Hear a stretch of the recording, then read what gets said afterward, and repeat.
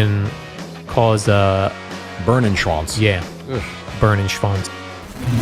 Talk sports with Craig Carton and Chris McMonagle on The Carton Show. Afternoons from 2 to 7 on WFAN, WFAN FM, WFAN FM HD1 New York, and Odyssey Sports Station.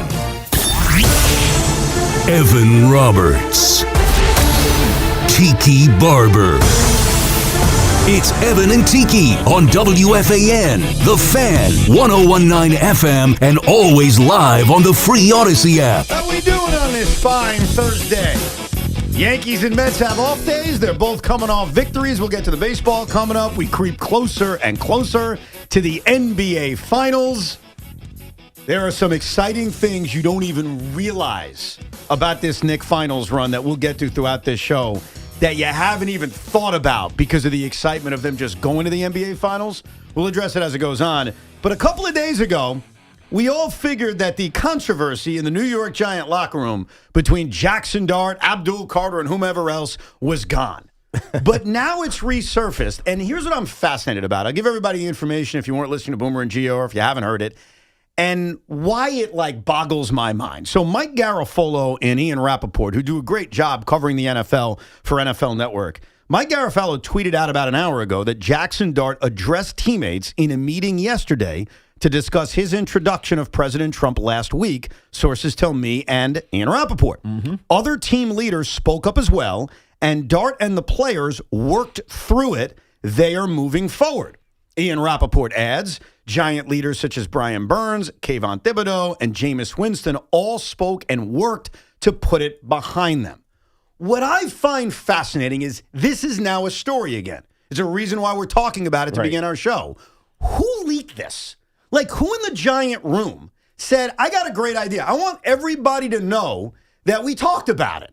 Now, you could say, well, it's a good thing they talked about it because they could put this minor issue aside. Yeah. But it brings it back into the news cycle. So I'm always curious about who leaks what and why. Yeah, You've been in a room. Was a player leaking this? No, maybe this was, someone reaching out, not even reaching out, just having a regular conversation with somebody and saying, oh, yeah, Jaxson did this. And then you get a follow-up question and ultimately the details of it start to leak out or come around. But honestly, this feels like much ado about nothing again. I know that this caused a social media reaction, and bringing it back up, addressing it, is going to create another social media reaction. But it's also just noise.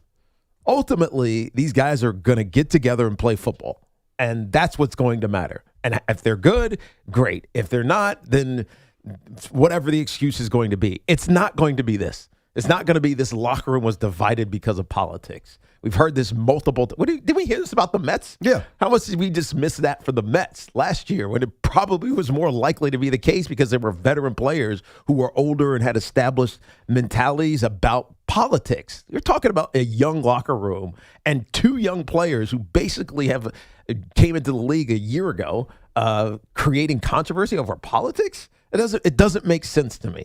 And so the fact that this came back up is, to me, it's the Giants' way. I mean, I don't know who I'm using Giants as a collective. It's their way of saying, leave us alone with this. So maybe the Giants put this out there. To put it to rest? Just to put it to rest. But obviously it was a big enough issue where it was addressed. Yeah. You can't say, no one can say now, well, it was nothing, because obviously when you've got veteran leaders addressing it in the room, it was important enough for it to be talked about. But I also think, let's not forget who's running is the wrong word, but is in charge, is the forward face of the New York Giants. John Harbaugh, who is an experienced coach, who has a comprehension of this needs to be addressed now and flushed away, right? Let's wipe your tush now and flush it away. Wipe your tush and flush it away. Yeah. Right? Don't leave that stank hanging around, and just get rid of it. And so I think that it might have been orchestrated simply to make it go away. Here, look, we talked about it. Got everybody's on the same page. We have no issues going forward. This is a non-story. I assume, because I know I've heard you say this and Boomer has said this in the past, that locker rooms are like America, right? 100%. It's got all different personalities, all different kind of people, all different kind of opinions. That is very true. So if that's true, and there are, how many guys are in that room at OTAs? Because it's not training camp yet, but it's 80 guys, 90 guys? Close. Yeah, and it's a What's 90 the practice squad now, 11? Yeah, well, according to all reports, it's been a 90-man roster, but it's who hasn't showed up or not. I figure most guys have shown up. Yeah, so say 80, So 85. If there are 85 guys in a room and it represents America, here's how it sounded. There are people in that room that are obsessed with Donald Trump. They love that man. Right. He's a god. I love all his policies. He's hilarious. He's my guy. There's also people in that room that hate the man's guts. Right. That have derangement syndrome, as they say. But here's the other thing. Yes. There's a lot of people in that room I was going to get to this. Go ahead. who have no voice. Who don't care or have no voice? No. What do you mean by that? I'm not talking about don't care. Yes, there are a lot that don't care. Like, what the hell are you even talking about? I would even say that's the majority. I would agree with you. Yes. They don't have an opinion one way or another. Maybe they have their father or mother's opinion, but they haven't formed their own opinion. And they're certainly not going to fight about it because they don't know enough about to fight but about it. I would also say that some of those people who might have, like, whatever, polar on one side, they also don't have a voice. They don't feel comfortable with a voice. Yes. In a room like that. Or they don't have the credibility to have a voice. Right. Right? If The backup linebacker isn't going to start breaking down geopolitics? If you're here for a cup of coffee and you haven't established yourself as one of the leaders, you don't have the voice. Right. Like, you can have an opinion. I'm never skirting or diminishing or marginalizing your opinion, but you don't have a voice. And so, like, it's the weird thing about athletic locker rooms. You don't get your voice until you earn it. You know what I mean? Yeah. Until you become someone who is a trusted player, who is a leader. And that's not, Jaxson Dart type leader or Brian Burns type leader. I'm just like a leader of your whatever unit, your position group room or whatever it may be. And so I feel like this is so much about what potentially is happening and not what's actually happening. I agree, but we don't know because we're not in the room. We just get the reports that they talked about it. Yes. That Jordan Raanan added, sources told me, among the topics discussed was keeping things internal and not airing frustrations publicly. Right. The Giants do not think this is something that is problematic now or moving forward. Right. But they addressed it. So reread what you just said. Okay. Sources told me, and by me I mean Jordan Raanan. Forget the sources told me. Just what they wanted. Keeping things internal and not airing frustrations publicly. Now, does that sound like a player said that? No. Exactly.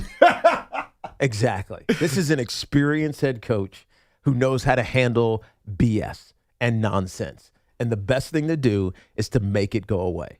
So having a conversation, a team conversation, addressing it without letting it linger and fester and rot and turn into something that's going to be disruptive, just get it done and out of the way. This feels like it's coming from the head coach. Yeah, that John Harbaugh leaked it. That John said, I don't know if he leaked it. I think he just explicitly said, look, we had a conversation. It's over. Right. Stop asking us about this. And here's what I'm curious about. We were there. Right. We were in Quest Diagnostic Center when John Harbaugh got introduced. When Joe Shane gets up, he introduces the new head coach of the New York Giants, John Harbaugh. He talked about his dad. But do you remember what his biggest message was? It's all about football. It's all about football. Yes. This isn't about politics. This isn't about your girlfriend or your baby mama or what type of house you're going to have or what car or whether or not you're going to the next game or whatever the heck it is. John Harbaugh is going to keep it football. The main thing will always be the main thing. So if we are trying to find the cause behind this meeting, I promise you it was John Harbaugh keeping football the main thing. And that's what the only leaders thing. need to do. 100%. That's what leadership needs to do. What I'm curious about, and I mentioned this the other day when we talked about this, that there are many whose political opinions are just going to cloud this topic. Like, this is Jaxson Dart's fault. He shouldn't have endorsed Trump by introducing him. I hate him. Or Abdul Carter is one of those woke libtards who's ruined the locker room, and I hate him, right? Now, I know you. And I will vouch for you, and I think people know this about you, because I've talked politics. We've talked politics off air. Me and Tiki are all over the place, all right? Right. He was actually telling me about his Republican friend who just lost the primary the other day. Yeah, right. It happens. Governor Sherrill was at my house in the re-election campaign, and Chip Roy was my RA. Look at that. Look at that right there. Now, that's diversity in politics. What I'm curious about, because, again, those who are ideological or have already picked their sides, they always pick their sides. It's very obvious. Right. It's like, And they can't even be swayed one way or another. absolutely. Like, I'll give you a brief example. So Donald Trump's going to go to one of the NBA Finals games, and already one of the debates, I heard Boomer and Gio talking about it this morning, and it's a barbershop conversation, is what's the reaction going to be? Is he going to get booed or cheered? Oh, you know. Let me save everybody the time. If you love him, you'll say he was cheered. If you hate him, you'll say he's booed. That's how this works. Even if it's overwhelming cheers or overwhelming boos, the people will give the opinion of what they want it to be. Right. It's like the blue dress. That like Yes. a certain light looks Yes. yellow or something like that. Dude, 1,000%. Now, I'm going to go, and I'm going to try to be as honest as I can with what the reaction was, but that's the way this world works. So I ask you, as someone who's been in a room and doesn't really have an opinion on this in terms of, who you're mad at. Right. In that room today or yesterday when they talked about this, were there more players needing to figure out why Abdul Carter made it public, or more people who said, hey, Jaxson, why'd you introduce a guy that we don't like? What was the bigger issue in that room when they had this nice discussion led by John Harbaugh? It was probably more the Abdul Carter side. Like, why? Don't even comment because that makes it a story. But I know people. Some of my closest friends are massive MAGA. I mean, they're flying flags on the front lawn in New Jersey, right? A Democratic state. But that doesn't make them not my friend. You know what I mean? Yeah. And so if Jaxson Dart is an enormous Donald Trump supporter. And by the way, research is being done that he's liked a lot of, Yeah, but okay. So you knew that was going to happen. Even if he is, who cares? Well, some people do. But why? I mean, know why? If you are truly, and I don't want to say intelligent, but it's the word I'm going to use only because F. Scott Fitzgerald uses it. If you are truly intelligent, you can have a deep relationship with someone who is diametrically opposed to your political leanings. You know what I mean? Yes, I know. And so I know. I find it hard to believe that a group of men, 80 or 90 at this point, at the Giants OTAs, who are, most of whom, as we talked about, probably don't really even care or have an opinion on this, why they can't all just have just a common goal around football as opposed to a divisive conversation around politics. Like, think about what we're talking about. Right. We're talking about a team that wants to get better and win football games and hopefully go back to that stage where we all want them to, which is a Super Bowl and XYZ, yada, yada, yada. Like, politics is not a topic that should be public and aired in that environment to the point where it's disrupting the team. And so I think John Harbaugh is doing everything he can to keep it about football and football only. You know what I'm very curious about? Speaking of football and football only, John Harbaugh admitted that Donald Trump endorsed him to be the next head coach. He's been at the White House. Right. Doesn't mean that John is MAGA. Doesn't mean we know anything about his politics. But he obviously has a relationship with the president. Right. What I'm curious about when you So do talk I. I did about a commercial with President Trump. That's right. He was not President Trump at the time, but me and Donald met one time. You know what he said to me? What's My that? dad told me he lied to me, so I don't know if it's true. He said that he was a big fan of me and Joe. no, he didn't. Yes, and my dad said, he conned you, Evan. He doesn't know who you are. So to this day, I have no idea. John Harbaugh is going to meet the media tomorrow, and he's going to be asked questions about this. I bet he doesn't answer the question. Well, shuts it down. One of the direct questions he's going to be asked is, do you approve of Jaxson Dart not endorsing, but introducing the President of the United States? He's going to say And- Jaxson Dart is an American citizen. He can do what he wants on his free Well, time. that means the answer is fine. Then he's good with it. Yeah. And that will cause people to then hate John Harbaugh. Really? Yes, and if John says, no, I got a problem with this, we got to keep the politics out, then there's going to be other people who say, I hate John Harbaugh. Now, you know what? You answer that question by not answering it. How do you not answer that? You say, I care that Jaxson Dart is going to be a great football player for me. And you keep it about football. I I don't see John Harbaugh answering a question about politics. I just really don't. Is that question about politics when someone asks, are you okay with your quarterback who's accomplished very little? And by the way, that should be added because Jaxson Dart has a chance to be great. He's not great. Yeah. And he's done a lot of stuff during this offseason. But even if he was, would it matter? No, I think to the political hacks in our society, it would not matter. Yeah. But I think back to Sean, and I hate to bring you up in this regard, but I remember when Sean took a big shot at Zach Wilson. It got a lot of attention that on his bye week, he went apple picking and he should have been studying tape. Jaxson Dart hasn't accomplished a lot. And there are going to be Giant fans and non-Giant fans who say, you know what, kid? You haven't done anything. Mm-hmm. Forget about just introducing the president.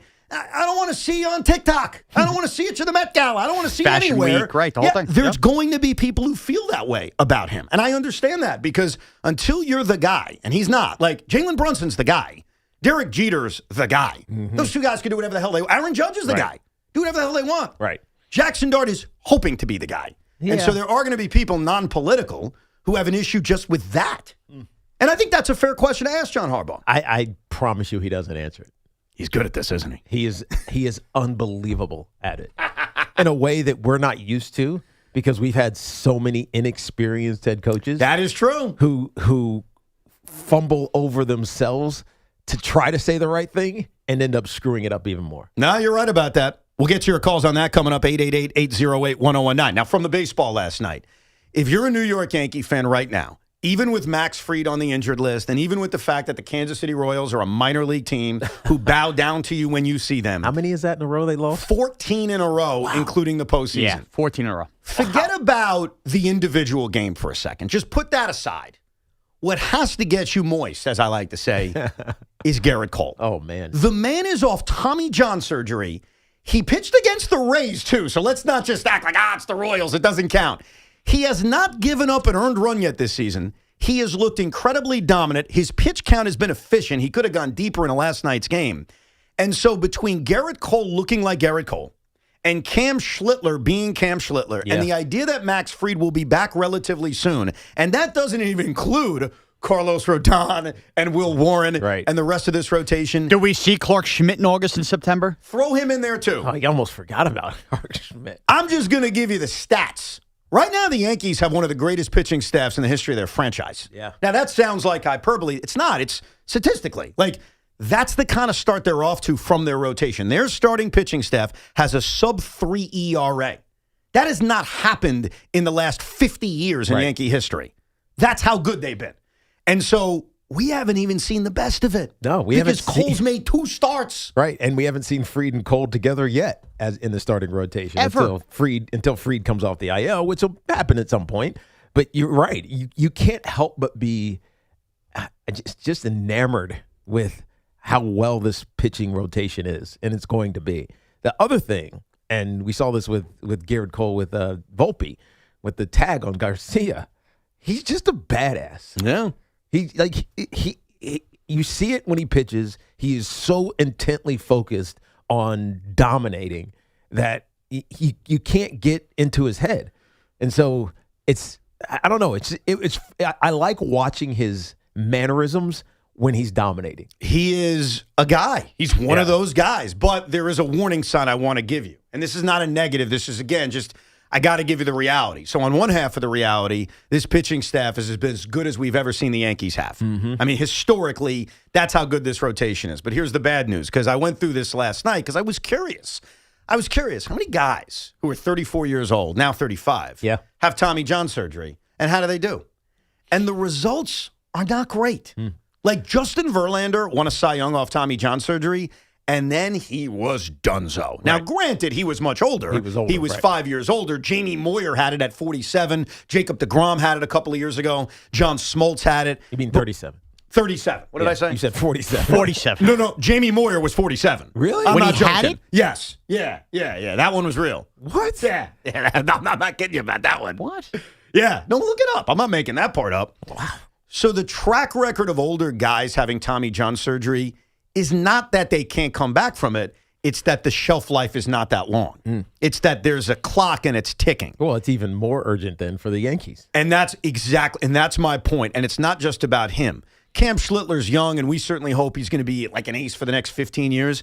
You never know with pitching. Max Fried is only getting older and showed that he can potentially break down. Carlos Rodon obviously has a few more years left on his deal. This is a very special rotation, but in the moment, it may be as special as it ever gets. Like, I don't know if we're going to see the New York Yankees, especially with these guys that they have under contract. I don't know if we're ever going to see this. Now, that doesn't mean Carlos Legrand can't come up and be great, or Elmer Rodriguez can't come back and be great. Or Ryan Weathers continues to be great. Will Warren continues to be great. I don't rule that out because those guys, absolutely, they have that potential. But in terms of the guys that excite you, Gerrit Cole, Max Fried, Cam Schlittler, there does feel, especially with Cole, like there's a TikTok going on right now. And I don't mean a video. Like, the clock is moving. Yeah. So it's great and it's exciting and it's awesome, but I don't know how many years you get out of Gerrit Cole in his mid-30s coming off Tommy John surgery. I would guess the Yankee fan, and Sean, you can back me up here or disagree with me, is worried about that because of what it looks like behind them. I mean, you bring up the Clark Schmidt. He who knows what happens when he comes back, what he looks like, but he looked pretty damn good before he was hurt. Ryan Weathers looks fantastic this year. Will Warren, has he given up 2 runs yet? More than 2 runs in any of his outings? I mean, I'm being honest. I think 2 of the starts. But Tiki, just to put, I know where you're going with this. This is why yesterday when we took the call about, hey, hypothetical, would you trade Cam Schlittler for Bobby Witt? And everybody yelled at me when I said no. Yeah. I said no because of the exact thing Evan's pitching now. Right. Because I don't know how long Gerrit Cole and Max Fried are going to do this. But this is why I think long-term, Brian Cashman needs to attack the trade deadline and leave no stone unturned in terms of looking at what he needs to, whether it's bullpen-wise, left side of the infield-wise. This has to be a year where the Yankees are in the World Series at a minimum again now. No, I agree. Yeah. I mean, I know the urgency is here now. To your point, Evan, that you can't dispute. Look, you can't predict the future. I'm just saying that the track records of pitching just in general is that it doesn't last forever. It doesn't. And to put this in perspective, if you go back to 1993, we'll call that the somewhat modern era of New York Yankee baseball. It's the last 34 years. They have never had a starting pitching staff have a collective ERA under 3. The Yankees have that right now. Yeah. They have an ERA of 2.98. Like, the lowest starting pitching group ERA they've had in the last 30 years is 3.4. Like, put it in perspective. And that's with Gerrit Cole making 2 starts. Right. That's with Max Fried missing time, Carlos Rodon missing time, and yes, Cam Schlittler pitching out of his mind. So this is historic what the Yankees are doing. And it may last the season, and it may get them to a championship. I just don't know if it's going to last forever. Yeah. Obviously. If you want to make yourself feel better about great Yankee rotations, this from New York Yankee Stats last night on Twitter and X. The Yankees having at least a 6-0 record with a plus 40 run differential or better versus any opponent in a season has happened twice. This year versus the Royals, they are 6-0 at plus 40. In 1998 versus the Royals, 10-0 plus 56. Oh, I know why you did that, because you wanted that 98 vibes thing to be going on again. I hear ya. That's Just saying, I mean, the stat is factual. Look, 2 of his 11 starts, he's given up more than 2 runs. That's incredible. I feel nothing but 98 Texas vibes. and Toronto. 6 against Texas, 3 against Toronto. Incredible. And that's the guy we're not talking about as much about. We'll get to your calls coming up. Yankee fans, Giant fans. We'll start with you guys at 888-808-1019. Plus, a legend on the Evan and Tiki show, Eric Wagaman, hit a home run for the New York Mets. If you don't know the story of Wagaman, we'll teach you. Plus, a lot of Nick talk as the show rolls on. But right now, it's time for the Yankee turning point of the game. First call to correctly identify yesterday's turning point at 866-540-WFAN. You'll receive a $100 Wendy's gift card. It's from our friends at Wendy's. Eat great, even late at Wendy's. And your flagship station for New York Yankee baseball, The Fan. I'm always incredibly busy, juggling life and family and everything else. So knowing my family is safe is so important, especially when I'm not with them. That's why I turn to our partners at Sloman's, who recently installed the Sloman ShieldLink system, a smart home security solution combining safety, convenience, and peace of mind that's manageable right from your phone. When the Sloman ShieldLink technicians came in, it was fantastic to sit down and talk with them about what I wanted. I told them I wanted my doors to lock when the alarm came on, the lighting outside, around the house, in the back and front yard to pop on as well.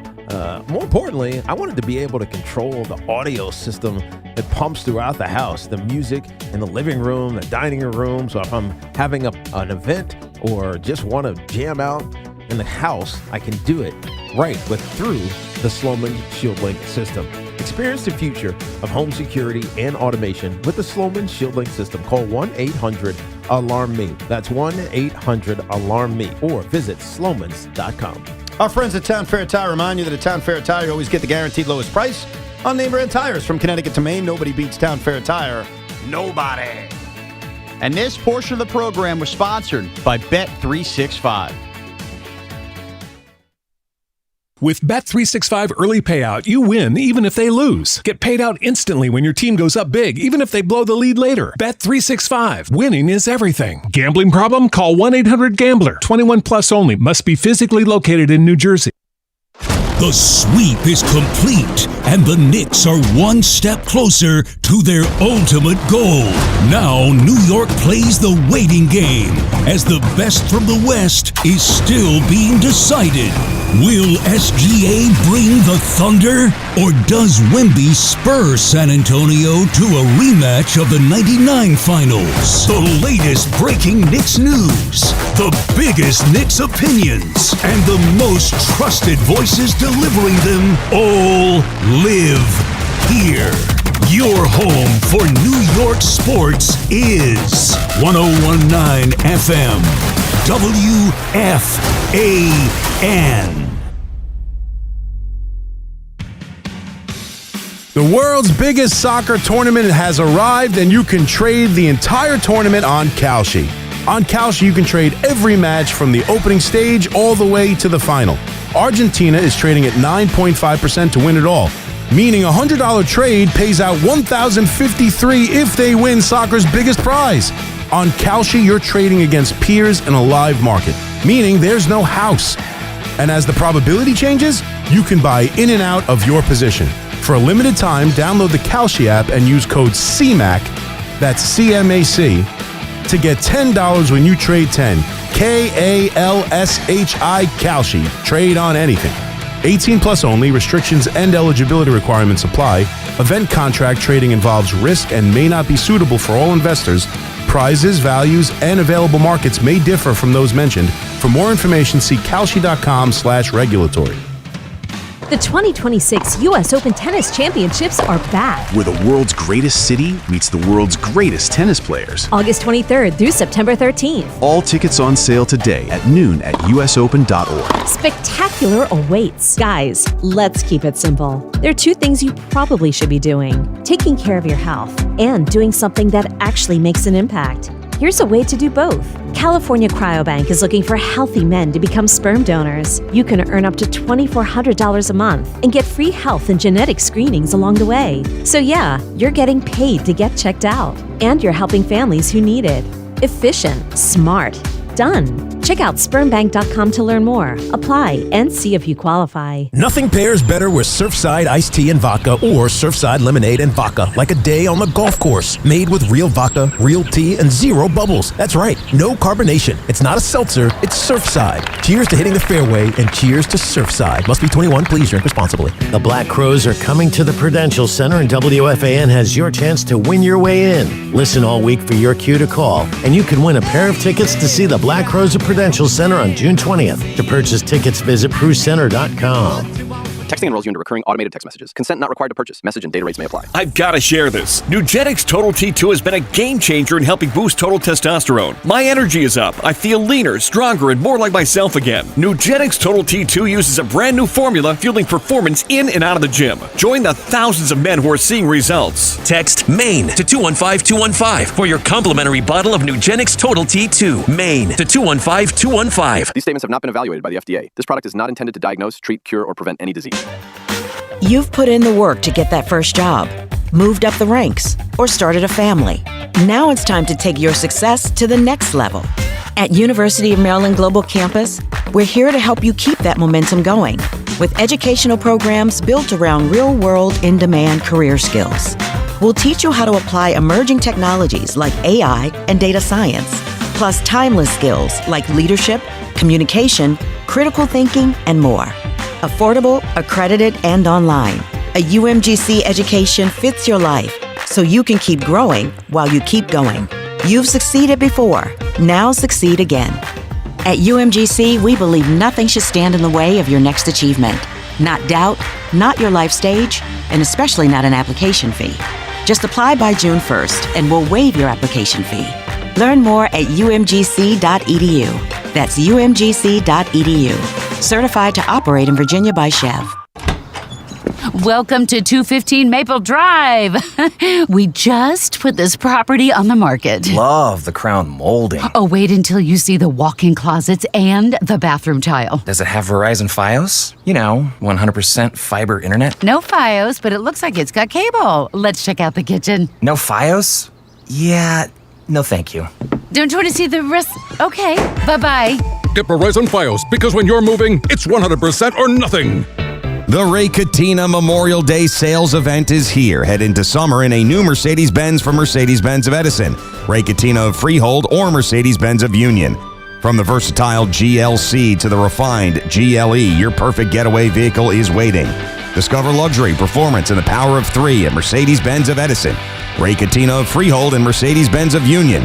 Experience unparalleled Ray Katina service where the customer always comes first.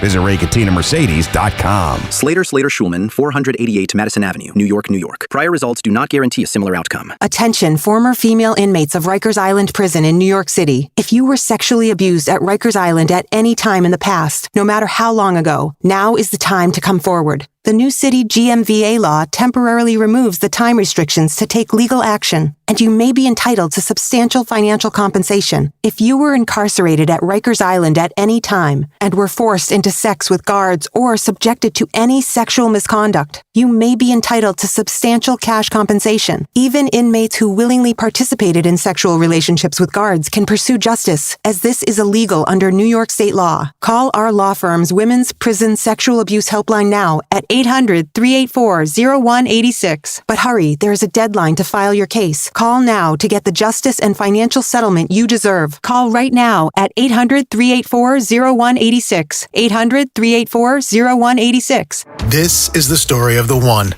As a maintenance tech at a university, he knows ordering from multiple suppliers takes time away from keeping their arena up and running. That's why he counts on Grainger to get everything he needs, from lighting and HVAC parts to plumbing supplies, all in one place. And with fast, dependable delivery, he's stocked and ready for the next tip-off. Call 1-800-GRAINGER, click Grainger.com, or just stop by. Grainger, for the ones who get it done.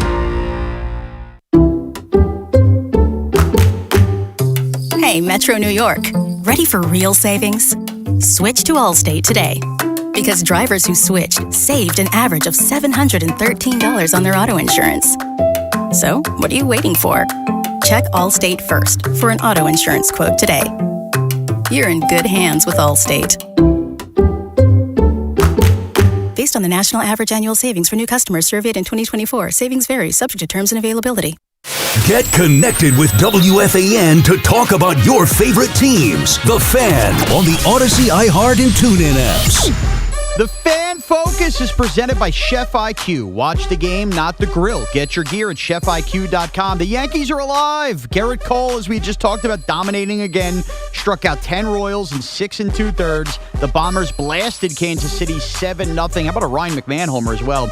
It's their 14th straight win over the Royals. Former Met, Long Islander Steven Matz, he got lit up for the Rays last night, who lost to Baltimore again. The Yankees are all the way back up, as Fat Joe would say. They're 1.5 games behind Tampa now. Funny how that swing game worked. I tried telling Evan about that on Sunday. Didn't listen to me. The Mets got a Juan Soto and a homer from another friend in a second we'll get to as they beat the Reds 4-2. Juan Soto. And on that note, it is now time for the Corona Lime Time highlight of the night. Presented by Corona, we take you to Citi Field. The 1-0 to him, hit high in the air to deep left field, down the line, hooking, it is a home run! A home run for Wagaman, his first, and the Mets have a 3-0 lead, partly a 2-0 lead, as Wagaman tucks it just inside the foul pole, down the left field line. Eric Wagaman. And it's funny, this morning, Al and Jerry on their very highly rated pre-show that they do, the warm-up show, Al said, "Who's Eric Wagaman? Has anyone ever heard of Eric Wagaman?" And he specifically said, "Hey, Jerry, do you think Evan's heard of Eric Wagaman?" Well, Al, not only has Evan heard of Eric Wagaman, Tiki Barber heard of Eric Wagaman, Sean Morash heard of Eric Wagaman, Tommy Lugauer heard of Eric Wagaman, and anyone listening about a year plus ago, at a specific time. I think it was about 4 o'clock. You know who Eric Wagaman is because he's got a near and dear place in our heart. I take you back a year ago. The Yankees were about to face the Marlins. And I was marveling at the Marlins lineup because I was like, even I, as a baseball geek, I don't know who these people were. Mm-hmm. And the guy that jumped out at me was a fellow by the name of Eric Wagaman. By the way, do you know who Eric Wagaman is? No, who is that? Do you know who Eric Wagaman is? Yeah, he works over in sales. You know who Eric Wagaman is, Tommy? He's a relief pitcher on the Brewers. He is the third place hitter for the Marlins today, and he's a DH. No, he's not. Who the hell is that? That sounds like back in the day in baseball where you couldn't have Barry Bonds, so they called him Eric Wagaman. Eric Wagaman. Like, I'm not just naming a random guy in the Marlins lineup. I'm naming the guy batting third in the nice Marlins fellow, lineup. but how do you spell it? Eric Wagaman? Wagaman. Eric Wagaman. Oh, he exists. Is he a prospect or something like that? He is 27 years old. He's not a prospect. He has 2 major league home runs, I believe. Wagaman. Eric Wagaman, a 13th round picked by the Yankees in 2017. Holy crap. And a redhead. Oh, he is. He's a little ginger. How about that? You didn't even clip the rest of the great part. Oh, yeah. You said bet him to hit a home run? And he did that night. And we got a ton of listeners tweeting, you made me money, you made me money, you made me money. That's why he's legend. Yes. Not because we talked about him a year ago, but because Sean said he's going to hit a home run. I don't forget. Why were we on the ginger thing? Well, because we were learning about him. So the Marlins were playing the Yankees early in the season. But why were we talking about it being a redhead? Because we were learning about him. Because Sean looked him up. Evan went through a couple months there, Tiki, where it was repetitive. Anytime a redheaded athlete popped up, we would reference Well, that's not repetitive. That's who I am. As a ginger, like anytime someone's a ginger, I get excited. Right. I mean, that's just the reality of it. Yeah, the reason he's WFAN famous, or at least our show famous, is because we bet him to hit a home run. That's right. And he did. And now anyone who listened knew who Eric Wagaman was. Right. Like, you were familiar with him. And when the Mets signed him to a minor league deal, it was like, oh, my God, I can't believe Eric Wagaman's a Met. Then he gets called up, then he gets sent down, then he gets called up again. And last night when he hit a home run, I thought of you. The question is, Sean, did you bet him to hit a home run? I did not. Now I have Eric Wagaman scars to peel back the curtain. The night before, I made the mistake of texting Eggman. Evan, I'm combining Evan and Wagaman.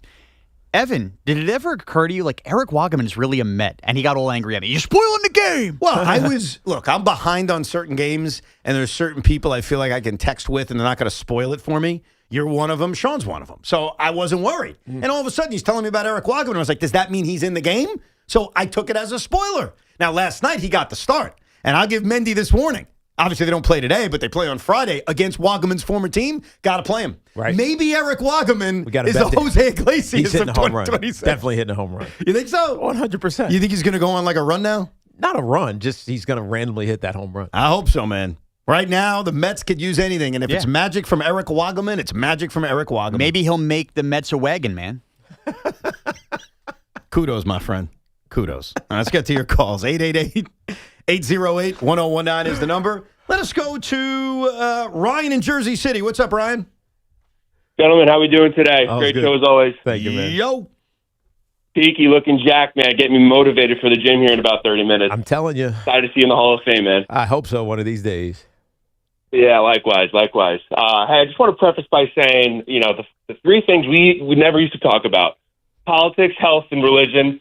Now it's sadly all we talk about in today's society, right? So true. It's ridiculous. That's where we're at. And I'm calling about Abdul, of course. Yeah. I really don't have an issue with him airing his mind. It is no problem to me. Speaking your mind, that's what makes this country great. Right. I do have a problem with it as a huge Giant fan. Just do it between the locker room. I mean, you didn't have the greatest year last year. Why don't you just have your conversation in the locker room, man to man with Jaxson Dart, not publicly airing it so you got idiots like Ryan Clark speaking on it or some, people from SportsCenter making a clip out of nothing. Right. And also, Tiki, tell me if I'm overlooking this or if I'm seeing wrong pictures on Twitter. He looks awfully skinny. Yeah. Are these guys sitting in the weight room anymore? You know what's funny, Ryan? I saw those pictures too, and I was like, dude, is somebody messing with him? Like, altering photos? Because it's so doable. You think it's AI? I don't. Much like he thought Jaxson Dart was AI? No. He just looked really skinny. Right. And not a football player skinny. So concerning skinny. And the first thing I thought was somebody's messing with him AI-wise. So I haven't actually seen a giant base, like a from any of the Giant photographers. And so, I mean, he looks skinny. So I wonder what he was doing this offseason. But again, that could just be social media messing with him. To his other point, and Ryan's other point, I 100% concur that things like that should happen in the locker room. I've told you this story about the hot box that we used to have. It's the steam room. It's right in the middle of the shower. Like you walk in the shower. This is the old Giant Stadium, so it was not as constructed as beautifully as the current one training facility is. So you'd walk in and there'd be a sauna, like this massive sauna on right in the middle of the shower. And so right after practice, if you had something to say about somebody, you'd go in the hot box. Right. And you'd have that person come in and you'd talk about it.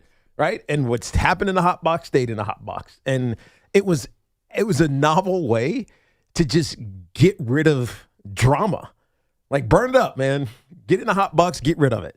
And so I don't know if they do anything like that, but it was so useful to keeping nonsense from creating distractions around our team. But here's what I wonder about. Because, again, football players, sports athletes, we're all humans. We're all kind of the same. Yeah. I don't know if you ever do this, but I love following politics, and I love watching all the crazies fight with each other. Same here. And so sometimes on social media, I will watch two people argue with each other. In fact, there are two guys I used to play baseball with. One is very conservative, MAGA. The other one's really liberal, and they fight with each other all the time. One of those woke libtards. That's not nice. And so I watch it, and I'm like, and they're still friends. Like, they fight, they argue, and we all move on.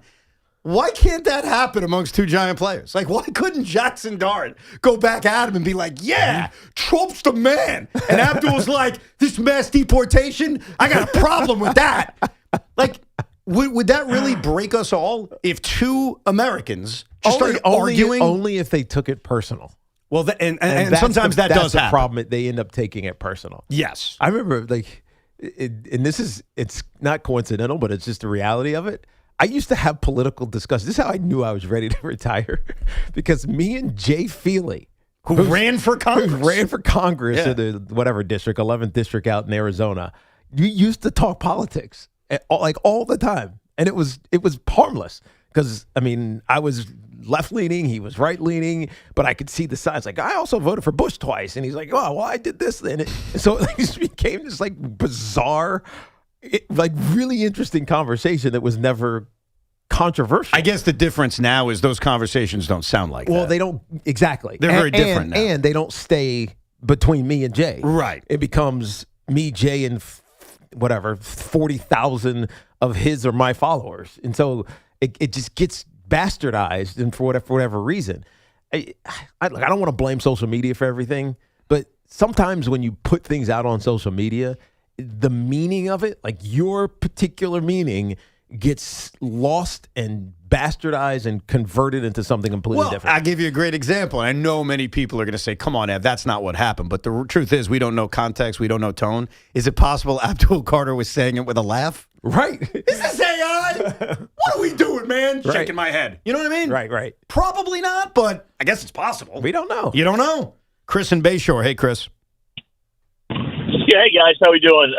Listen, you were talking about the Yankees before, and I think that it's fair to say that not knowing if there's going to be any catastrophic injuries. I mean, I agree 100%. They have to get out of the American League, and now with McMahon actually looking like somebody maybe got to him and said, "Listen, you can wait till the ball's over. You can wait longer, make a decision to hit the ball out to the left side." I mean, it looks like they're primed and ready to go, and I know it's 4 months away, but there's no reason to think that anybody in the American League can get in their way if they're healthy and playing well. Right. Well, a lot of it feels similar to 2 years ago where, with all due respect to what the Rays have accomplished and Cleveland, who's been hot lately, there's no one that's good. Right. And don't be offended by that. That's like Knicks fans getting offended if you say that about the Eastern Conference. It doesn't matter. Like, as long as you get there. But you look at the American League right now, and you think about the talent you have versus the talent they have. Right. Who scares you? And the answer is nobody. Nobody. Now, the one thing that's hanging above the Yankees slightly is the fact that they've won one game against the team above 500. Mm-hmm. And I know that's misleading. They haven't played a lot of games against teams above 500, but they're 1-7, I think, is their record. But I think we all know when you look at this team and you look at their roster and you look at their depth, like forget about the pitching. We've already talked about this at the start of the show. Look at the options at shortstop and third base. It is no longer, live and die with Anthony Volpe and Ryan McMahon. Right. Now it's, I got Jose Caballero as a piece. I have Ahmed Rosario as a piece. I can move guys around. Who knows what they do at the trade deadline? So they've got more options when it comes to the left side of the infield, which felt like a death sentence not that long ago. Yeah, and the other thing is you talk about not winning any of these games against teams over 500. When you get to the postseason, you're also going to have a shorter rotation, and you're going to get Cam Schlittler, and not forget that. You're going to get Gerrit Cole, who is your ace, Cam Schlittler, who is becoming your ace, Max Fried will be healthy. Like it's almost a cheat code if everybody's healthy when they get to the postseason from the starting rotation standpoint. So, like these issues that pop up when you get a bad Will Warren start against Texas where he gives up 6 runs, that's probably not happening. I also don't. I know why you said it, but I think we also need to put this rhetoric. The Yankees won that game Sunday, and we went from they haven't won a game to a team over 500 to now we're doing their 1-7. No. They showed they could beat a team over 500 on Sunday. Because they did it once? Evan. Their record is 1-7. Okay, but who are the other? So the one was the Rays. Mm-hmm. They lost 4 to the Rays. Right. Yeah. Who are the other 3? I don't even remember. I have to think about Texas? that. Well, no, Texas. No, it was a National League team. Yeah, it was definitely a National League team. What National League team did they also lose to? Did they get swept by? Yeah, I don't remember. Let me look at their schedule. They haven't played the Brewers? I got the Giants. The A's, right? No, wasn't the Brewers? No, they haven't. Yeah, the Brewers. There you go. Oh, the Brewers, right. That's the other team. Right. Yeah. So they got swept by the Brewers. What's your point, sir? My point is... They haven't beaten teams above 500. I've already prefaced it that I don't think it matters that much, but I'm pointing it out, and yet you are so sensitive that you're like, oh, don't even say it. Because it was a sexy stat when they literally had not won a game. The last time they played a team over 500, they won that game. And now here we are a couple days later, they haven't lost since going, they're only 1-7. My point is... The Athletics are, by the way, under 500. I know. I screwed that because I think there was a point in time they were or weren't, whatever yeah, it was. They were. The entire West is under 500. It doesn't matter now. They beat the Rays in that game. We're tired of the winless thing. Now we're going to criticize them because that was the last time they played a team over 500, they won the game. Did they not? So that's it. It's dead. No, it's not It dead. is dead. It's not. It is Just dead. because you say it's dead doesn't make it dead. It is dead because you want to talk about moving goalposts? They I'm not went from moving any winless goalposts. to... So now we have to keep giving this record until they win 6 more in a row versus winning teams? Sean. There's no moving of goalposts. I think the Yankees are going to win the division. I think they're better than any team in the American League. I also said that during our little discussion. I'm just pointing out that that's one of the other clouds hanging over the team, that they haven't had great success against good teams. But what helps them is there aren't many good teams. Like, how many good teams are in the American League? Like, seriously. Who are the good teams in the American League? List them. The Yankees. No, that they could play. They can't play any. It's the Yankees. So there's no good teams in the American League. Well, define good. Would they be good in 96? Any of these other teams? No. Yeah, no. Good for 2026? I guess a couple more than we're giving them credit for. It's a fair retort to say, what does good mean? Yeah. I don't even know. What is good anymore? It might be the Yankees and Dodgers are the only good teams in baseball. Just don't be sensitive. Like I'm not. My point is it went from winless to now they're only 1-7. Well, they are 1-7. Yeah. Why are we not allowed to say that? That's a stat. So when does it stop? Let's also keep this in context. The losses, these 7 losses against teams over 500. Tampa, 2 runs, 1 run. The 2 of the Brewer games were 1-run games, including a walk-off. 2 runs to Tampa, 1 run in extra innings, walk-off, final in 10 innings. Tampa, 1 run Tampa. 1 run Milwaukee, 1-1 Milwaukee. They got blown out 6-0 against Milwaukee. And I forget what the other one is. So, okay, these are all 1-run games that they're losing. So if I'm not allowed to say that it's no longer winless, you give me the date. Like, when are we allowed to? Do they have to get to 500 versus winning teams? Because my chances, they've already dug themselves a hole that this could be a theme all year. I think you're missing my point. I do this a lot sometimes, and you get bothered by it. Some people get bothered by it. I'm not making a political statement about the New York Yankees. I'm giving you a stat. Do you support this? Do you support this stat? Well, it's a stat. It's real. And some people will take a lot out of it, and some won't. Do whatever you want with it. Did this stat ever visit an island? Has that been asked of you? Let's go to Joe on Long Island. What's up, Joe? Hey, how you doing, guys? I got one comment about Abdul Carter and Jaxson Dart.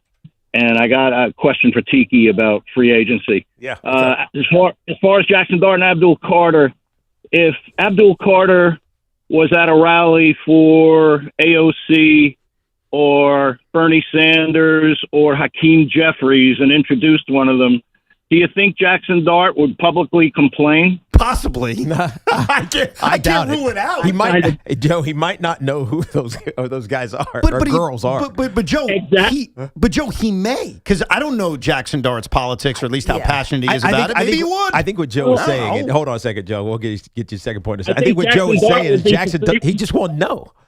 Well, how do we assume that? Maybe he wouldn't. I don't know. But I don't know. I think Jaxson Dart would be a free speech kind of guy. Hey, Abdul, you got to say what you got to say. It's all good. Right. I don't think it's about free speech. I think it's more about, I disagree. I don't like them. I'm going to comment on it. So I don't know. I know why you're asking the question, and I appreciate it. And Tiki's guessing that he agrees with you.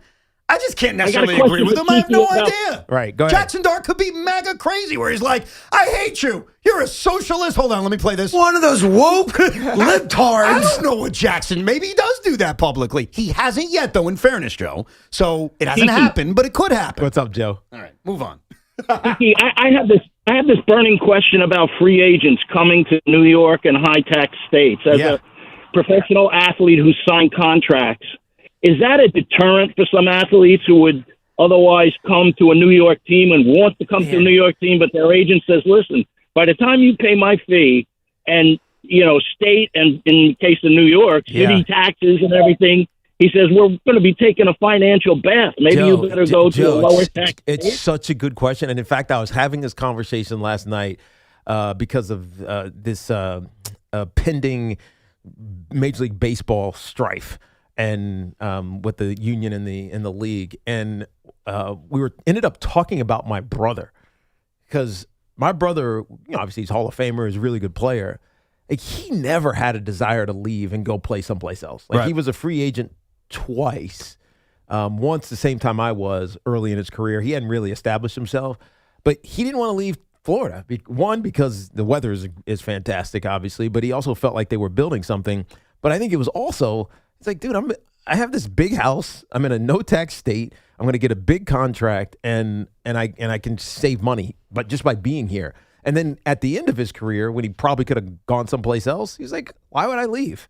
Right? If whatever contract I get, it's tax-wise, I'm better off staying here. And so I feel like if you've been somewhere for a while, and it's a tax-free state, so Florida, Tennessee. Who's the other ones? There's Texas. Texas. Right? It's like if you've been there for a while and you've realized some of the benefits of not being taxed so heavily, it can be hard to leave. Yeah. I don't know if you're going to make a decision if you're somewhere else to go to a tax-free state. I think that sports matter. So let's use baseball as an example, because there's no salary cap for now. Yeah. Who are the big market teams? They all play in states in which they tax your ass off. Right. The Mets, the Yankees, right. The Dodgers, the Red Sox when they used to spend. Those aren't exactly states that are like, yeah, come on down. Now, sometimes the Texas Rangers spend, and when they do, did they have an edge in signing Jacob deGrom? Yeah. Not just because of the taxes, but for other reasons? Probably. It won them a World Series. Oh, wait, he didn't pitch. Way to throw that in there. But I'm sure that helped. I don't think there's any doubt. Oh, there's no doubt about it. I'm sure if you were a New York athlete and for whatever reason you just didn't want to be in New York and you happen to have watched your tax bill just accelerate as your income started to accelerate, you definitely wanted to go someplace else where it was the complete opposite. You probably also, before you sign any contract, go to your CPA and say, break it down for me. Yeah. Here are the contracts. Here's how it can be manipulated by you living in this state when you're not playing versus road games and the way the tax structure is. Mm-hmm. And I'm sure it's handed to you. Hey, if you sign here, you will make this amount of money less or this amount of money more. And then, that becomes kind of like the financial package in which you're making your decision. That's right. Let's guess the Yankee turning point. I kind of lean towards when the Yankees broke the game open, because at 2-0, there was a small part of me going into the 7th inning when Cole was taken out of, hey, I could see the Yankees blowing this game. I don't trust this bullpen. Like, it's on the table. So is it like Paul Goldschmidt drawing the bases loaded walk? I kind of lean towards that, and I'll tell you why. Because the Royals were about to escape a bases loaded, nobody out jam. Yeah. And all of a sudden, it feels like the momentum may have been a little bit different. So I'm going with the Paul Goldschmidt bases loaded walk. That was not the turning point. That was not the turning point. The turning point was Michael Garcia's single to right field that Aaron Judge just gunned Massey out. That's a good one, actually. That's a good one. Was that the turning point before you play it, yes or no? Hashtag Tiki knows ball. Oh, well, okay. Go ahead. First pitch from Cole. Fastball muscled into right field, and Judge has to play it on a short hop. The runner's coming around third. Here's the play at the plate. They got him. Wow. The captain guns down. Michael Massey trying to score and keep this a scoreless ball game. Wow. I feel they turned nothing around but and then 98 put points vibes. on the 2 runs on the board in the next inning. So that was the turning It was point. a soul-sucking moment for the Royals there. Yeah, that was on a – I mean, when Judge throws the ball, it doesn't look like he's throwing it hard. You know, like some outfielders, it's like they take that crow hop, and then it's like every bit of energy into their throw. He just kind of just flips it out there. Yep. And it gets there on a line in the air, right in Austin Wells' chest. It's a part of the underrated aspect of Aaron Judge. He gets all the attention for the home runs, Right. rightfully so, the awesome numbers. He's a great defensive right fielder. No doubt. He truly is. Good job by Tiki. He knows ball. Speaking of Aaron Judge, he was on the back end of one of the great taunts you'll ever hear. We'll play it for you coming up, plus more of your calls at 888-808-1019, plus a very important fashion question that Knick fans need to try to answer. But first, it's Who's Hot in Baseball, and it's sponsored by Petro Home Services. Arizona's Ketel Marte is hot. He batted .586, hit 3 home runs, and drove in 12 runs over the last week. Don't let your AC strike out this summer. Petro's tune-up and repair team has you covered. Go with your local HVAC pros. Go with Petro. For special offers, go to petro.com. That's petro.com. Why didn't we keep him, Sean? My bad. That's your bad. Austin Wells, you wanted to keep. Jeez. No. HSS is ranked number 1 in orthopedics for 16 years in a row, according to U.S. News and World Report, and is the official hospital of the New York Mets. When you choose HSS, you're receiving the best orthopedic care you can get. From the first pitch to the final out, every swing, every slide, every stride matters. And their specialists provide expert care to help athletes of all levels recover faster and return to the game stronger. Most major insurance plans are accepted. Learn more or make an appointment at hss.edu. This is an Odyssey Sports Minute. History is against the Oklahoma City Thunder, winning tonight's Game 6 on the road in San Antonio. In this current run for SGA and OKC, 0-3 in Game 6s, losing Game 6 a couple of years ago to Luka Doncic and the Mavs to get eliminated, Game 6 last year in the second round in Denver to force a Game 7, and Game 6 in the NBA Finals against Indiana. OKC looking to buck a trend tonight. I'm Nick Costos. Twisted Tea Hard Iced Tea just got harder with Twisted Tea Extreme. Twisted Tea Extreme is made with real brewed tea, goes down smooth, and an 8% give of alcohol. Dial up the fun with Twisted Tea Extreme. Keep it twisted. Twisted Tea Brewing Company, Cincinnati, Ohio. Please drink responsibly.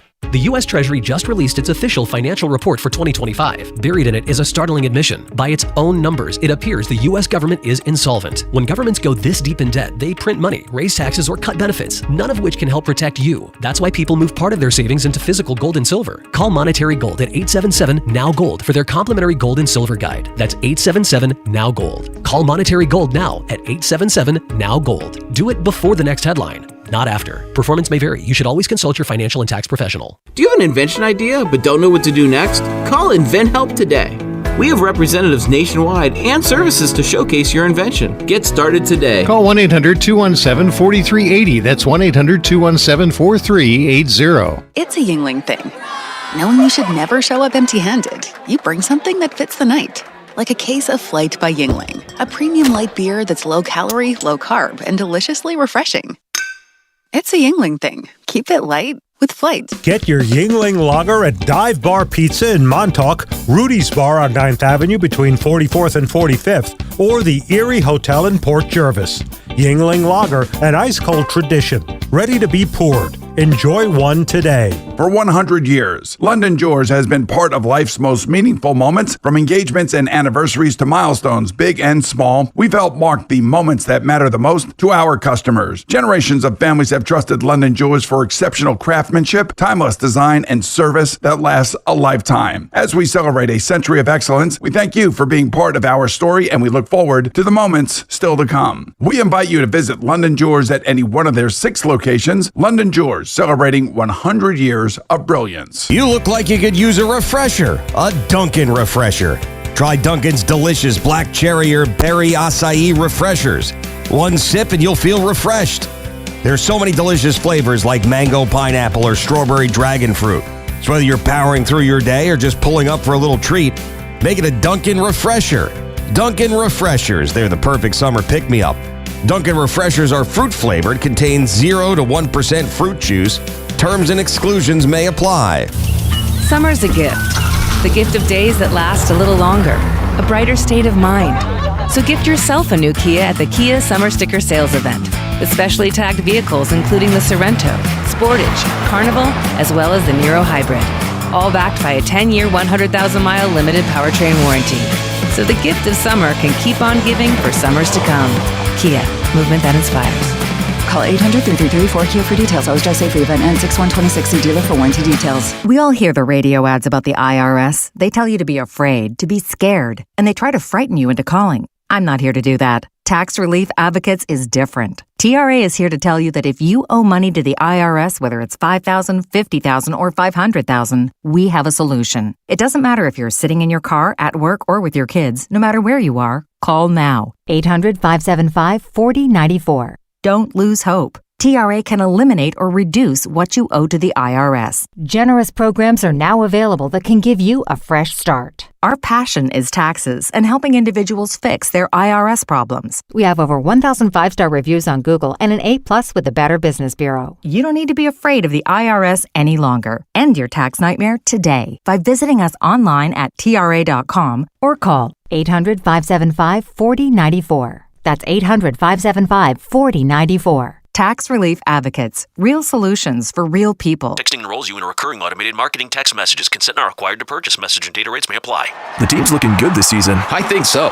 Man, I miss playing football. Ever since I turned 40, I just can't find that fire I used to have. Think it could be lower testosterone? What do you mean? I was feeling the same way. After 40, the body has less testosterone, and men lose their edge. That's why I take Nugenix Total T2. That's the testosterone booster, right? Yes, but Total T2 is their brand new formula that skyrockets nitric oxide levels in as little as 3 hours. Since I started taking it, I've been lifting like when we played for Coach Carter. My energy is way up, and it even spiced up things between me and the missus. Are they still giving out complimentary bottles? Yep, just send a text. Text BILL to 231231 for your complimentary bottle of Nugenix Total T2, the next generation testosterone booster. Text now and we'll include a bottle of Nugenix Thermo X, our newest, most powerful fat burner ever, absolutely free. Text BILL to 231231. That's BILL to 231231. These statements have not been evaluated by the FDA. This product is not intended to diagnose, treat, cure, or prevent any disease. Chuck McDowell here with Red Pocket Mobile. How long have you been stuck with the same phone plan? 2 years? 5? 10? Are you tired of surprise fees and confusing bills that never match what you thought you were paying? Cut the nonsense. Right now at redpocket.com, new and existing customers adding a line can get our premium 5G plan for just $5 a month. That's only $60 a year. And here's the kicker. Red Pocket Mobile gives you access to all 3 5G networks. You pick the one that works best where you live or work, or switch anytime for better coverage. And with Red Pocket, you keep your phone and your number. Why in the world would you not switch? Red Pocket Mobile, your new ultimate cell carrier.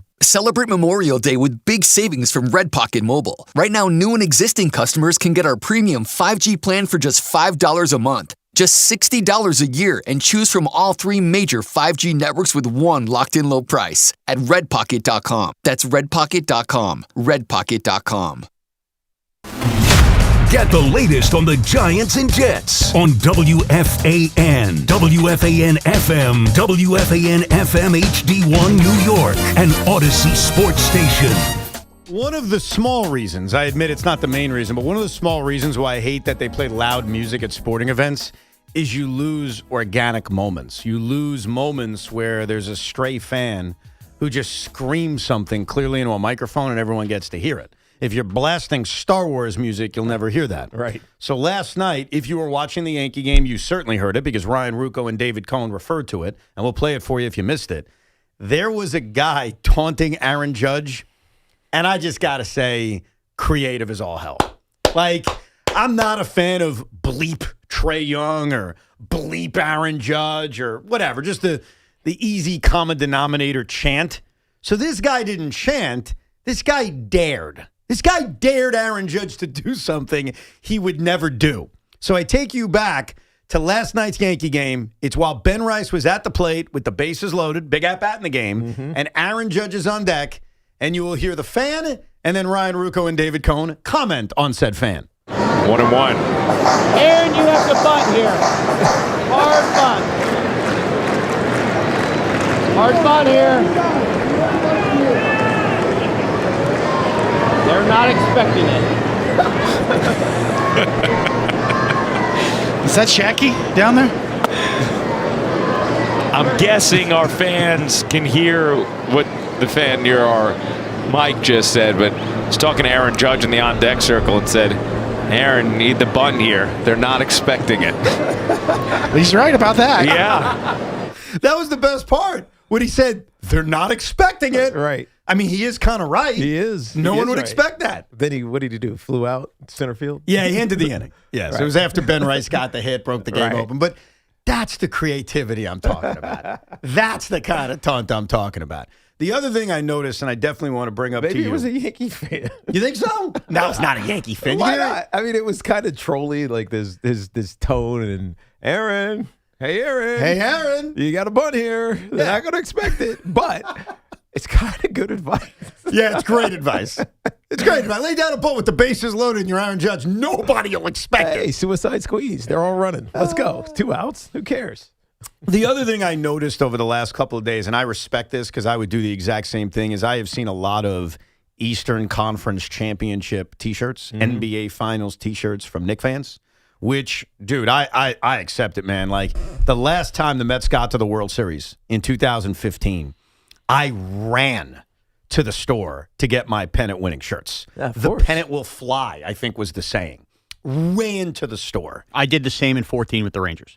When they got to the Stanley Cup final. Yeah, so remember, we're not talking about World Championship. We're talking about getting to the finals. Those are the last two teams in this town, too, to do what the Knicks have done to Getting this there point. is a big deal. The Yankees got there 2 years ago, but okay, sir. I forgot about the Yankees. I bought the hat. Oh, I bought the hat.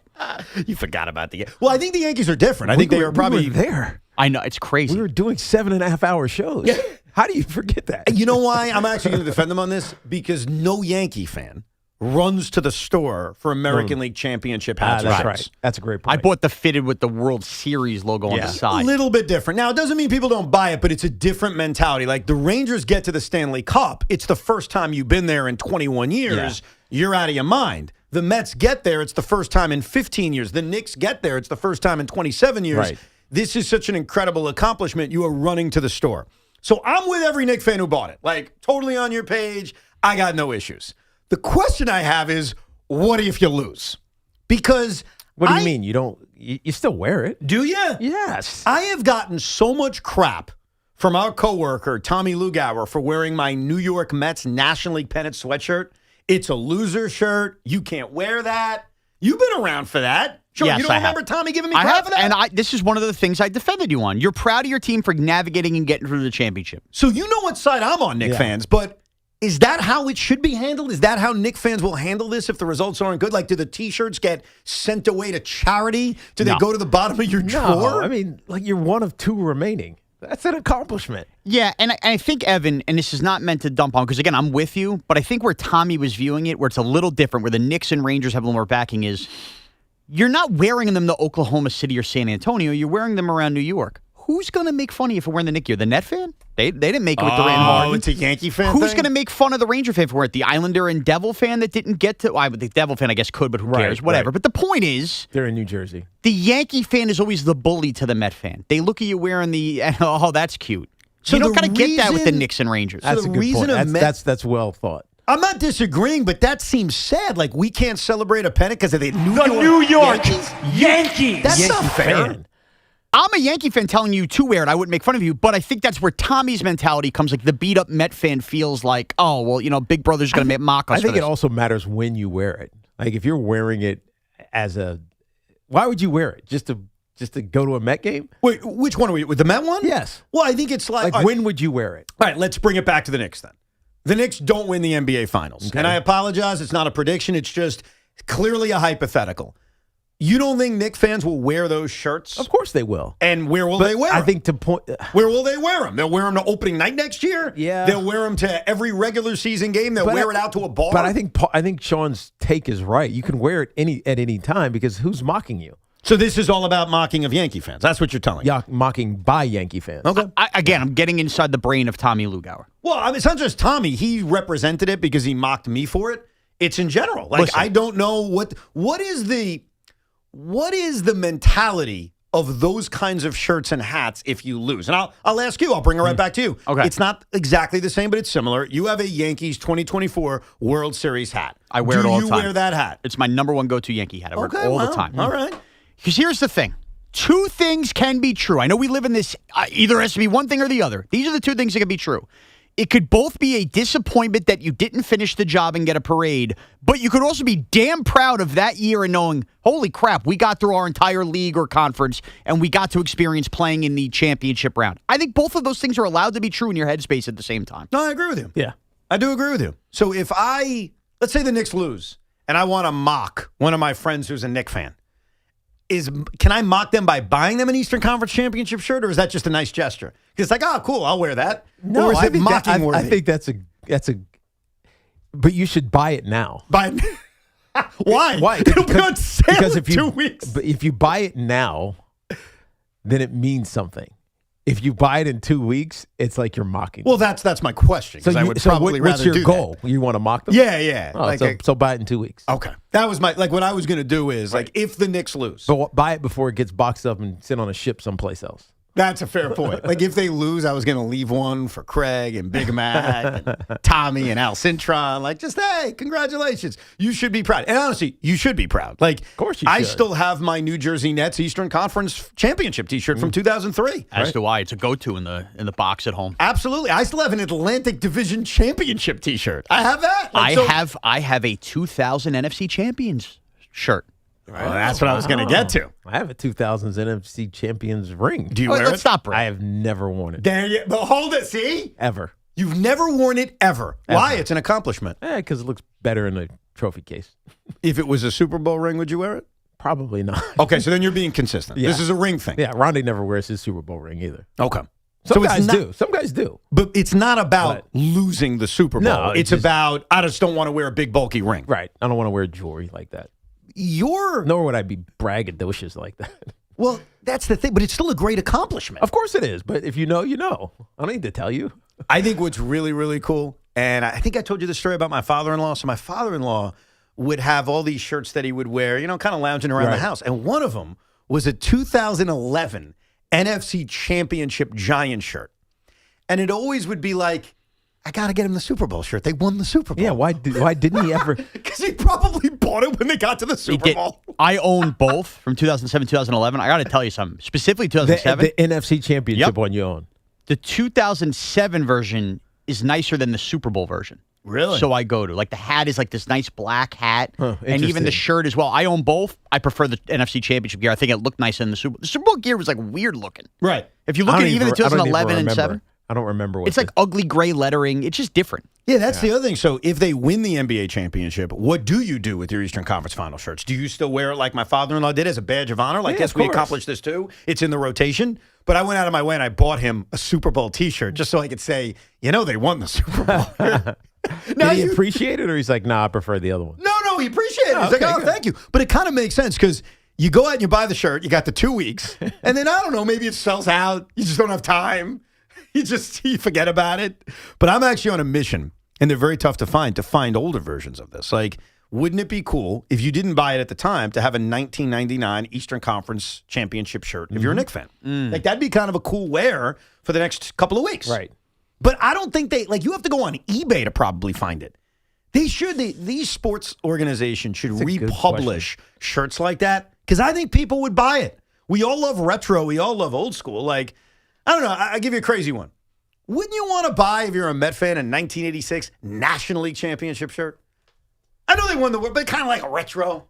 Like we were just talking about. Or New York Yankees 1996 American League Eastern Division shirt. Now I want like a Rangers 94 Wales Conference Champion shirt or whatever, whatever the heck it was. Yeah, that would be kind of cool. Now, let's get back to your call. 888-808-1019. A few people want to comment on this. We'll go to Zach in Monroe. What's up, Zach?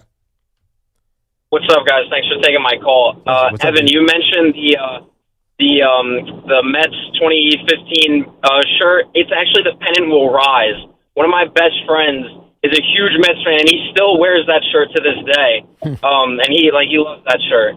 Yeah, I think there's pride in that. I think the one that's challenging, Zach, is the National League Championship from 2000 because we did lose to the Yankees. Right. And so that one I can see being mocked because we literally lost to the other team in town. Yeah, good point. But the one thing I wanted to say, you guys are talking about wearing shirts where your team lost in a big game, like winning the conference championship or what have you. I'm on my way to school right now. I'm wearing my St. John's 2025 March Madness shirt that I got in Rhode Island with my dad. We went to go see them play Omaha. They lost the next game to Arkansas. Yes. I still wear the shirt, and I got a Sweet 16 shirt when I went to D.C. with my mom for the Duke game. I can still wear that to class. Yeah, but Zach, St. John's isn't getting mocked, though, right? Like, they're getting lauded for the accomplishment still.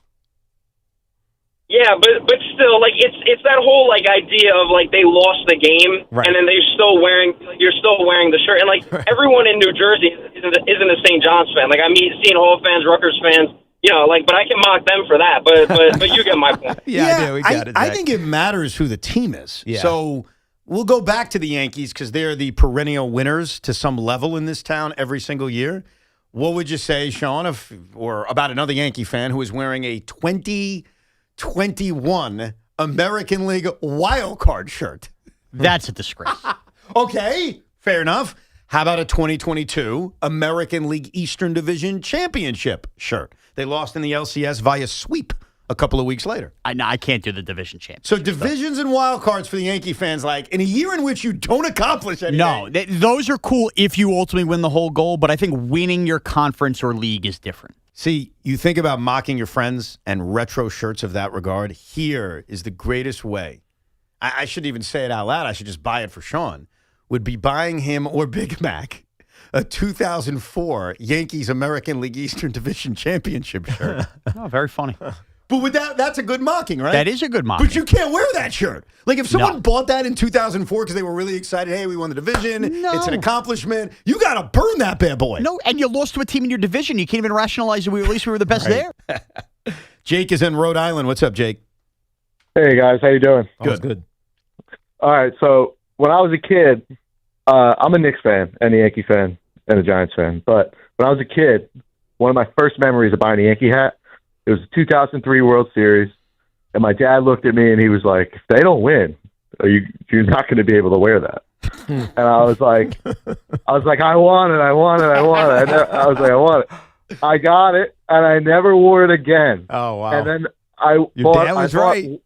I bought one more like that. Like when I got older, it was when the Yankees went to the World Series. I was like, you know what? I gotta get it. I bought it, and they lost. And this year with the Knicks, I said, I'm never doing it again. It's over. I can't look at the final. If it didn't say finals, and it didn't say World Series on the Yankee hat, if it just said Eastern Conference champs, I'm cool with that. I could wear that after, especially the Knicks. That's the thing. I think the Knicks and the Yankees are far different. Again, the Knicks haven't been here in 27 years. You don't have a shirt like this. And for a generation of people, including our last caller, he doesn't remember 1999. No, so that shirt, the Knicks shirt now says what, finals, or does it say Eastern Conference champion? I'm going to pull it up right now. I believe it says specific. NBA Finals 2026. So it's like a participation shirt, like you're participating in the NBA Finals, not you were the Eastern Conference champions. Yeah, so there is one on Fanatics that says Eastern Conference champions in big bold orange letters, and the NBA Finals logo is there, but it's not huge. Yeah, then the other ones, that's fine because it's emphasizing that you're the Eastern Conference. There are other ones that the finals are the big words. Right. It's not champions, it's finals.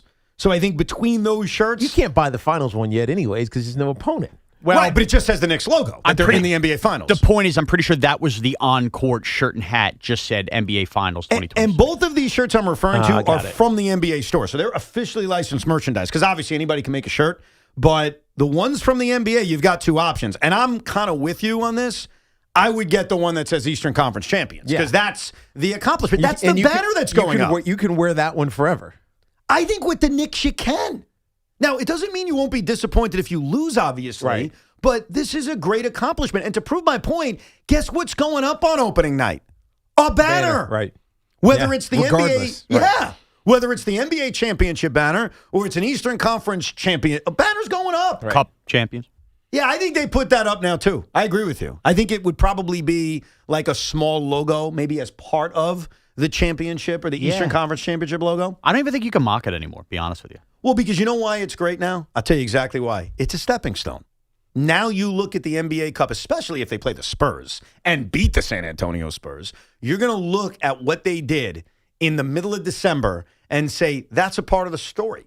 Right. That's a part of the DVD video. That's a part of what tested this team. I was just saying, you can mock like the idea of the tournament, but you can't mock that they won it anymore knowing what happened. I 100% agree with you. And I always thought for Adam Silver, the validity of that tournament was going to be when someone wins it and then goes out and wins the title. And that's why Adam Silver privately may be rooting for Knicks Spurs because it would validate his tournament. Did we get Pacers Thunder last year?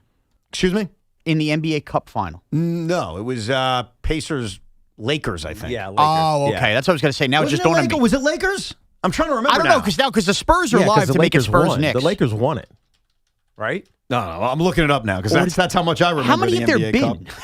There's been three now.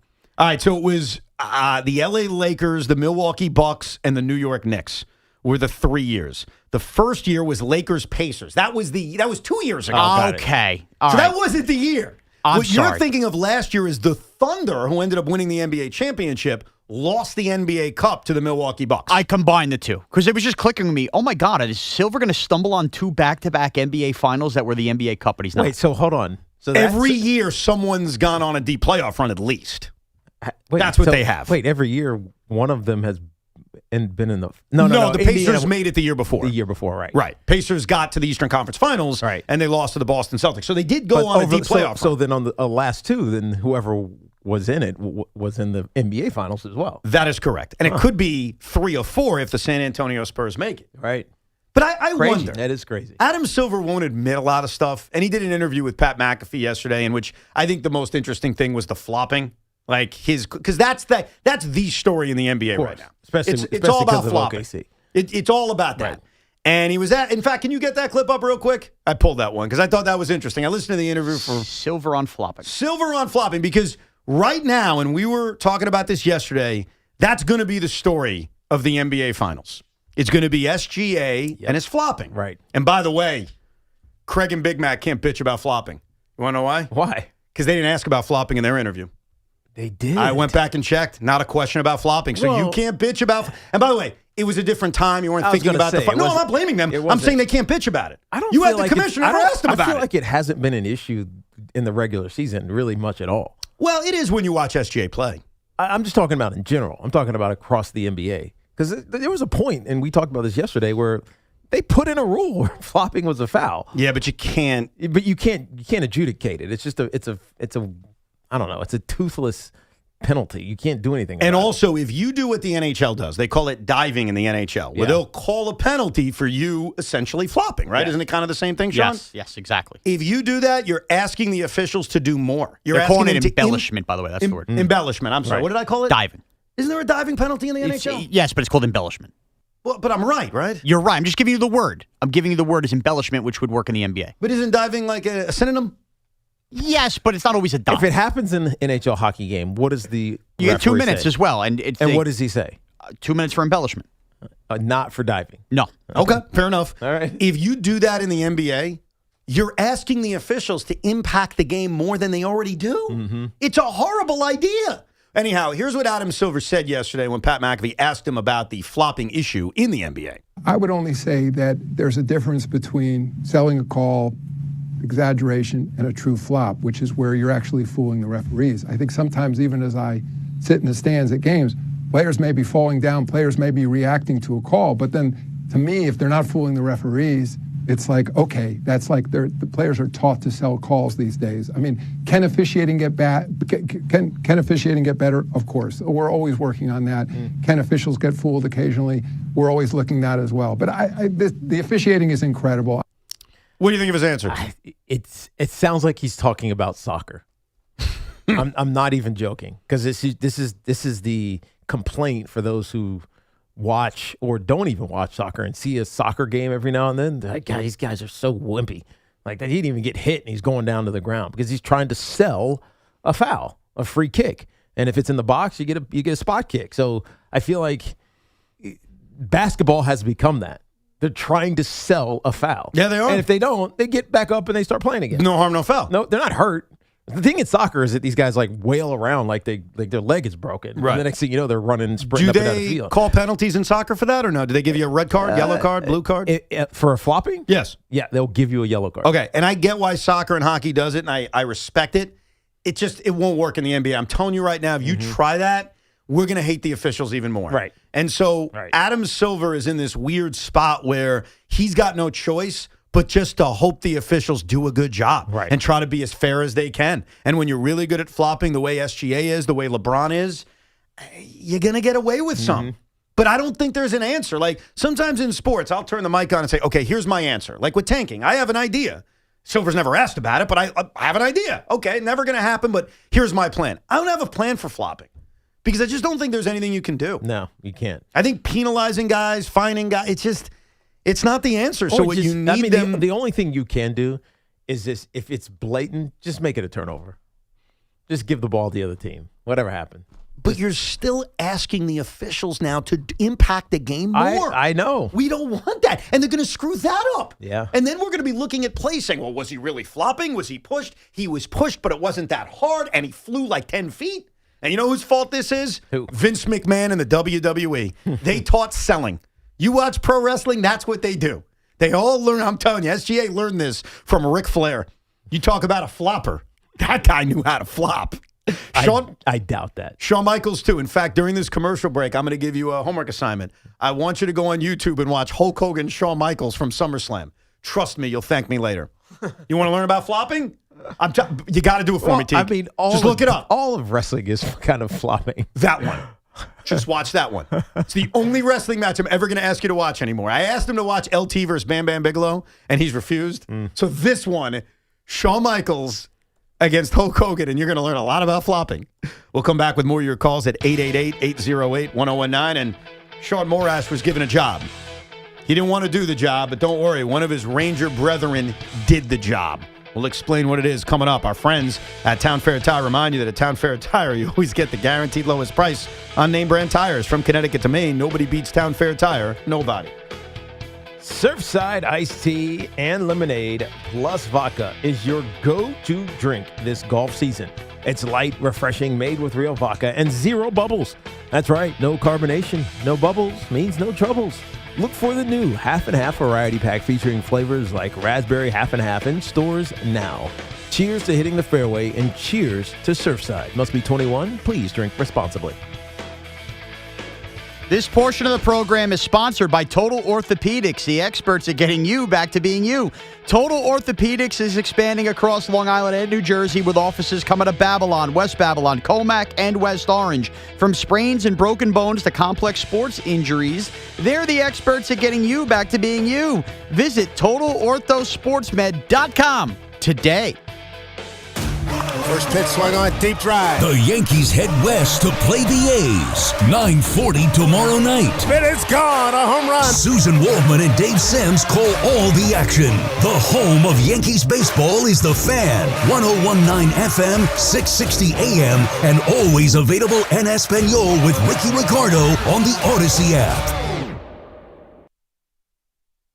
Hey Yankees fans, join us at Yankee Stadium on Saturday, June 20th as we celebrate Aaron Judge winning the 2025 American League Most Valuable Player Award. It's Aaron Judge MVP Bobblehead Day, presented by T-Mobile. The first 18,000 guests through the gates will receive a special bobblehead commemorating Judge's MVP season. The Yankees take on the Cincinnati Reds Saturday, June 20th. Get your tickets now at Yankees.com/tickets. I'm Tyler Kolek, and I got my Lincoln right here at Lincoln of Queens. Smooth ride, no hassle. They even delivered it right to my door. When it's time to save, it's time to go to Lincoln of Queens. It's our employee pricing sale. You pay what we pay. Lease a 26 Nautilus for $563 a month. 36-month lease requires $58.20 due at signing. Excludes tax, title, and MV fees. See dealer for details. Expires July 6th. Lincoln of Queens, where Queens goes.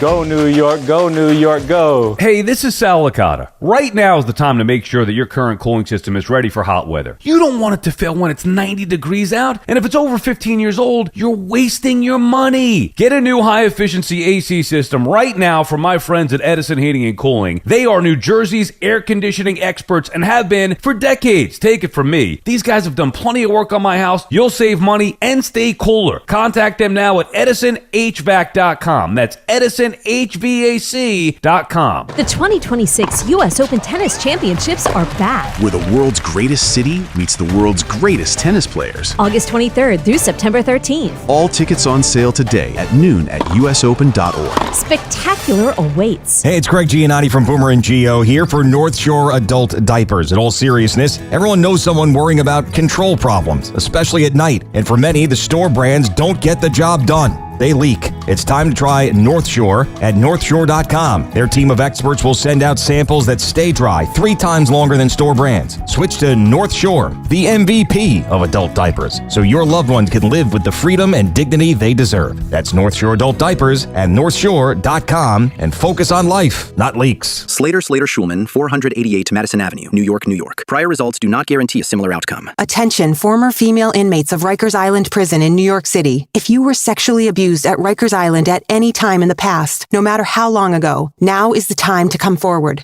The new city GMVA law temporarily removes the time restrictions to take legal action, and you may be entitled to substantial financial compensation. If you were incarcerated at Rikers Island at any time and were forced into sex with guards or subjected to any sexual misconduct, you may be entitled to substantial cash compensation. Even inmates who willingly participated in sexual relationships with guards can pursue justice, as this is illegal under New York state law. Call our law firm's Women's Prison Sexual Abuse Helpline now at 800-384-0186. But hurry, there is a deadline to file your case. Call now to get the justice and financial settlement you deserve. Call right now at 800-384-0186. 800-384-0186. I'm Bob Burke, founder and chairman of Burke America Parts Group, a family of brands that includes RepairClinic.com, an appliance and HVAC parts solution company that's grown into an international brand. Before AmericanEagle.com, we partially launched a new technology platform developed by another firm. American Eagle helped take our technology to a whole new level with digital marketing, software development, and business insights into our key markets, appliances, HVAC, and outdoor power equipment, and did so both on time and on budget. AmericanEagle.com has the resources, experience, and talent needed to produce solutions. Our new technology platform, developed by AmericanEagle.com, has produced tremendous results with higher traffic, conversion, engagement, and online revenue. If you have any home repairs you need to take care of, check us out at RepairClinic.com. If you need a world-class website or technology project, then I would highly recommend AmericanEagle.com. Call AmericanEagle.com at 773-NETWORK. That's AmericanEagle.com, 773-NETWORK. Rutgers football is just around the corner. Your Scarlet Knights return to Piscataway this fall. Don't miss a moment. Rutgers Nation, this is Coach Shiano. Keep chopping. Plus, the return of the Rutgers Boardwalk. Join the fun before all Rutgers home football games. Free rides, games, prizes, and more. Plus, New Jersey's best local food trucks. It's free family fun that's all at the Rutgers Boardwalk. Join the fun. Rutgers football's back in Piscataway this fall. Don't miss a moment.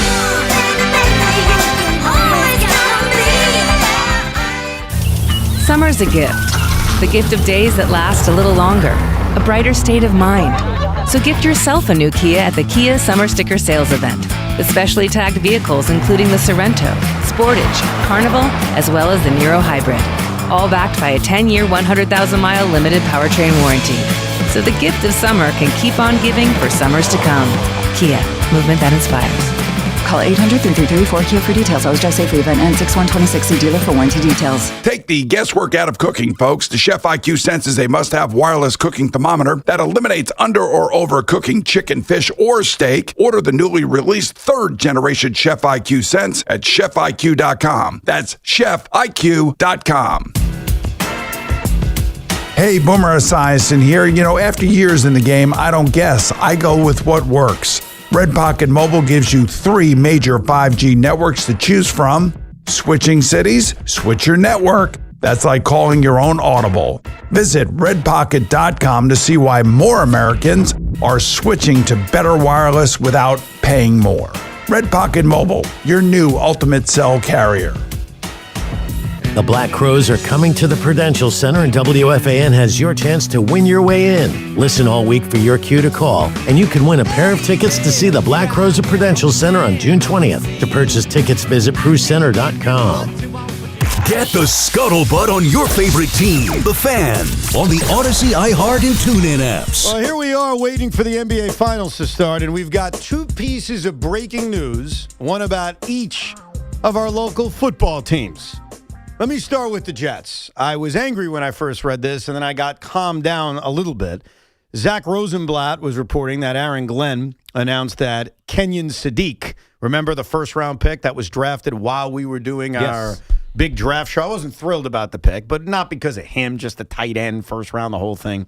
But Aaron Glenn announced that he had a minor procedure, and that procedure is a hernia that was taken care of. Ooh. Let's hear from the head coach of the New York Football Jets, Aaron Glenn. Deke had a minor procedure, so he won't be out of practice today.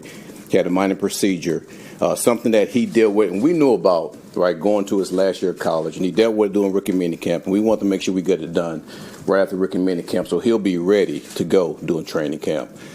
The only thing that bothers me about this, because, look, I'm going to take the Jets at their word that they knew about this. It's a no-biggie spot. He's going to be ready for training camp, so no problem is, why not tell us then?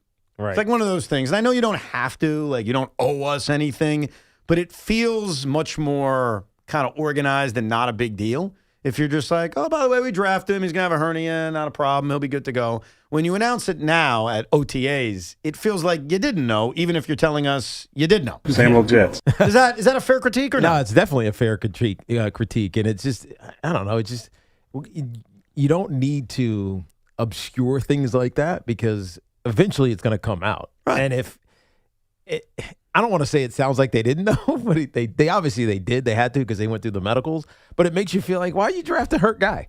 Right. That was my first reaction because I also don't know when he's coming back. Now, they're saying he's going to be ready for training camp. So, again, it sounds like it's a no-biggie spot. We'll see.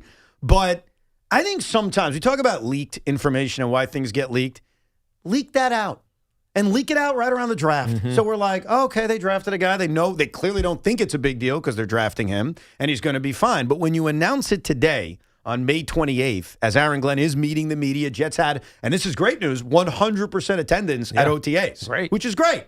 And the Jets, no offense, I'm not telling you the Jets are going to be better or the Jets are going to have more wins than the Giants, but I can tell you this, the Jets have less drama than the Giants. That's just a fact. So you want to limit things. And I think just, having this injury come out, an annoyance. But we do have breaking Giant news. And look, I'm going to tell you right now, it's probably not a big deal, but it's going to sound bad to some in the audience who have already picked sides on the Jaxson Dart, Abdul Carter situation. At the meeting that took place today at Giants OTAs, and we talked about it at the top of the show, how leaders addressed any internal issues about Jaxson Dart introducing the president, Abdul Carter's public comments. Abdul Carter was not at the meeting. Now, it was an excused absence. The Giants knew he wasn't going to be there. It was over a holiday. Carter was not in attendance, but he had previously communicated to Harbaugh that he had family obligations related to a Muslim holiday, Eid Adha. Yeah. So this isn't like he decided not to show up, but sometimes, and this is what is so unfair, but it's true, perception is reality. Right. And so here's this big meeting that part of it features Abdul Carter publicly talking about his disgust or disagreement with Jaxson Dart, making a political speech essentially. Right. And he's not there. Right. He could have been tongue-in-cheek. We don't know. He could have been. I admit that. But he wasn't at this big meeting, this clear-the-air meeting. How could he be? I know. He's muscling me at a holiday. And it's an excused absence. I know. I'm just saying. It's like, here's the meeting. They all cleared the air. Oh, by the way, one of the guys involved, not there. Excused absence. That's nothing. It means nothing. But it doesn't look good. When you hear the excuse, it's fine. Of course, the excuse is fine. And I'm sure the Giants knew about it for a while, obviously. I'm just saying that, again, sometimes it's the way stuff comes out. It's like Kenyon Sadiq, right? If you tell me at the draft he's going to have a hernia procedure, it's like, oh, okay, he'll be fine. You'll be ready for it. When you leak out, the Giants had a meeting about... I don't think it was leaked. I think it was intentionally put out. Okay. When you intentionally put out that there was a meeting to clear the air, and then 2 hours later... Right, but he already cleared the air. Exactly. We already had the report that Abdul Carter and Jaxson Dart already did clear the air. That's what Abdul Carter said. Abdul Carter was the one who tweeted, hey, me and Jaxson spoke, we're good. Okay. But this was still a team meeting. And was it not? Yeah, but it's also a team meeting. See, this is the problem. The reports come very clickbaity. Here I go. I'm going to defend the Giants here. And they put this out. How about the team meeting is, hey, going forward, Abdul and Jaxson spoke, things like this, keep it in-house. Yes. It's a memo to the whole team. These two have already figured out what's gone on here. This is going forward. We have a mission in front of us. So I think that's probably what the theme of the meeting more was, but it's sexier on Twitter and Instagram for everybody to go, oh my God, Jaxson Dart had to get on his hands and knees and apologize to everybody. That's not what happened. Anyways, it was John Harbaugh saying, I don't care what you guys do in your private lives. Keep it out from distracting from what we're doing here. Yeah, I think there are two elements to the meeting. There's the Dart aspect of it, and then there's the keep things in-house with Abdul Carter publicly tweeting about it. Right. But he wasn't there. And again, I don't think it's a big deal either, because they probably did speak, and Abdul Carter said they spoke. But do you not see the perception of it? And unfortunately, stories like this get hijacked. Not really. Oh, come on. You'll see it when it's all over cable news for the next 48 hours. What, did Abdul Carter wasn't there? Yes. Yes, that will be hijacked. That will be a reach by Fox News. But it happened. He wasn't in the meeting. It doesn't matter. It doesn't matter if it matters. I should put that on a shirt. It doesn't matter if it matters. And you know what's crazy? There's a truth to that statement. Yeah. Because even if it doesn't matter, sometimes things matter, and the way things are viewed matter. Yeah, you're talking about perception. Yes, that's exactly what I'm talking about. But I think what not that you keep using the word matters over and over again, but what matters for the Giants is the perspective that they as individuals have. And as long as the locker room is fine, who cares what everybody outside of the locker room was saying? And I got good news for you. Mm-hmm. Your first-round pick didn't need hernia surgery. So you had 3 first-round picks. So the good news is you're into a true. five. We do. If one doesn't work out, you got another. Even though he's playing a completely different sport position. Did Aaron Glenn guarantee anything during his press conference? I just feel like he's the guy that's going to lead us to the promised land. Did he develop any more superpowers? Yeah, any more superpowers? No, he just said Jalen Brunson's going to lead us to the promised land. Is that what he said? No, he did praise the Knicks, though. That's the other big quote. Yeah, there's a lot of cross-sports praising. He really could have pivoted his... Oh, you guys thought I was talking about Gino. I was talking about Jalen Brunson. I wasn't talking about Gino. That's a misspeak on my part. I didn't mean that Gino was taking us to the promised land. You guys know that I'm a massive Knicks fan. I meant Jalen Brunson is taking us to the promised land. Jalen Brunson isn't the answer. Interesting. Yeah, I guess he could have done that. A lot of cross sports. That would have been the pivot. Yeah, I guess you could. Aaron Glenn views himself like Jalen Brunson. He's an underdog, too. And he was, right? Undersized. Right.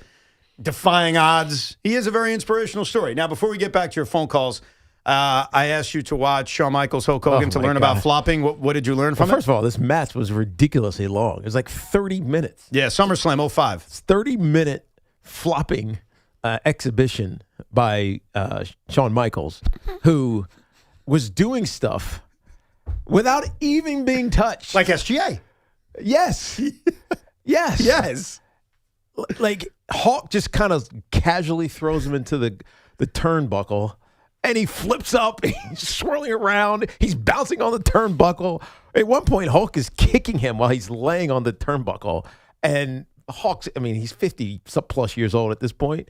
His foot can't even get to the top turnbuckle, and Michaels is going like 4 feet in the air. Do you now see why I made you watch this video? Dude, it's comical. You just got a preview of the NBA Finals with SGA. It's comical watching it. But now, in fairness, I was watching a sped-up version. Yes. With like that music behind it. That's the best way to watch it. You don't want to watch the whole match. So you just watch like the flopping. Right. Like SGA, there are videos of SGA flopping, and I think he sent like a cease and desist order on one of the websites that was publishing it. Did he really? Just exposing all the flopping that he does. But yeah. It's fact. I know it is. And so is Shawn Michaels against Hulk Hogan. The other thing I mentioned is that Shawn was given a job and he didn't do it. And that's okay because someone stepped up for him.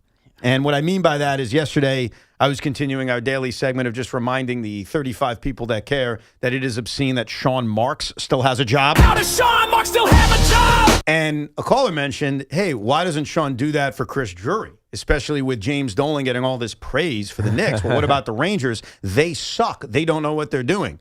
So a caller made his own song questioning Chris Drury. So for all the Ranger fans out there, you're going to love this. Ladies and gentlemen, why does Chris Drury still have a job? Yeah. This was supposed to be the golden era, original 600 season. Broadway lights, sellout crowds instead. Another rebuild speech, another wait till next year. Yo. Inherited a ready-made team for the cup. Gorton and JD built it up from the mud. Fox on the blue line, Igor in the crease. Panther making bread, thought the pain had ceased. Laughing, Kako, future looking bright. Gorton going crazy every playoff night. But then Jury stepped in with the ego trip. Started moving fan faders like they don't mean spit. Players get punished if they speak they mind. Captain got shipped out, chemistry died. Young guns buried while the veterans slide. Locker room colder than the winter time. Chris Kreider gone, that one hit hard. Bleeding blue forever, now discarded by the yard. One of the greatest playoff Rangers alive. Now fans look around like, how did this franchise die? Why does Chris Drury still have a job? Why does Chris Drury still have a job? How you take a contender and completely make it right? Why does Chris Drury still have a job? Why does Chris Drury still have a job? Why does Chris Drury still have a job? Broadway's burning down and he's still the boss. Yeah. So there you go, Ranger fans. I know you feel left out right now. That's almost better than the Sean Marks one. What? How does Sean Marks still have a job? Come on. Why does Chris Drury still have a job? The beat is cool. Why does Chris Drury have a job? Do you know what 30% of the audience is thinking right now? What's that? Besides hating us for playing that music? Who's Chris Drury? No, no, that was a part. They're all rushing to write a version for David Stearns. Like, I'm going to get 30 different songs by tomorrow saying, oh, you did one for Sean Marks? They're the Nets. No one cares. Oh, you did one for Chris Drury? It's no one cares about hockey, Boomer. Now we're going to get the David Stearns special. I just know it. So we're going to probably have 10 to choose from, so be ready. It was probably the wrong genre for hockey. Music. What do you mean by But it was that? dope. Sean, as a diehard Ranger fan, as the voice of Ranger fans at this radio station, who would call for... Has Boomer called for Drury's job? I don't think he has he? I can't speak to that. I don't know. I don't know if he has, so I don't want to say one way or the other, but he seems much more judicial about that, like he isn't necessarily going to do that. But if he has, my apologies. So as the hot-headed Ranger fan at this station, do you approve of the message and the song? Yes. Every lyric hit and every lyric was perfect. Very good song. Grammy-worthy even. Cool. No. Wow. All right. Let's get back to your telephone calls. Let's go to Justin in Patterson, New Jersey. Hey, Justin. Gentlemen, Evan, I've got a good idea for a shirt for you. I don't know if you mentioned it, but I think it was 2010 or 2011 AFC Championship participation shirt for the Jets. On the back, it says, "We beat the Patriots." How does that work? Thank you, Justin. That's fantastic. See, the problem with the Jets in 2010... I was there. I was there. At both of them. That should be on the back, the participation shirt on whatever he said on the front and on the back. I was there. So you know what shirt I would wear? Now, the Jets didn't win the division that year. They didn't win the AFC Championship that year, so there is no shirt to make. You're not going to wear a Jet wildcard shirt. I would wear a shirt honoring beating the Patriots' ass in Foxborough. Now, I don't know what you call that, because obviously the way he worded it is very mocking of the Jets to say we're an AFC participation winner. I love the Jets. But the victory over the Patriots does mean a lot to me, and it does mean a lot to a lot of us. And no, there is no shirt to commemorate that. Yeah, basically we had a team. Yeah. 2024 Mets are the same way. We have no shirt. I mean, we had a fun year, OMG, all that. Got to the NLCS, but you're not wearing a wild card shirt because it doesn't fully represent what you accomplished. So 2010 Jets and 2024 Mets, very similar. Like, there's no shirt. At least the Knicks fans have a shirt they can wear. And there's something special. What are you cooking up over there? Me? Yeah. I was just trying to think. I mean, you do have Grimace costumes. Those count. No. You're honoring the team accomplishment, man. And I also was just trying to picture. I can put feel all like the characters on a shirt, like But I- Grimace, Haktua. Am I nuts though? Didn't we have the OMG shirts? Yeah, but that's not what I'm saying. But that represents that team. You're right. It's a representation. But I mean like the team accomplishment of winning something, like a banner going up. And unfortunately, unless you put wild card banners up, which the Mets do. Which you shouldn't. Well, they do. You shouldn't. I'm not fully disagreeing with What you. did you want the shirt to be? We beat the Dodgers when they pitched an opener? No, it's not about the Dodgers. I We guess won it's- one game. Okay, from OMG to OMG. No, wait, what did Gary say? Oh, from 0-5 to OMG. Huh. I don't know. It's the championship accomplishment. It's like winning the Eastern Conference or the American League. Unfortunately, when you have a year like the 10 Jets or the 24 Mets, there's nothing specific. Let's go to Corey in Edison, New Jersey. Hey, Corey. What up, Corey? Hey, fellas. Thanks for taking the call. All's good. So my problem with Dart isn't his politics. It's that he kind of allowed himself to become a political pawn there. And the question Feels we that should way. be asking, Right. the question we should be asking, and he should have asked himself is, why is the current president halfway through his final term having a rally to begin with? Right? I don't know what was the rally I about. don't know. That's a It great wasn't. question. That's the other thing. It was not a Trump rally. It was for What Blakeman. was it? Oh, it was in Jersey. No, it was Bruce in Blakeman's Rockland. running for governor. It was in Rockland County. Oh, okay, It was so- a Bruce Blakeman rally that Trump showed up for. That makes more sense. Bruce Blakeman is actually running for governor, and he's actually from Long Island. I remember Bruce Blakeman, not by knowing him, but by growing up on Long Island, his signs were everywhere. Huh. Like, I'm not kidding you. How old is he? Well, he's older than me. I mean, clearly, He if was he was like running a- for politics when you were growing up. He like ran a town, then he ran he, some. he kept ran going. like the town next to me. And I think my dad had to deal with him with So some he's rent. running for what? governor of New York? of New York. Pretty sure he's opposing Hochul whenever that. No, you're right about that. I didn't realize that was. So to answer his question, because there's a lot there. Why is he at a political rally? There's an answer to that. Right, it's not He's a rally, endorsing it's Bruce something else. Blakeman. Well, what would you call it then? Bruce Blakeman's running for governor, so it's a rally for him. It's a So he just Republican showed up. gubernatorial rally. Gubernatorial? Gubernatorial. Gubernatorial. Gooba. Gooba. Gubernatorial. Gubernatorial rally. Right. So Now I sound like a goober. right. So does that mean Jaxson Dart is supporting Blakeman? Well, you just hit on this. This is why when you accept, even though it's the president and he offered it to you, you're endorsing without endorsing. No, you're right. That's the decision you're making, and you have a right to make it. Oh, of course. But understand what comes with that. And what comes with that is, A, you're endorsing this person, and B, and this is what's so unfair, but dude, it's happening, and you got to open your eyes. Jaxson Dart is being associated with everything people may dislike about Donald Trump. Like, you made the joke about the island. Yeah. Oh, now you're endorsing a guy who went to the island. Like, everything. And so that's a decision that you have to personally make. If Jaxson Dart's cool with people sometimes irrationally going after him, dude, that's your call. Now, who may not be cool about it is John Harbaugh. As friendly as he may be with the president, he may say, you don't need this. It's your second year in the league, bro. Yeah. You don't need... Now, I could deal with this. I'm John Harbaugh. I don't give a crap that I told people I went to the White House. I don't care. I'm John. I can deal with anything.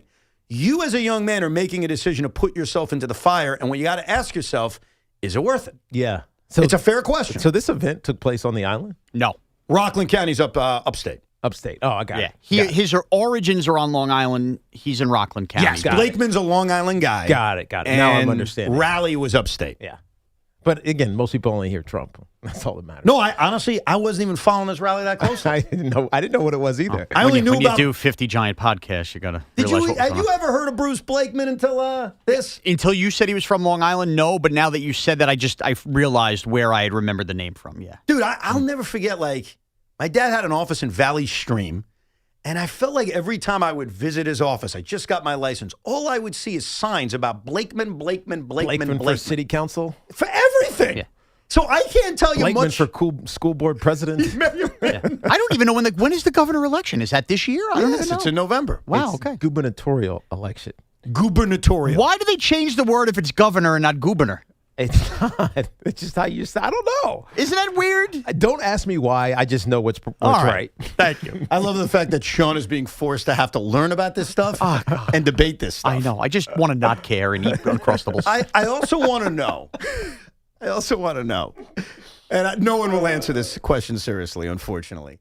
Is there somebody who lives in the state of New York, my beautiful state, who is now voting for Bruce Blakeman because Jaxson Dart said go Big Blue at a rally? Like, is there someone out there? Maybe it's someone who just turned 18, and they're like, you know what? No, because all the Giant fans are like, go Big Blue. What? Right. What? Is that? Do we do that? Maybe Jaxson Dart was 3D chess. He's saying go Big Blue for the other side while at a red side event.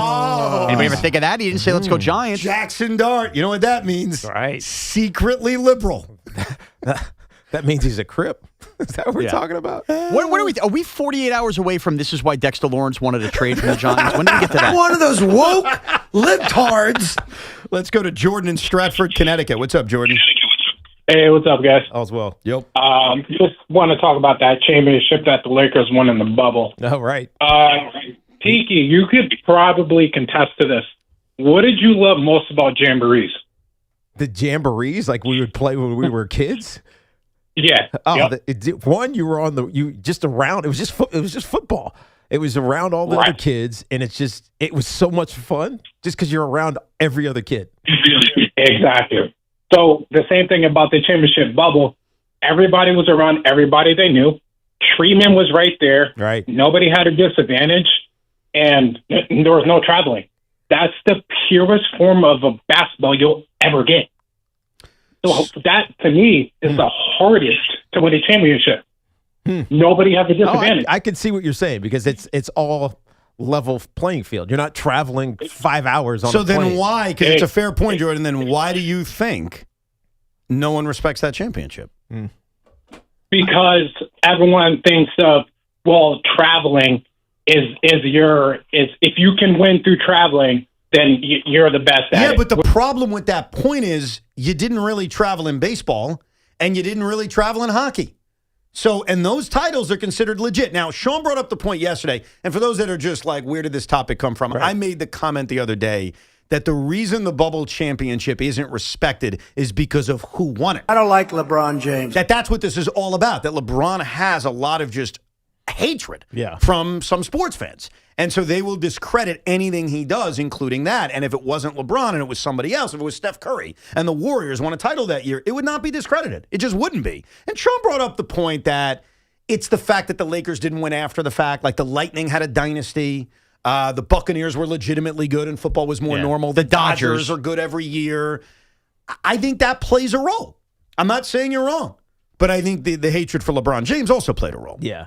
I think that definitely makes an impact. And it's also because of Anthony Davis and him with their injury issues. It was mitigated. It just wasn't a factor at all, the age of those two players. Not that they were old relative to what they are now, but still, they were healthy. Yeah.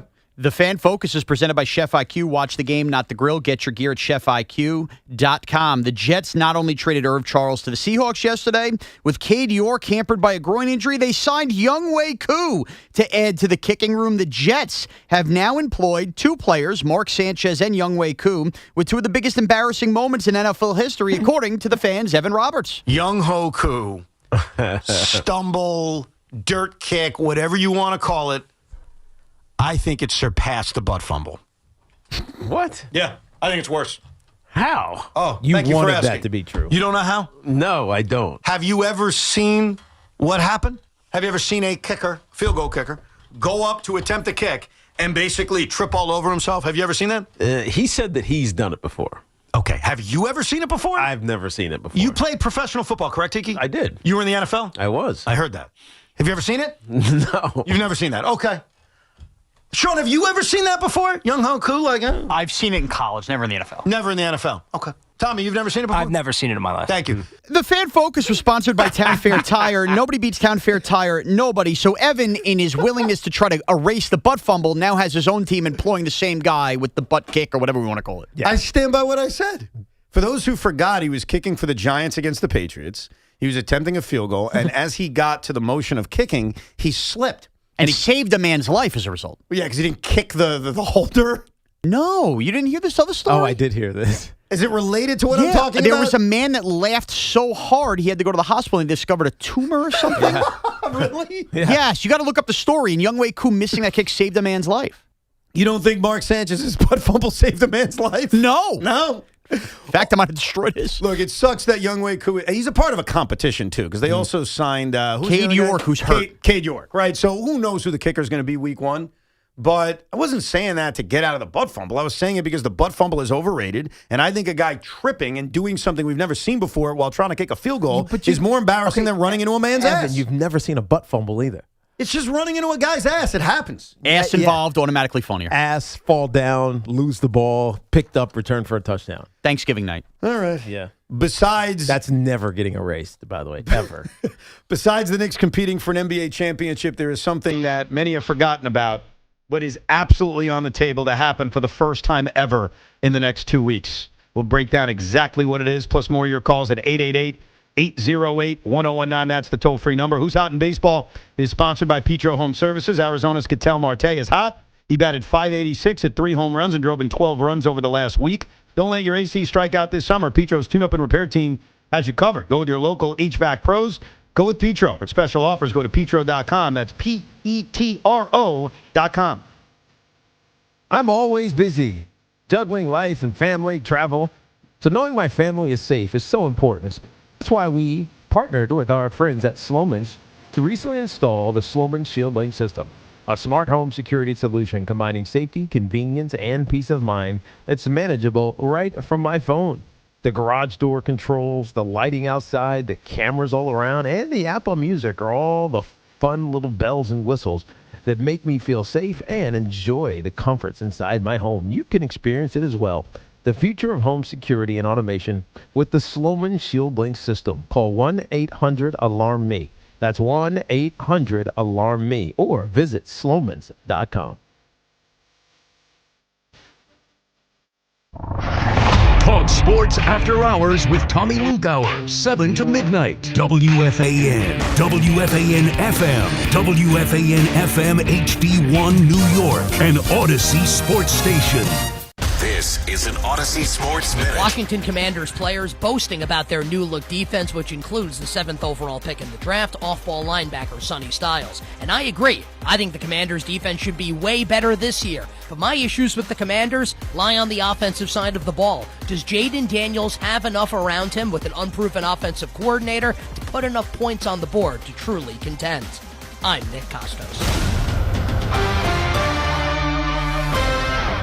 In a world parched for excitement, Twisted Tea's your refreshing thrill ride of flavor. The hard iced tea that's smooth, made with real brewed tea and 5% alcohol. Twisted Tea. Keep it twisted. Twisted Tea Brewing Company, Cincinnati, Ohio. Please drink responsibly. My dad passed away unexpectedly. Of course, it was awful in every way, but we are very grateful that he had life insurance. So even after he was gone, he was still able to provide for us. And that's why I have life insurance for my family. Ethos.com. They make it fast and easy to get covered. It's 100% online. You get a quote in seconds, and you can apply in minutes.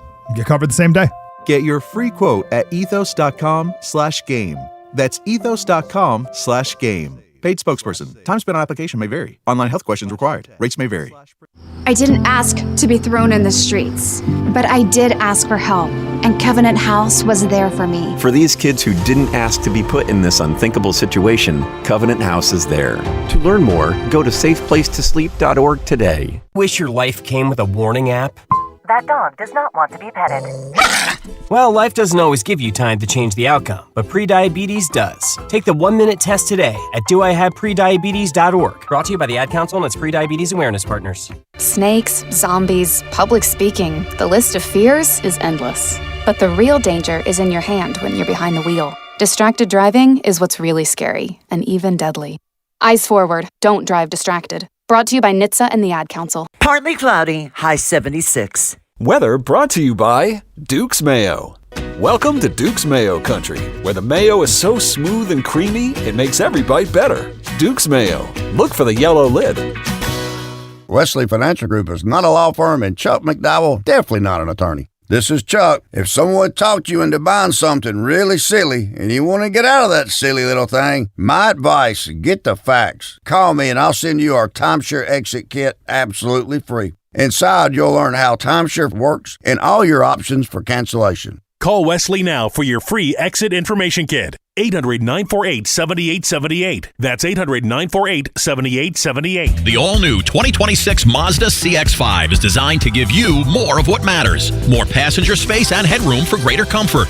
More cargo space, a lower lift-in height, and a standard power liftgate on every model. More connectivity with Google built-in integration, plus Apple CarPlay and Android Auto. Balancing style, advanced technology, and craftsmanship in a family-friendly SUV that delivers exceptional value. Get more with the all-new 2026 Mazda CX-5, the smart choice. Visit your local Mazda dealer or MazdaUSA.com. Hi, I'm Patty, founder of Awesome Tex.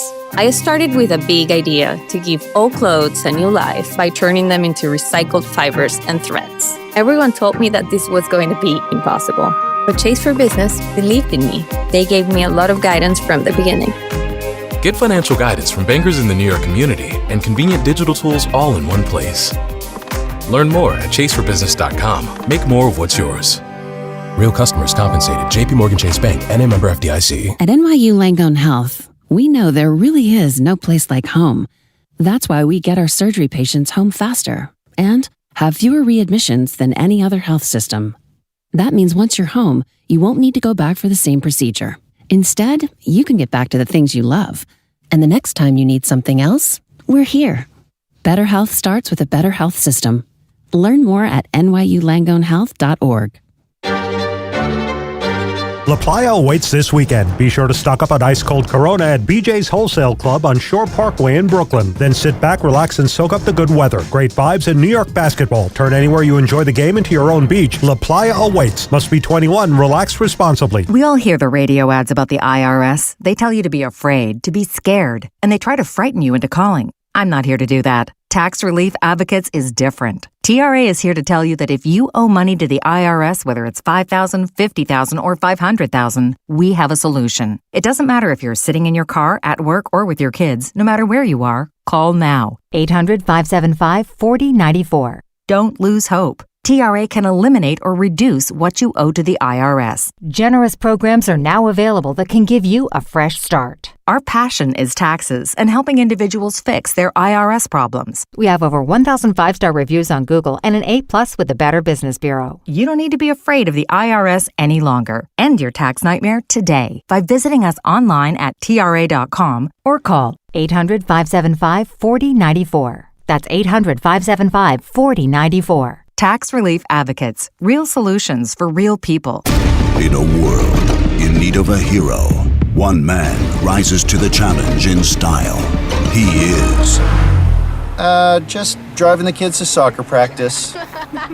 Make every day feel epic in the all-new Hyundai Palisade Hybrid with up to an EPA-estimated 619 miles of range on select trims, advanced tech, and class-leading interior space. Visit HyundaiUSA.com or call 562-314-4603 for more details. And hey, come on, no cleats on the seats. Finding great candidates to hire can be like, well, trying to find a needle in a haystack, but not with ZipRecruiter. Its powerful technology actively finds and invites qualified candidates to apply to your job. So while other companies might deliver a lot of hay, ZipRecruiter finds you the needle in the haystack. See why 4 out of 5 employers who post a job on ZipRecruiter get a quality candidate within the first day.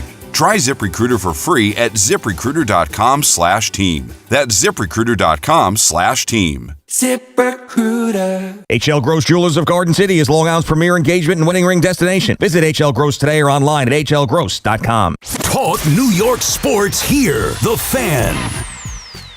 There are certain things that can happen over the next 2 weeks with the New York Knicks playing in the NBA Finals. We know that on Wednesday night in either Texas or Oklahoma, the Knicks are playing a finals game for the first time since 1999. We also know a week from Monday, Madison Square Garden will host an NBA Finals game. We heard yesterday the president confirm he's coming to one of the games. I cannot comment on if he's the one sitting next to me on the Chase Bridge.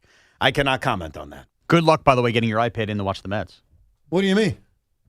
They're not going to let electronics like that in with the president in the building. Really? They're going to ban tablets because the president's there? Do you understand how much more the security's going to be? Yes, I've been in the presence of one president while they were president. That was 1997 when Bill Clinton showed up at Shea Stadium for the Jackie Robinson ceremony, 50th anniversary of him breaking the color barrier.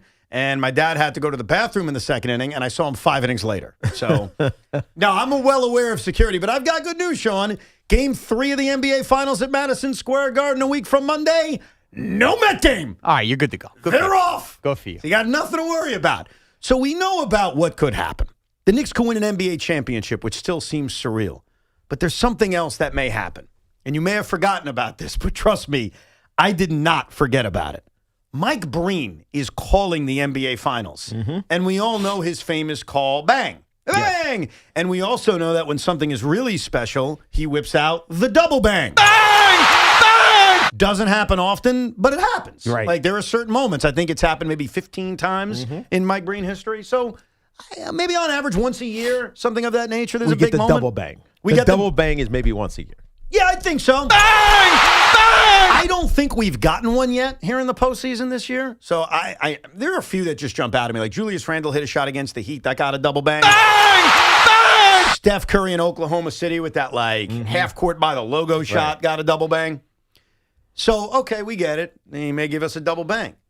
Well, Mike Breen about a year and a half ago appeared on the Josh Hart, Jalen Brunson podcast where they asked the question that needed to be asked to Mike Breen. Hey, Mike Breen. Hey, Mike Breen. Would you ever do a triple bang? So, Mike Breen, let's listen back to this because maybe it could happen. Mike, triple bang. This. If either of you guys hit a just us two? Anybody on the Knicks. If you hit a game-winning shot in the finals, there'll be a triple bang. Wow. I just want everyone to know this. And this is a game-winning shot. A game-winning shot in the finals. We are going to get the first ever triple bang. Bang! Bang! Now, I got to give major props to Josh Hart. Do you remember what his follow-up question was? No. This is why I respect Josh Hart. His follow-up is, any game in the NBA Finals? Take a listen. How am I supposed to listen when I only have one of those? Oh, no, come on. There's a second one. You don't have that one? All right, I guess I'll have to find it. No. All right, my apologies. Can you talk about what a triple bang would mean to you? Yeah, while I look for this? Ultimately, you would think it would have to be a closeout game to get a triple bang, not just if it's game one of the NBA Finals. And let's just say it's OKC because they have a 3-2 lead right now. It's game one. Knicks are down by a point. And I don't know. Did he say a 3 or just a? He said any game-winning shot. So any game-winning shot. So can you imagine? Game one, NBA Finals, OKC. Knicks are down one by a point, and Karl Anthony Towns gets a layup with 2 seconds left. Yeah. Are we getting bang? Yeah. Bang, I don't think bang on a layup. A layup doesn't work. It has to be like a 3. Yes. Anyhow, I did find it, luckily. Let me make sure this is the right one. Hold on one second. If we hit a game. Okay, no, that was game winning. All right, if you're down. Here it is. Here it is. Here we go. If we hit a game-winning shot in the finals, but we're down 3-0, I'm still saying triple bang? Oh, that's a great question. Bang. Knicks win. All right. Yeah, not even a bang, just... All right, well, season goes on for another game. See you guys. Stay tuned for next... That was actually Jalen Brunson who asked the question. Right. Great question. So Breen didn't really answer that one. Like, do you go triple bang on a game-winning shot in Game 4 down 3-0? He should have said a closeout game. Got to be a closeout? Yeah. Do you think Mike Breen is thinking about this now? Or do you think he forgot about this interview and I'm the only schmuck who remembers it? He's probably thinking about it. You think he's thinking triple bang? He's a Knicks fan. So, of course, he's thinking about it. But does he remember the question about the triple bang? This was not. It's like it's not like he goes on Josh Hart and Jalen Brunson's podcast yearly. So, I mean, I'm sure this was a memorable experience for him. Now, we have talked a lot about Joe Davis and how much of a shill he is for the Dodgers. Yes. Would it be a problem for Mike Breen to do a triple bang? Why would it? He does it. Because he's never done one before, and now he's saving it for the Knicks. But he doesn't do the bang. He doesn't reserve the bang or the double bang just for the Knicks. He does it for anybody. So, I mean. But he's never done a triple. Yeah. So, if the Knicks win an NBA championship, don't you think it deserves a triple? I'm not disagreeing with you. What if it's Game 7 and SGA hits a half-court heave to win the NBA Finals? He can't. Is he allowed to triple bang even though it's against the Knicks, but you're nationally calling the NBA Finals? I don't think he can triple bang for anybody other than the Knicks. Game 7 half-court shot to win a title? He can double bang it. Yeah, I think that he's already promised that the triple bang is a Knick thing. Yeah. Like, can he really do it against the Knicks? You think he's going to be so hyped up in the moment that it could happen? I'm giving you the most dramatic of circumstances Obviously. to win an NBA championship. How do you not triple bang? If you've opened the door, there's a possibility for a triple bang the other way with this team. Yeah. I also think, like, during this run that the Knicks have been on, has any moment been worthy of a double bang? No, because they've been blowout games. But even the close games. Like the comeback in game 1 against Cleveland. I mean, there were some big shots that could have, like the Landry Shamet can't be a double bang because it bounced around the rim. Bang! Bang! Can't do that. Maybe the Jalen 3 that got it, or the Mikal 3 that got it to 3. Yeah. That would have been the one. That's a double bang possibility. But they were still, trail. Yeah, I don't know. I can't say yes. I don't think there's been a double bang moment. Yeah, there's certain, like, if you go back a few years ago to the Philly series when Dante DiVincenzo hit that shot on that final craziness of the game against Philadelphia, that's, in fact, I think he may have done a double bang on that one, if memory serves correct. Like, that was definitely worthy of it, but you need, like, the moment. Well, didn't Josh Hart take the game winner? You're thinking about game 6 in Philly. In Philly, yeah. Yeah, I'm talking about game 2. Or was it game 2 where DiVincenzo hit that game winner and it was crazy? I'm trying to remember the game now. Right. I apologize. This is what happens when the Knicks go on all these playoff runs. You start to get Yankee syndrome. All those games are blending together. There's which game was which? So many games. I just remember Josh Hart's probably would have deserved a double bang. Game 6. Game 6. Yeah, we were there for that. Yeah, we were there. Yeah. So I don't know what the call was, but that one deserved a double bang. Now, we are not ready to make predictions for this series. We don't even know who their opponent is. I will just ask you this. Will Mike Breen utter his first ever triple bang during the NBA Finals, Tiki Barber? No. Sean Morash, will he utter your very first triple bang? No, because I think he's going to be hyper conscious about not showing favoritism this series. Yeah. Oh. Yeah. He may be thinking that. I mean, especially since he's on record as saying, I'll do a triple bang if you win. In fact, I think it's more likely we walk away from this series going, he held up, didn't that deserve at least a bang in general on a certain Knick moment? I don't know. If the Knicks win an NBA championship and Mike Breen is on the microphone, and I hope people are going to be okay with this because I actually fully understand this, he gives his professional call. It's something you never thought you'd see. The Knicks are NBA champions. I'm totally cool with him dropping a tear or two because I think as someone I am too. that grew up as a Knicks fan, which he did, as somebody that has called this team for so long, like Howie Rose would cry if the Mets won the World Series. Right. We accept that. Like, I think that would happen. Susan Waldman may cry if the Yankees win the World Series. I think that's very likely, and we would all be like, totally get it, understandable. Mike Breen could go waterworks if the Knicks win the NBA championship at the end of that broadcast. I could see it. Is he that kind of fan? He grew up as a Knicks fan. Yeah. He's admitted that. I mean, yeah. but like that passionate, or has he dampened it because he's a national play-by-play broadcaster? I think he's a professional in that, and I commend him because, honestly, he's the Knick announcer, and you never hear it. Right. Like, he really does do a good job, and I don't think I'm biased in this regard. Obviously, I'm not a Knick fan. I'm calling it like I see it. I think he's done a great job, if not maybe go the other way to make sure he isn't perceived in that way. But winning a championship, winning this championship in this city, with this franchise, with this team, and him being on the call, and knowing a guy like Walt Clyde Frazier, how many games is he going to call? I know he's not doing the finals, but how many more games does Walt Clyde Frazier have in him? Good point. And I think that's a part of it. Yeah. I totally can see the fan in him coming out at the very end. I don't think it'll happen during the series. I think, to your point, there'll be a conscious effort to not have that emotion out. But I'm telling you, he's standing there as the Knicks are getting the trophies and they're winning an NBA championship. Understandable waterworks. And then the triple bang. I'm going to go with yes, only because this has been such a magical season. Won't there be like a moment? Doesn't mean they're going to win it. Maybe it's not the game winner like he described. Maybe it's a game. Maybe it's game 2 in Oklahoma City. They get a split on a game-winning 3 by Mikal Bridges. But I think we're going to get it. And then we'll cherish it forever because we'll have the triple bang. So I'm glad you guys got to hear that. That was a year and a half ago on the Josh Hart, Jalen Brunson podcast. Did you remember that, Sean? I did remember it. You did? Good. I did, yes. Yeah. I'm shocked that was a year and a half ago. For some reason, if you told me that was a month ago, I would have believed it. No, it was February of 2025. So a little bit less than a year and a half. A year and about 3 months ago when that happened. Let's go to Emmanuel in Great Neck. What's going on, Emmanuel? Hi, guys. How are you? I love you guys. You have a great show. Thank you. First time calling ever. Oh, thank you. Wow. Thanks for calling, thank man. Yeah. I don't know if I was at work. I just got out of work. I don't think really got me annoyed yesterday. Juan Soto got you annoyed yesterday. Why did he get you annoyed? Why did he get you annoyed? He got me annoyed, too. I'm curious if it's over the same thing. I'm telling you, Evan, I've been listening to you for a long time. I have a feeling of me and you on the same page on this. So he was so happy to get hit when there's two guys on base. I think it was I was in and out of the game. I was taking care of my kids. Yes. It was like the 8th inning. Yes. He ran to first before the umpire even made a call. Okay. So let me address what happened, and then I'll tell you what I'm annoyed about with him. Was it the same thing? I wasn't happy about this, but no, it's not what I was thinking. Okay. So we are on the same page.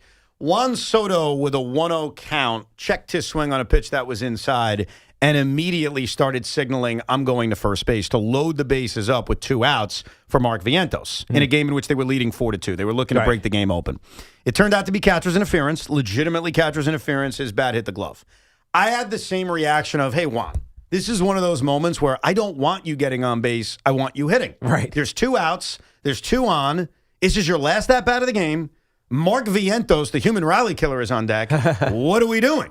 So I did have some non-love for that, because usually I just get on base, and I don't really care. I don't overthink that. I think in that specific scenario, I was more, I want you swinging the bat. Right, as opposed to Vientos swinging the bat.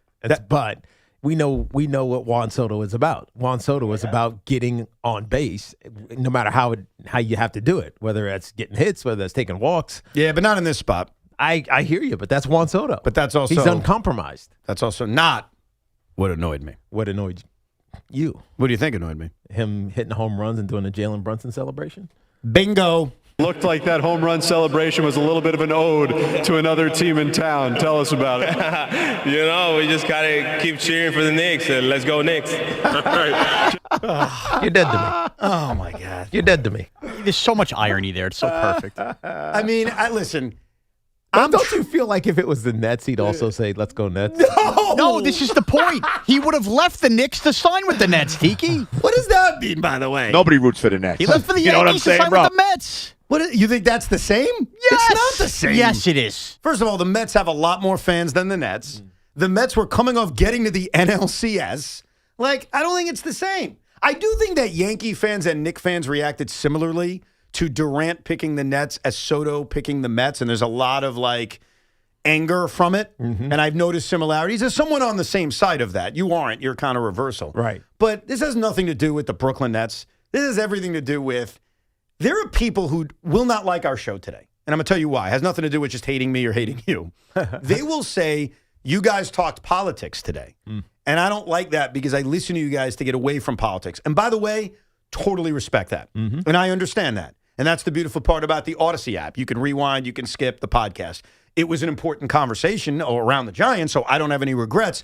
But there are people who feel that way, and I respect you right now. You can nod your approval in the car. You're getting away from politics by listening to WFAN.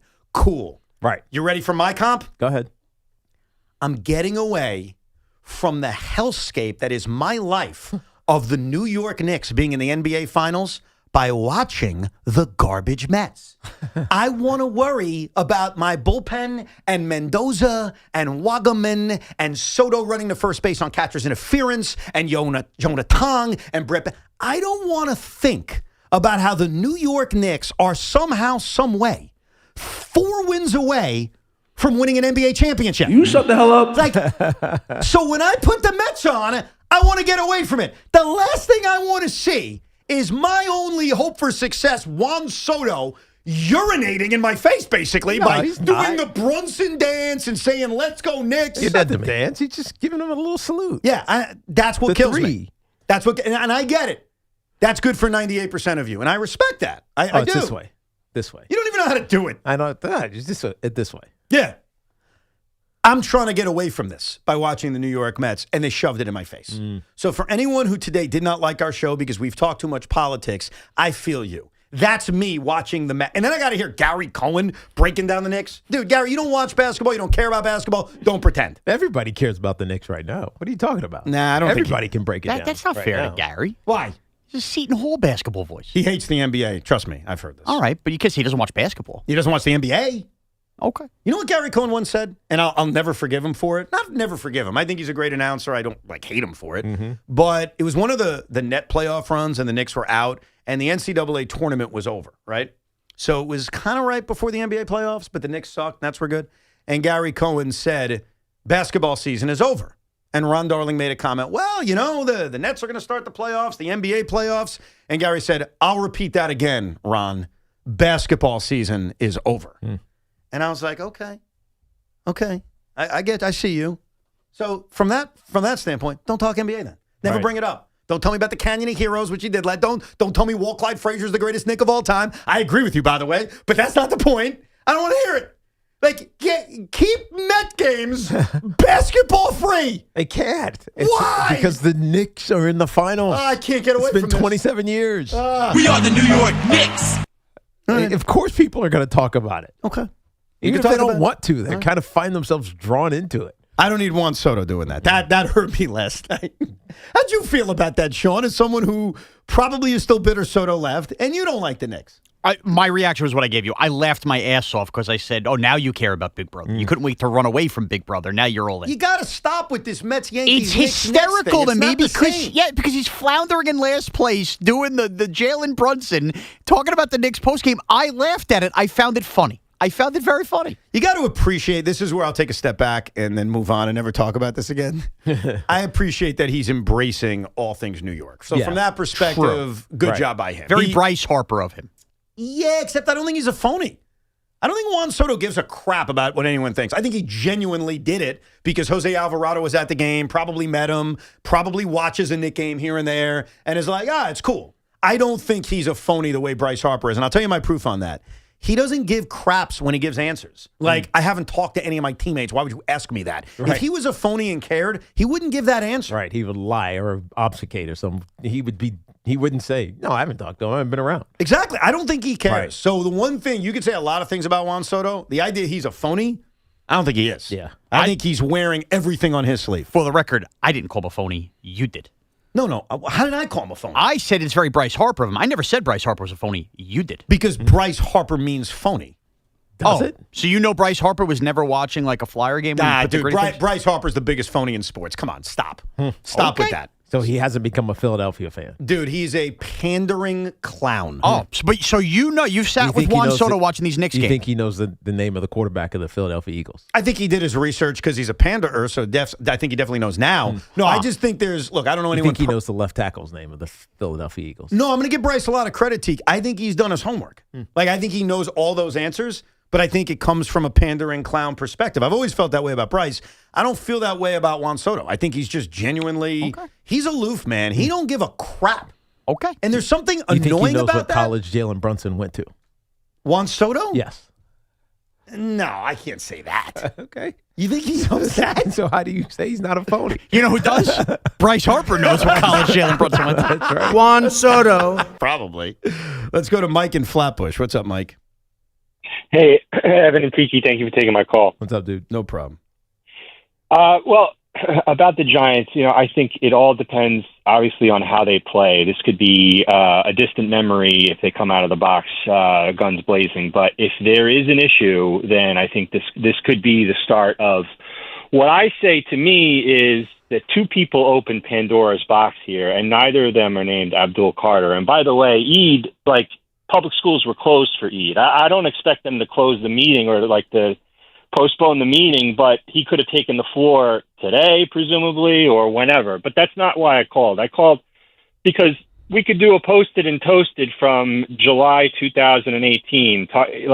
Trump already opened the Pandora's box of politics and sports, where he basically said, while people were taking a knee during the anthem, he's pointing to their contracts and how about first time kneeling, you're out for the game, and the second time kneeling, you're out for the season. So there's already that precedent. And as far as Jaxson Dart, I'm not saying that Blakeman wasn't there, but CBS Sports reported that it was Representative Mike Lawler, that it was his. So you don't even give us the right information, Sean? Get that son of a bitch off now the it was field. somebody else. So what was Blakeman doing there? I was told it was a Blakeman thing against Hochul. I'm trusting you. So that who was when you- Waller? He's Joey? Isn't he a congressman? Mike Lawler? Well, it would make Lawler, I think. It would make sense that it would, because the midterms are coming up. Right. So you would think that you would be talking about a senator or a congresswoman or man. United States Representative Mike Lawler Jerry from the King? New York's Hudson Valley. Yes, in Rockland County and Putnam County. That makes sense. Yeah. Bad job by you, Sean. If you're going to give us the info, get it right. All right, I got it. I was told it was because Blakeman was there that it was a Blakeman. No, with all due respect to... Well, Blakeman was there because Trump was there. Who cares who it was for? I'm joking around. So basically, every It's a Republican rally- in New York was there. It's a rally Yes. for someone Yes. running for office. Did you not watch what happened in Texas? No. You're asking him if he What? watched The it. San Antonio Spurs game? Yeah, I watched that. No. John Cornyn is a long-standing Texas senator. He just got unseated by the Republican who was backed by Trump. And that guy is a bad dude. Oh.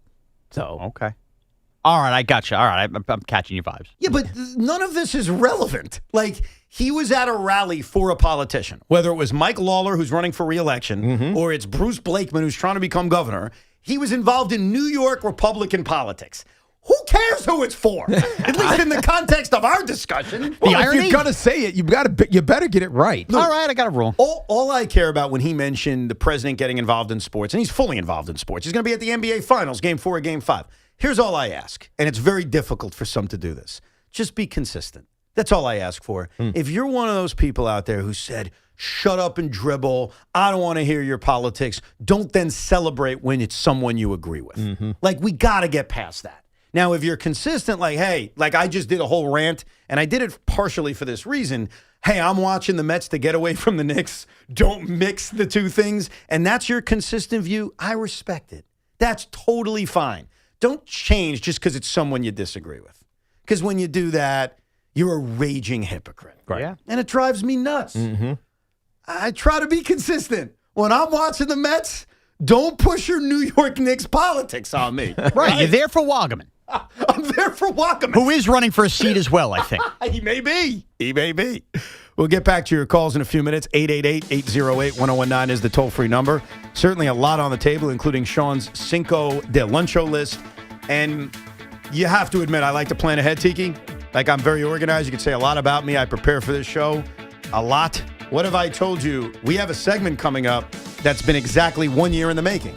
That this segment was planned 1 year ago at this very date, almost at this exact time. What was it about? I forgot, but we'll remember it coming up in just a few minutes. Total Orthopedics and Sports Medicine is expanding across Long Island, New York City, and New Jersey, with new locations opening in Comac, Babylon, and West Orange. Expert care is closer than ever. Their top-rated doctors treat everything from everyday injuries to complex orthopedic conditions. Wherever you are on your journey, they're there to help you move forward. They are the experts at getting you back to being you. Visit TotalOrthoSportsMed.com to schedule your appointment today or call 855-321-ORTHO. Hey, New York.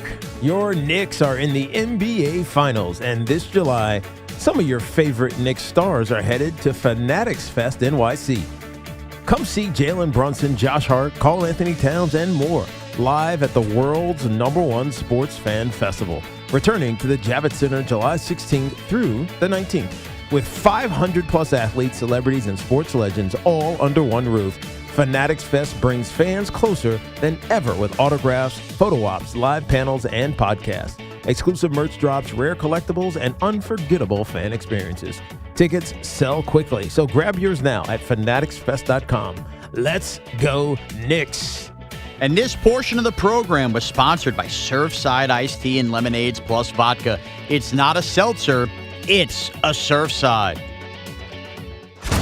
The place to be for everything New York Knicks is the place the Knicks voices speak. We're hanging out with Knicks legend Walt Clyde Frazier. Brunson, he's the guy. Mr. Clutch. So down the stretch, he's going to have the ball. Those who know. Mr. John Starks. They've been incredibly locked in. Everybody is clicking on all cylinders. They can win it all. Carmelo Anthony joins us here on The Fan. This was a team that was trying to figure out who they were as a team with the lineups. They were trying to figure out offensive systems. They was trying to get Mike Brown. Everybody was trying to figure it out. You want Knicks? Why go anywhere else? Mr. James Doe live in studio. You have to be patient. The team has to gel together. They have to see that they can win. They have to believe in themselves. Your destination for the Knicks championship run is 101.9 FM WFAN. Nothing pairs better with Surfside iced tea and vodka or Surfside lemonade and vodka, like a day on the golf course. Made with real vodka, real tea, and zero bubbles. That's right, no carbonation. It's not a seltzer, it's Surfside. Cheers to hitting the fairway and cheers to Surfside. Must be 21, please drink responsibly. Hey, it's Greg Giannotti from Boomer and Geo here for North Shore Adult Diapers. In all seriousness, everyone knows someone worrying about control problems, especially at night. And for many, the store brands don't get the job done. They leak. It's time to try North Shore at northshore.com. Their team of experts will send out samples that stay dry 3 times longer than store brands. Switch to North Shore, the MVP of adult diapers, so your loved ones can live with the freedom and dignity they deserve. That's North Shore Adult Diapers at northshore.com, and focus on life, not leaks. The Declaration of Deals sales event is happening now at Ramsey Chrysler Jeep Dodge Ram. And here are some deals that are declared to be a winner. Lease a new 2026 Jeep Grand Cherokee Limited 4x4 for $349 a month for 24 months, or buy and get 0% APR financing for 36 months. And no monthly payments for 90 days. Or drive off in a new 2026 Jeep Wrangler 4-door Sport S 4x4, lease for just $319 a month for 36 months, or buy and get 0% APR financing for 36 months. Also, no monthly payments for 90 days. It's the Declaration of Deals sales event, happening now at Ramsey Chrysler Jeep Dodge Ram, home of exceptional people, exceptional deals. Call 833-853-2969 for details. Up to 4808 do it signing plus tax, title, registration, and fees. $0 security deposit. VIN number TC191247. MSRP 49805. APR at 1667 per month per $1,000 finance. VIN number TW241148. MSRP 49710. APR at 2778 per month per $1,000 finance. Ends 6/1/26. The 2026 U.S. Open Tennis Championships are back. Where the world's greatest city meets the world's greatest tennis players. August 23rd through September 13th. All tickets on sale now at usopen.org. Spectacular awaits. When it comes to getting the guaranteed lowest price on Falcon tires, there's only one place to go, Town Fair Tire. And when it comes to getting more free services for life than anywhere else on Falcon tires, there's only one place to go, Town Fair Tire. So when you're in the market for the best deal on Falcon tires, get to Town Fair, because nobody beats a Town Fair tire deal. And I mean absolutely nobody. Name brands at discount prices. Town Fair Tire. Operating engineers Local 825 are the men and women who make our region move. So whether it's roads, bridges, or our favorite team stadium, they build and maintain the critical transportation, water, and energy infrastructure we rely on. That's why their advocacy organization, ELEC, the Engineers Labor Employer Cooperative, fights for those priorities every day. That's ELEC, representing the signatory contractors and the hardworking men and women who build both New York and New Jersey. Attention, have you racked up $10,000 or more in credit card debt?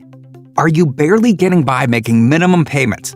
With credit card debt reaching all-time highs, National Debt Relief is notifying consumers about significant debt relief options currently being made available to help those with overwhelming credit card debt. These options may reduce a large portion of credit card debt for those who qualify. You don't need to declare bankruptcy or take out a consolidation loan, and you may only have to pay back a fraction of what you owe, even if you have bad credit. National Debt Relief has already reduced the credit card debt for more than 550,000 consumers, so don't wait. If you owe $10,000, $20,000, or even $100,000 in credit card debt, you can now take advantage of this financial debt relief as the cost of living continues to skyrocket. To check what debt reduction you may qualify for, call 800-358-6868. That's 800-358-6868. Again, 800-358-6868.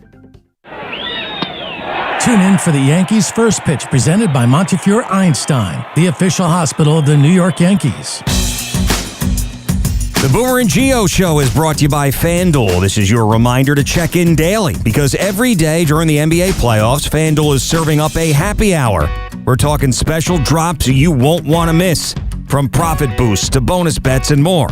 Check out a new reward every single day of the NBA playoffs and don't miss your shot to get a little extra out of the action. Head to FanDuel.com/New York to get started. That's FanDuel.com/New York. We just love the app around here. It's safe and secure, has all the betting markets you could possibly want. And when you win, you get paid instantly. FanDuel Sportsbook is the official sportsbook of WFAN. 21 and over and physically present in New York. Opt-in required. Rewards are non-withdrawable. Restrictions apply, including bonus and token expiration. Leg requirements and max wager amount. For help with a gambling problem, call 877-8-HOPE-NY or text HOPE-NY 467-369. The Ray Catena Memorial Day sales event is here. Head into summer in a new Mercedes-Benz from Mercedes-Benz of Edison, Ray Catena of Freehold, or Mercedes-Benz of Union. From the versatile GLC to the refined GLE, your perfect getaway vehicle is waiting. Discover luxury, performance, and the power of three at Mercedes-Benz of Edison, Ray Catena of Freehold, and Mercedes-Benz of Union. Experience unparalleled Ray Catena service where the customer always comes first. Visit RayCatenaMercedes.com. What an atmosphere tonight. The stands are packed. Down here, two fans side by side, both holding a Heineken. Promising start. The chant begins. Listen to that. Perfect sync. Corner coming in. They lean forward together and goal! Arms up. They cheers. Wait, that's a hug. That's a hug. Let's check the replay. Yes, two strangers at kickoff. Friends by full time.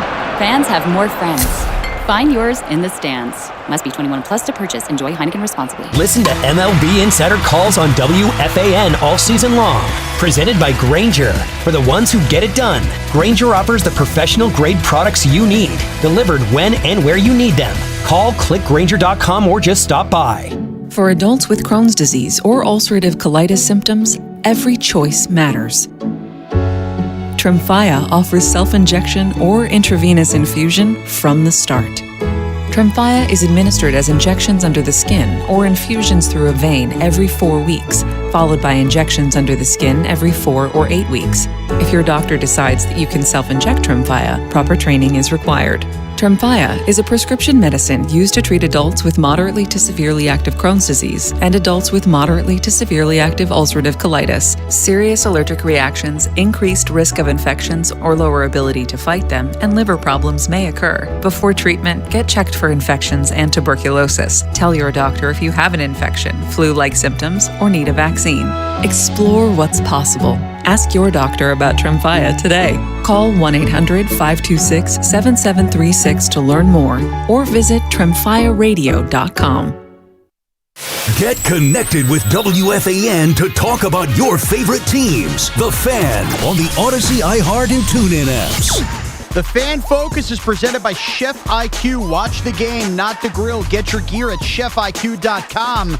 How about this for the baseball world last night? Shohei Ohtani continues to amaze.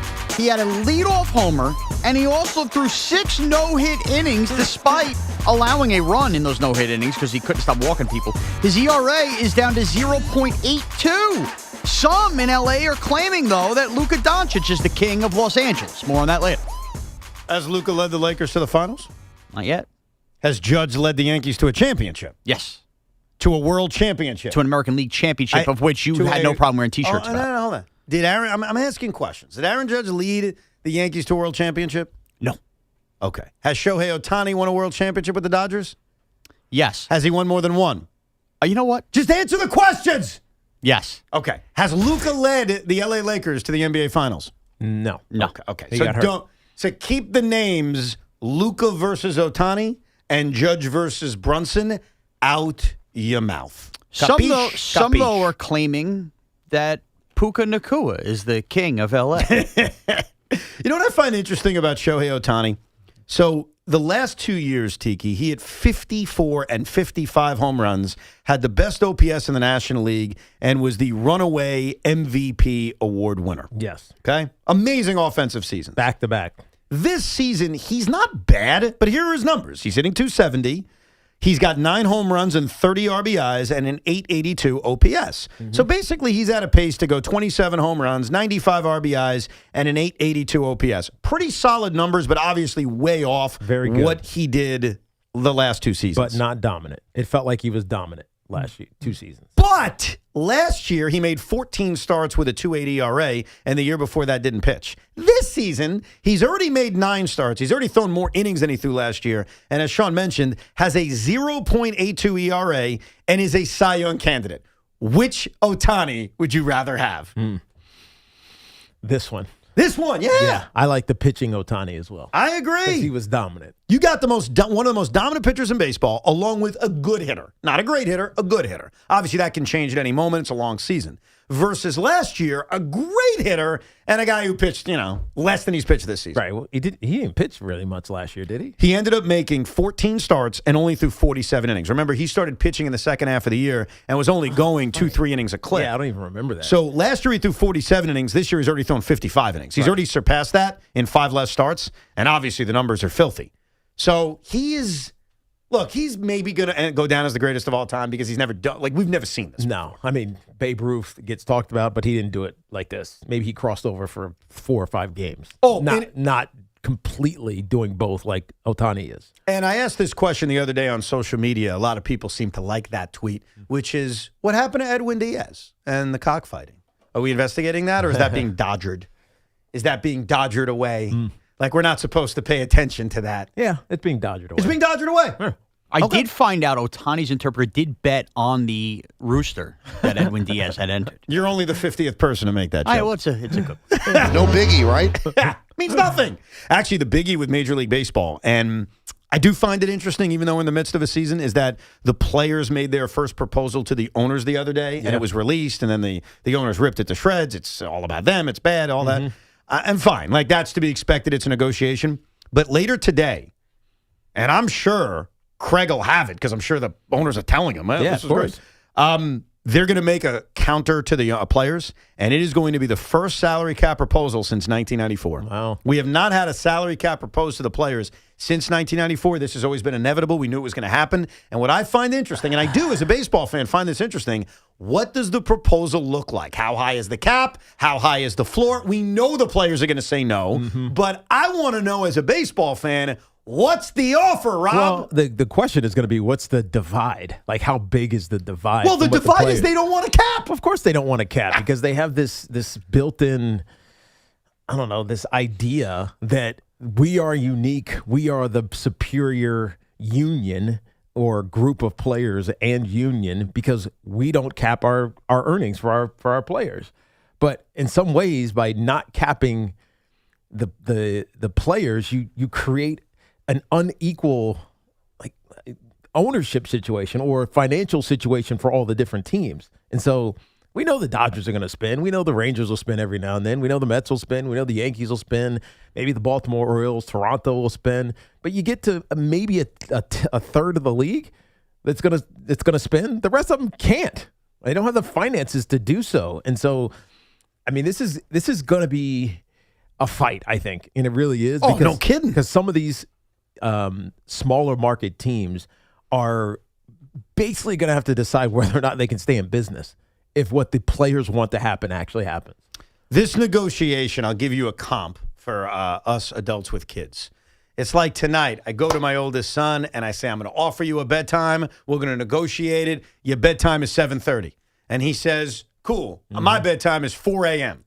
That's how far away the owners and the players That's are. what it's going to feel like. That's what it we'll is. find out when the owners give their proposal later today, and it's going to be interesting to see what they say because it's obviously going to be a cap. They're going to offer a cap for the first time time since 1994. That is a huge thing. The players are obviously going to... They're going to reject it out of hand. No doubt.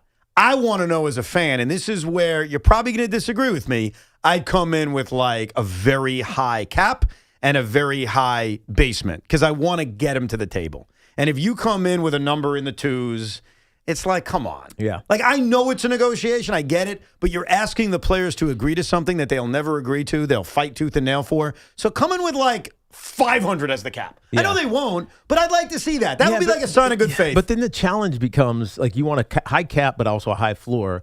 What if some of these smaller market teams can't spend that? Like, what if they don't make that much money to spend it? That's a big question. I guess the revenue sharing needs to be enough money where they can reinvest it in their players. Right. I mean, we've said this multiple times, and it's mainly because of on our show. I mean, it's barely talked about, but like we talk about these RSNs, these regional sports networks, and we look at just the ones that are here locally. I'm like, oh, yeah, they're doing fine.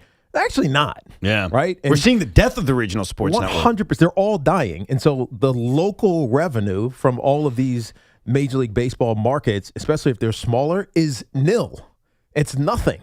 If you go to the Dodgers, they make a couple $100 million, the Dodgers. Now, part of that is split, but they make hundreds of millions of dollars in their local revenue. That's obviously their television deal. It's the advertising in the stadium, the game revenue, all that stuff. It's massive because it's the Dodgers. But then you go look at the Brewers or the Guardians. It's a fraction of it. Well, yeah. How can they stay solvent and pay up to a floor when they're not making that kind of money? Some of these teams are on the MLB-owned regional network, right? Where they distribute the teams and the games, which is crazy. They need to somehow get it to where it's similar to what the NFL does. The NFL, the media rights are collectively bargained, meaning all the teams. They bargain it together. And it's why the NFL and NBA as well have these massive multi-billion-dollar, hundreds of billions of dollar deals for television and streaming right distribution. And all of that money gets shared. Yeah, my gut is that the owners will make an offer, the players will reject it out of hand, and then we won't hear anything for like 5 months. Yeah. Then it'll go away, and then there'll be a lockout, and then God knows what happens. Let's go to Mike in Clifton Park. Good afternoon, Mike. Hey, guys, great show. So I'm calling for a couple of reasons, but my first reason is I am a depressed Knicks fan. How? Right now. Why? Well, the Knicks aren't playing, and it forces my attention to watching the Mets. And I'm a Mets fan, and it's just been horrible watching. And listen, I have a Met question for you, Evan. Two actually. One Met question is Nolan McClain. You know, he kind of went balls to the wall in the WBC. Do you think that impacted him now because he didn't have kind of like a slow ramp up, and he's a young player? And then I want to talk about David Stearns. One sin of his that we don't talk about is how he totally ruined this year for Howie Rose. That's a big sin. Howie Rose has to wash his garbage. Yeah. The man from Milwaukee. What I would say Howie should do is Howie should end his season this weekend, call it a day, and say, all right, I'm wrapping up my 2026 season this weekend, take the rest of the year off, refresh himself, and have a final year in 2027. Maybe a shortened season due to a lockout, and maybe the Mets have a chance. But I agree. It sucks that Howie Rose's career, which is such a brilliant career, a Hall of Fame career in my eyes, it's going to end in such a wasteland of a season. Yeah. And it breaks my heart, and it sucks.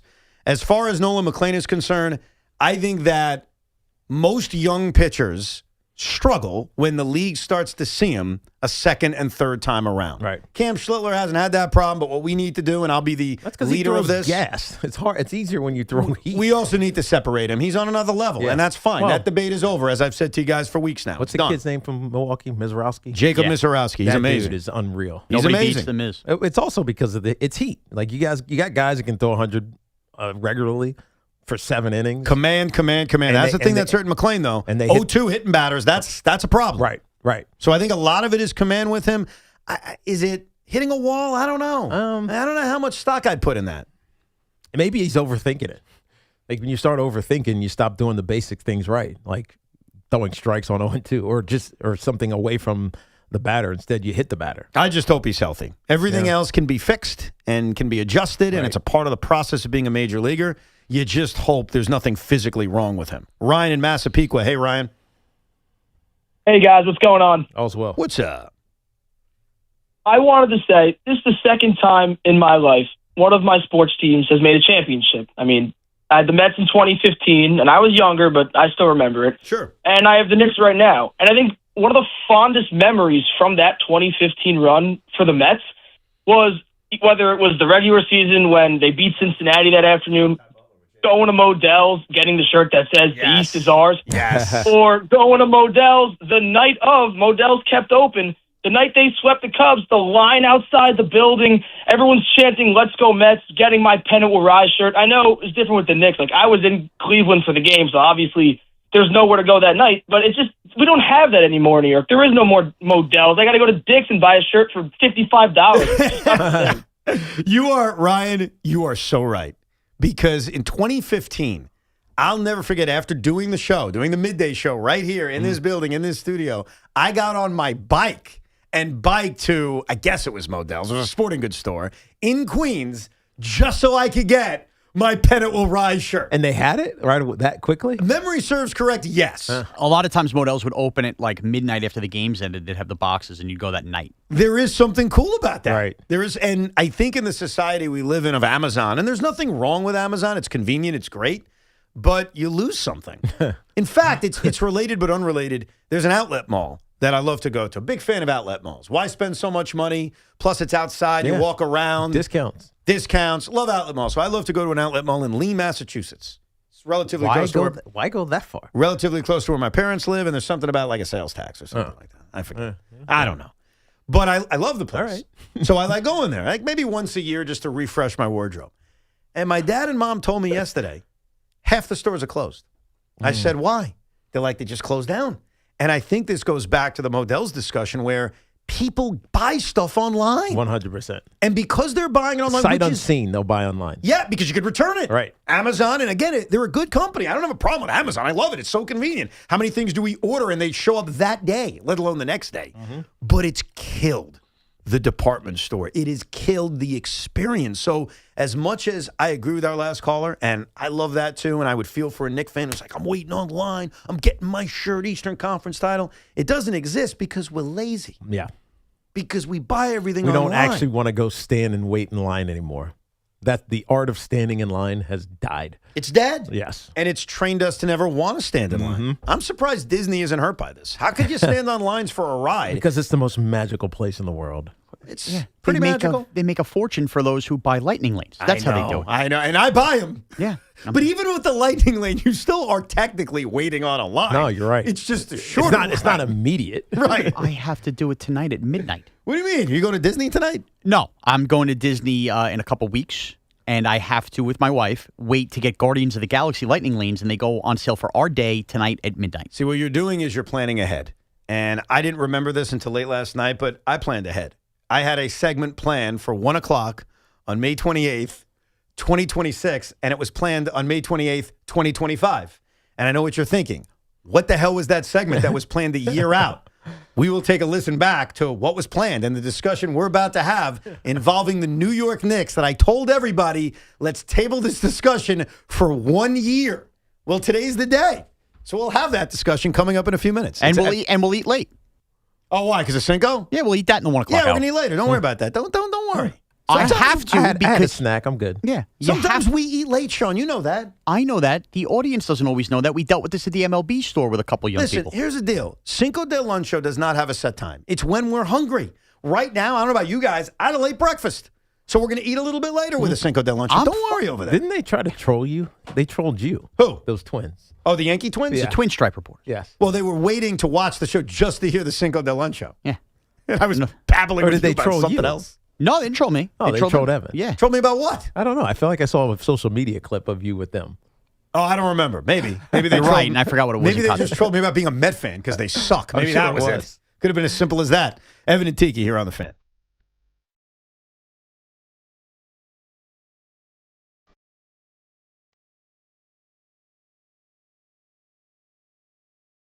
This is an Odyssey Sports Minute. Both the Philadelphia Eagles and the New England Patriots have begun organized team activities, so let's consider what these teams will look like 1 week from now when A.J. Brown is expected to be a Patriot. A.J. Brown will join Romeo Doubs in a remade receiving corps for Drake May. That passing offense should be way better, and A.J. Brown's departure poses some questions for Jalen Hurts this season. It'll be fascinating to watch. I'm Nick Costos. If you're 75 or older, ask yourself this. Do you still need your life insurance policy? Or does selling your life insurance for a large, immediate cash payout make more sense? With Benefit Advance, you can sell all or part of your life insurance for a lot of money. Call 888-200-7156. That's 888-200-7156. Benefit Advance is not a licensed broker or purchaser of life insurance policies and refers policy owners to licensed purchasers. Currently affiliated with Life Insurance Settlements, Inc. My name is Whitney Allen, and I'm a widow. My husband, Ryan, died. We never thought we'd ever have to use life insurance, but the unexpected happened. With Ethos, signing up was fast and 100% online. You can get a quote in seconds, apply in minutes, and get same-day coverage. No medical exams, and you can get up to $3 million worth of coverage. I'm grateful we were prepared. Get your free quote at ethos.com/play. That's ethos.com/play. Paid spokesperson. Time spent on application may vary. Online health questions required. The Black Crows are coming to the Prudential Center, and WFAN has your chance to win your way in. Listen all week for your cue to call, and you can win a pair of tickets to see the Black Crows at Prudential Center on June 20th. To purchase tickets, visit PruCenter.com. La Playa awaits this weekend. Be sure to stock up on ice-cold Corona.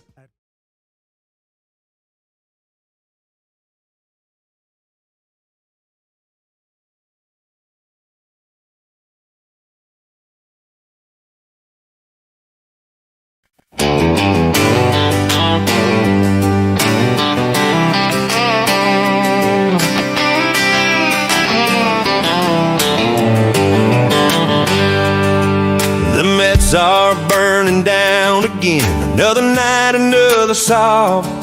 Somebody check the office door. How does David Stern still have a job? How does David Stern still have a job? No, really, how does he still have a job? The Mets are a dumpster fire. The boy genius looks like a fraud. Cohen spent the money.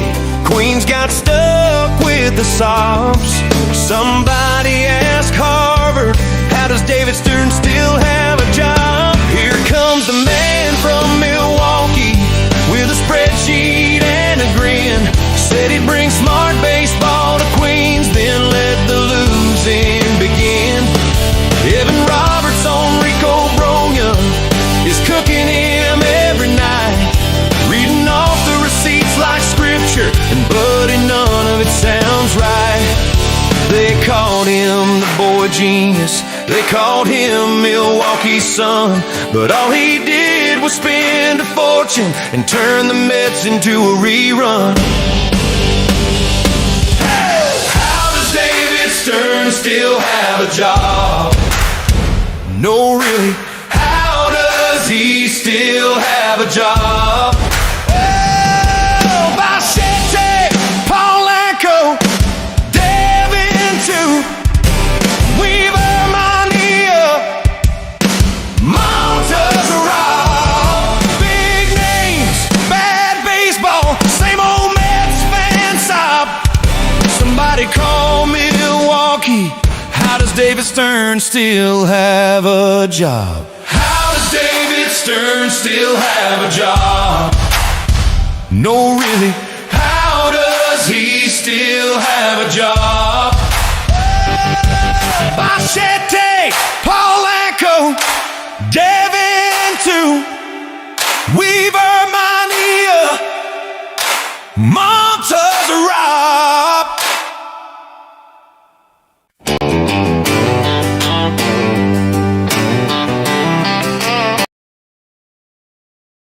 It doesn't matter if you're sitting in your car, at work, or with your kids. No matter where you are, call now. 800-575-4094. Don't lose hope. TRA can eliminate or reduce what you owe to the IRS. Generous programs are now available that can give you a fresh start. Our passion is taxes and helping individuals fix their IRS problems. We have over 1,000 5-star reviews on Google and an A+ with the Better Business Bureau. You don't need to be afraid of the IRS any longer. End your tax nightmare today by visiting us online at TRA.com or call 800-575-4094. That's 800-575-4094. Tax Relief Advocates. Real solutions for real people.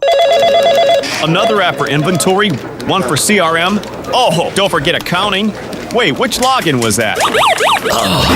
Or you could use Odoo, one fully integrated system that does it all without the hassle. Ditch the app overload. Get everything your business needs on one platform.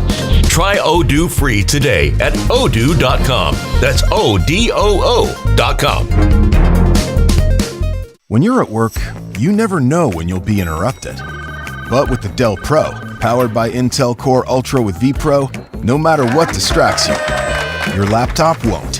It's battery optimized for the way you work with built-in intelligence that quiets distractions when you need to focus. Your laptop will help keep you locked in, even when it's bring your dog to work day. Built for those who stay in the flow. The Dell Pro, built for you. Dell.com/Dell-Pro. Our friends at Town Fair Tire remind you that at Town Fair Tire, you always get the guaranteed lowest price on name brand tires from Connecticut to Maine. Nobody beats Town Fair Tire. Nobody. We're your official station to talk Yankees and Mets. WFAN, WFAN FM, WFAN FM HD1 New York, and Odyssey Sports Station. I apologize. I got to do it again. It's the second day in a row. We got to play clips of politicians talking about the Knicks. I find it very interesting and entertaining. Yesterday, you heard, not just on our show, but all over the place, the big mistake that Governor Kathy Hochul made about the 1993 championship Knicks. And obviously, President Trump also commented on how he's going to the Garden. We talked about that as a report, that he was planning on going to Game 5 in the Cleveland series, but because the Knicks swept, he didn't go. He confirmed that, and that he is probably going to one of the NBA Finals games because he was invited by, quote, James Dolan and many other people. Possibly Mitchell Robinson. That is certainly on the table.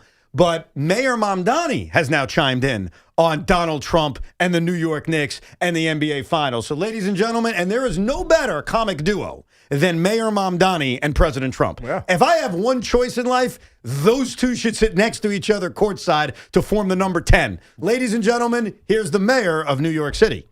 If the president comes to watch the Knicks, I'll leave the president to watch the Knicks as he wants to watch the Knicks. I'm not going to do any analysis of the president's fandom.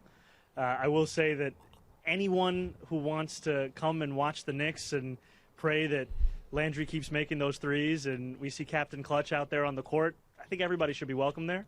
I can tell you that it feels like the thing that's on everybody's minds across the 5 boroughs, and we're incredibly excited for, we hope to run 1999 back with a different result. You think he's a real fan? I kind of get the sense he is. Mamdani? Yeah. Yeah, I do. I mean, Landry Shamet could just been told to him beforehand, but I get a vibe from him that he's into it. He said it like he knew it. I got one issue. What? Nobody talked about it, but it was all over social media.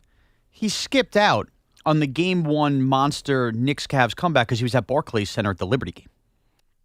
Say that again? So maybe he has daughters that he took to the Liberty game. So he went to the Liberty game over Game 1? Is that what you're saying? It's Game 1. It's the conference finals. You're the mayor of New York City. But it's Game 1. Yeah, it's the conference finals. You're the mayor of New York City. You're supposed to be the big Knick fan. Okay, a couple of things here. He's also got to represent the female basketball fan. That is, okay. I understood that, and I knew that. But. Was he at the Liberty game because he's the mayor and he's trying to do mayoral things, which is, I got to keep everybody happy? Was he at that game because he cares more about that game? Why was he at the game? I have no idea. I believe it was Liberty opening night. And that's why I gave pause to say this. But my reaction wasn't that. Horrible scheduling by the WNBA. No, and I agree. And for the record, when I first saw the clip, I said, I can't believe nobody's making this correlation. I understand. The Liberty are a team in this town, too, and he's got a right to go. Most recent championship. But your Mr. Nick is the mayor. But it's Game 1. It's Game 1. But it's the conference finals. And you have a conflict, and you have to give equal opportunity. It just is what it is. We know what I appreciated most about that response? He didn't use it as to take a cheap shot at the president. No. He uplifted the Knicks with it. Nor did he defend Kathy Hochul. No, he just didn't take any cheap shots. No, he didn't. I'll give him this. That was a good answer. Right? It was a very good answer because it feels like every politician you hear cannot wait to take a tongue-in-cheek cheap shot. Absolutely. They cannot wait. Everything is used and it's so annoying. And, and then you wonder why that whoever you're talking about then lashes back out at you. Which is why. Because you make it personal. Which is why I'm not even joking. Trump and Mamdani should sit next to each other at the game. They're already weirdly friends. They are, because when he went to visit him in the White House, they kind of came out like, hey, man, I like this guy. One of my favorite moments was when the mayor was asked, you called Trump a fascist. Do you still feel that way? And Trump's like, you don't have to answer that. That's good. Anyhow, here's more from the mayor talking about the Knicks and Donald Trump and how it's all bringing the city together. Are you planning to attend the NBA Finals? And what's your reaction to President Trump possibly coming? Thank you. I'll say One of the few things the president and I agree on is not just that New York City is the greatest city in the world, but that we do want the Knicks to win the championship. And sorry. Oh, God. I can tell you in this city, the level of excitement across the 5 boroughs, it's like nothing many of us have seen for some time, and that's because of the fact that the last time we were in the finals, it was 1999. Ricky Martin's Livin' La Vida Loca was #1 in the charts. And we are so excited. You know, I'm hoping that Spurs and OKC just keep going to double OT and they take it to a Game 7 and they're exhausted by the end of this. There you go. That's real basketball. Oh, now you believe No. he's a I just had an issue with him going there. Give him this, man. In the world where we're all fighting over politics and sports, that was pretty accepting of everybody involved. I got to give him that. Was a great answer. I think I got a 30% chance. By the way, that's what happens. it's supposed to be. Of course. But it sucks that that's what it feels like. You're shocked when it's what it's supposed to be, right? Right. Well, now you are. Yeah. It didn't used to be that way. Right. Now, where do you think, assuming both go to this game, so Mamdani went to a Knick game and sat in the 200s, like he sat in the upper level, and of course, he was criticized for that. I, as someone who sits on the Chase Bridge, respected that. Like that's what you do. Where are they sitting? Does Trump go courtside? No chance. No. There's no chance he's sitting. Well, you know the whole game of there's a tweet for everything when it comes to the president? Yeah. You got the courtside clip ready there, Sean? Hold on. Ladies and gentlemen, what if I told you Donald Trump was courtside for a New York Knicks game? When? And what if I told you a legendary New York Knick fell into Donald Trump? Ladies and gentlemen, I take you back 25 years when Donald Trump was courtside and he got run into by, get this, Charles Oakley. I'm diving into the arms of Donald Trump. Gave what I did? Well, I never realized how big he was until I was holding him. This was not pretty. Did you take a hard hit? A little bit of a hit, but he's great. He's a good guy. I know him, so it's okay. What do you think of the Knicks comeback here? I think they're doing great. It's a great game. Don't get hurt. Have a good time. Let's go back to Vernon Dock. Oh, well, maybe he bridges the gap. I was going to tell you. Maybe he's the one that gets Oak back into the circles at MSG. Can you believe that? Forget the Middle East. Donald Trump could get Oakley and Dolan to be friends together. I know him. He's a great guy. Yeah. Did you notice he sounds exactly the same and it's been 25 years? Of course he does. It's the exact same voice. I didn't realize how big he was till I was holding him. That's what? No, that's what she said. Oh. Yeah. A weird way to tee that up. I know. Okay. Now. I wasn't thinking that. Neither was Sean. 1 year ago, I got into a fight with a caller. It was May 28th, 2025. Mm-hmm. It was in the midst of the Knicks Eastern Conference Finals against the Indiana Pacers. They had lost game one, obviously. They were down in the series, and I made a comment on the radio that if the Knicks lose to the Pacers, the Celtics series would die in Knick history. It would not live on because of the disappointment of losing to the Indiana Pacers. And so a gentleman called in, and we fought with each other because he said, "You're wrong. You're wrong. You're not right about that." And I tried to say, you know what? Let's table this for another year. So I take you back to a year from now when I set up this discussion we're about to have. WFAN Flashback. In fact, put it in the calendar. I'm going to do it right now. We're going to have a discussion on this radio show on May 28th, 2026. On the anniversary.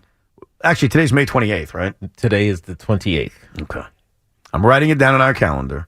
On May 28th, which is a Thursday, on Evan and Tiki, did the Celtic series matter, and do we remember it? I just added it because a year from now, we're going to talk about this. And trust me, it's going to be clear. It's going to be clear. Yeah.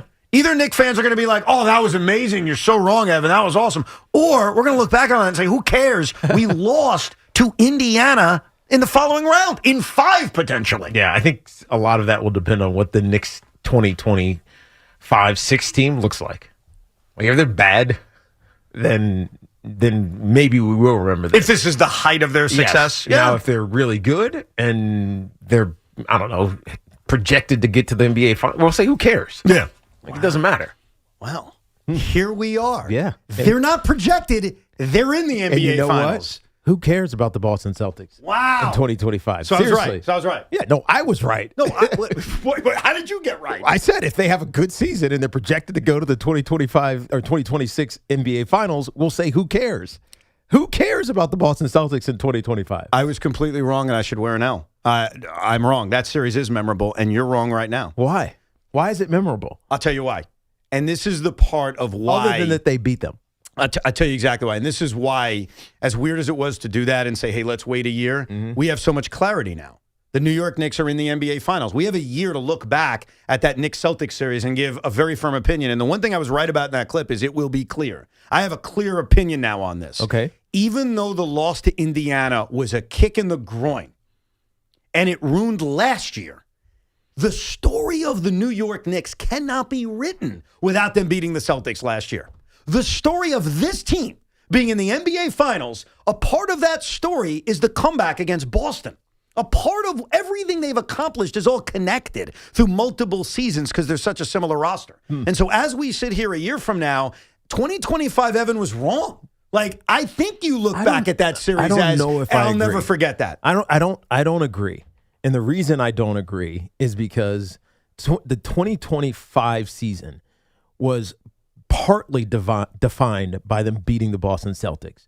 But then the roller coaster of emotions that you had really throughout that year ended on a down note because of what happened in the Pacers series. And so it precipitated what happened a couple of months later, which is when they fired Tom Thibodeau. Right. And now you go back and look at what has become, not really go back, but you just look at this most recent history, what's become of the Knicks, because they lost to the Pacers.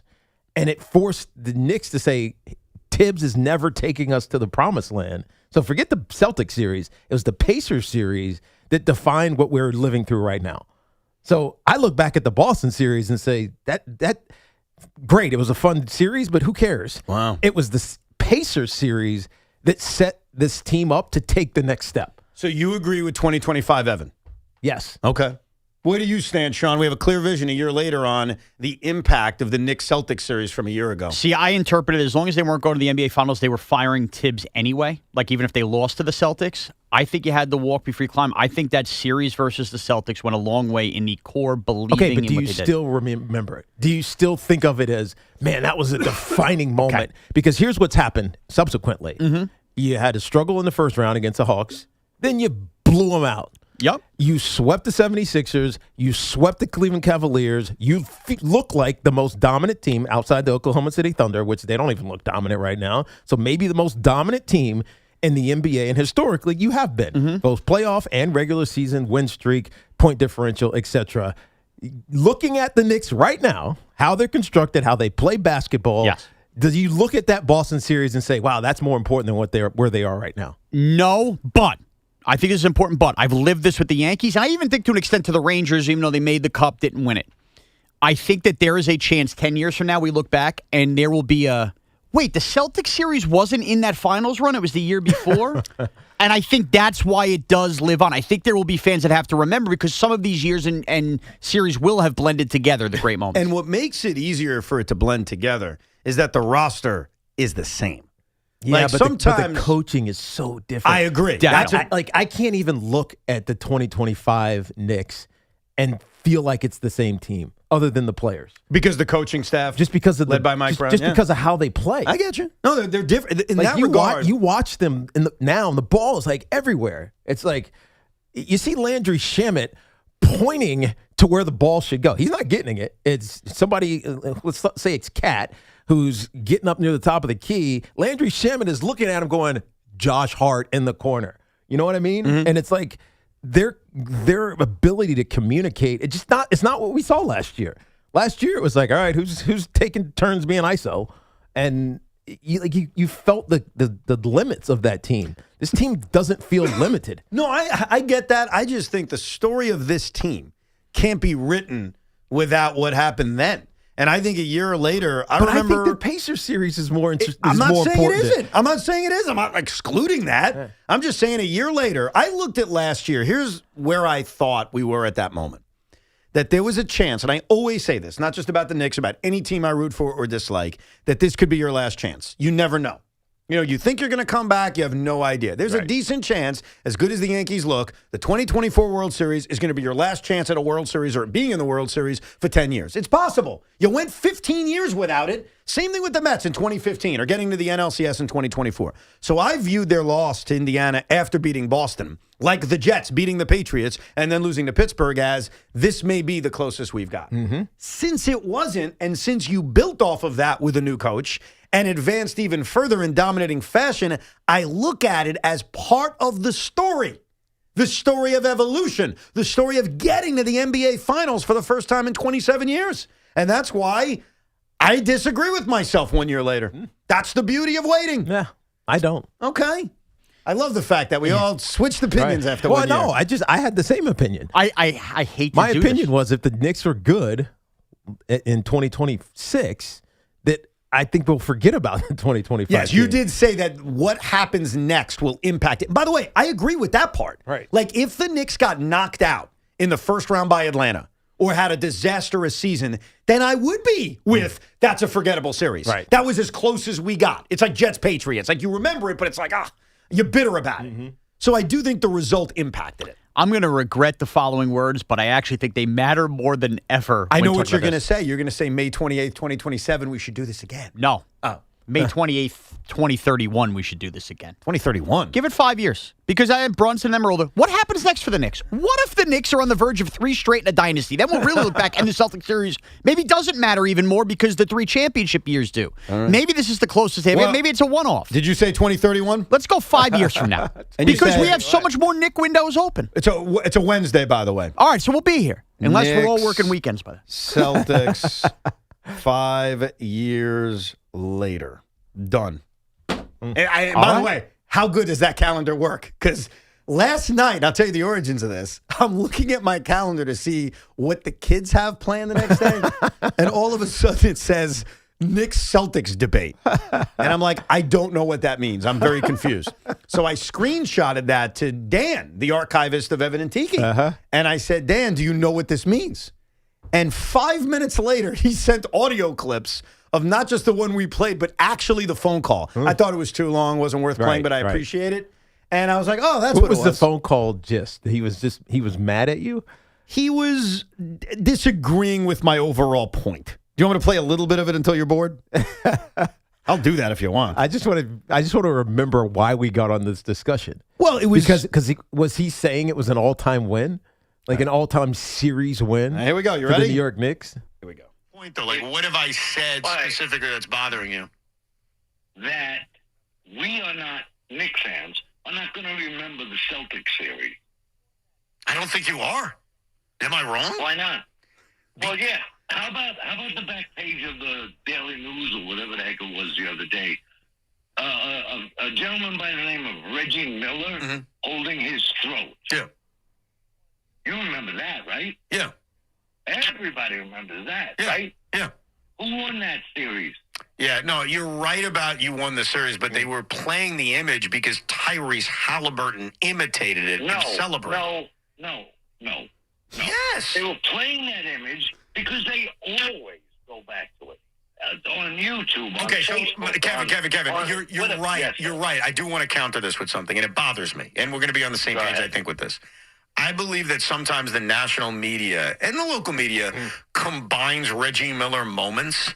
And so they think of, well, the Pacers won the following year. And, of course, that's the 8 points and 8 second situation. Yeah, that means nothing. No, I'm not saying it means anything or nothing. I'm saying I think they combine them sometimes and get confused on what Reggie Miller moment happened when. Well, but I don't think agree that. with you on that. Okay, You're so right. we're on the same page. What I'm saying to you is the Knicks beating the Celtics was a glorious upset. It really was. It was amazing. I don't think any of us really felt it coming. I think if they lose in the following round to a team they were supposed to beat, it's just going to take so much away from it that, I don't think. Go ahead. What is supposed to be? They were favorites.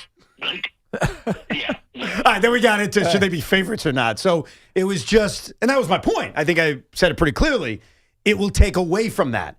What we now know a year later is it adds to it. It's part of the story of how they got to the NBA Finals was that series against Boston. A part of why you started to trust Mikal Bridges was the plays he made against Boston. Yeah. But you stopped trusting him in the middle of the regular season this year. And you wanted him to be benched and be not used in clutch moments or closing of games anymore because he just wasn't reliable. Now he's back. Macau Bridges! But I don't know. I don't remember that series as being critical to this team. I feel like this team, despite being a lot of the same people, it's a completely different operation. We have now seen the Knicks in the Jalen Brunson era play 2, 4, 7, 10 rounds of the NBA playoffs. Mm-hmm. Is my math correct on that? They lost in the semis in 23, the semis in 24, the conference finals in 25. They're in the NBA finals in 26. Right. So 10 rounds. If I asked any Knick fan, rank the most memorable, Knicks Celtics is number one. No chance. Yes, it is. Well, okay, what's number one? Beating the Cavs in the conference final. Nah, I disagree. No, They annihilated them. Game one of the Cavs make it one of the most memorable Knicks moments in the history of Knicks moments. What about game 1 and game 2 against Boston? They were down by 1 million in both games. What about blowing out the Celtics in game 6? Evan, what about that? Evan, I hear you. I personally don't remember that. What happened in game 1 and game 2 of the Cavaliers, I can't put together the sequences of events. I can't tell you how they came back. But I can tell you that a week and a half ago, Jalen Brunson said, "Get on my back. We're getting our asses kicked. I got us." Jalen Brunson isn't the answer. That's the Jalen Brunson era legacy games, game 1 versus the Cavs. 100%. Games. It set them up to then BTA the Cavaliers for the next 3 games. In fairness, the game was 2 weeks ago.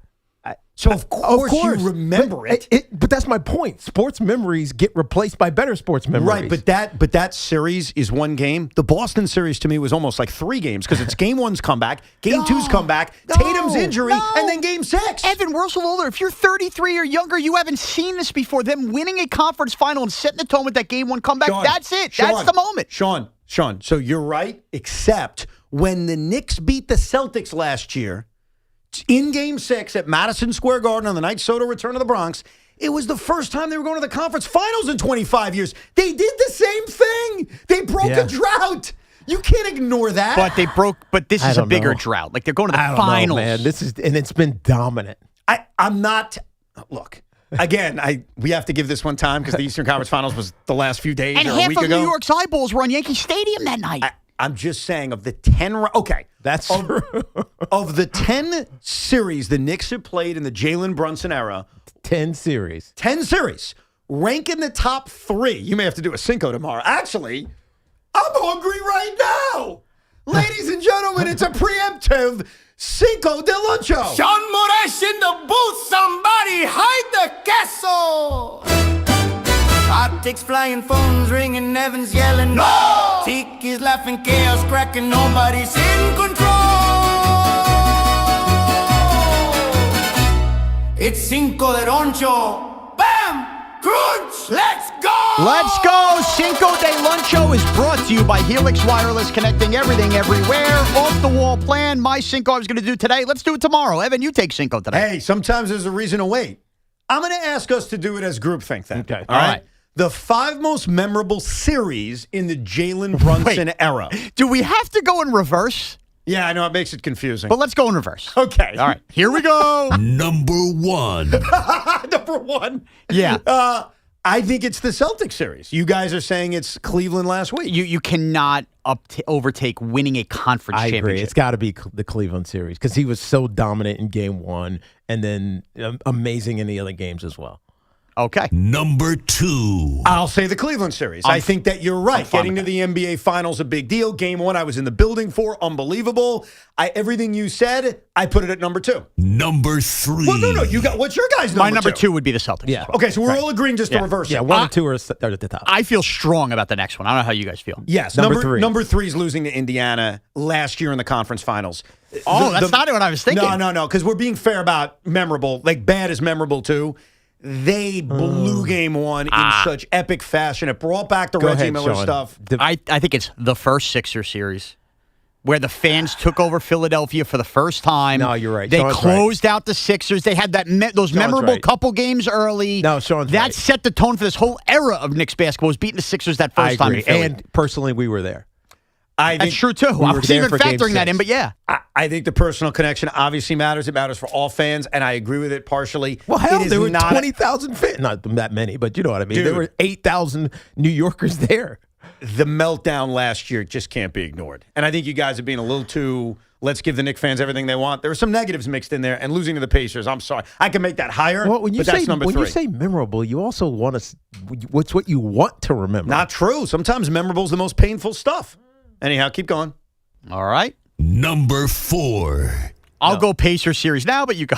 Yeah, I'm debating between the Philly series, and I hate to say it, I think losing to Indiana the year before with all the injuries, being up 2-0, having a lead in Game 3, It's the funny. injuries riddled you, and then obviously Game 7's a blowout. I can't go to that one 2 years ago. That's Indiana series because you just knew it was over. You knew they weren't winning. I didn't know that. Really? No, it's Game 7 in Madison Square Garden, bro. How would I know that? As soon as Jalen Brunson was not healthy. Well, Jalen Brunson got hurt in the midst of the injury that really got him out was in the midst of Game 7, so I can't say that. OG trying to play. I don't. Okay. Yeah, that one doesn't resonate. And my number 5 would be Philly. Here we go. Number 5. My number 5 would be Philly. I definitely think they're taking over the building, a 6-game series.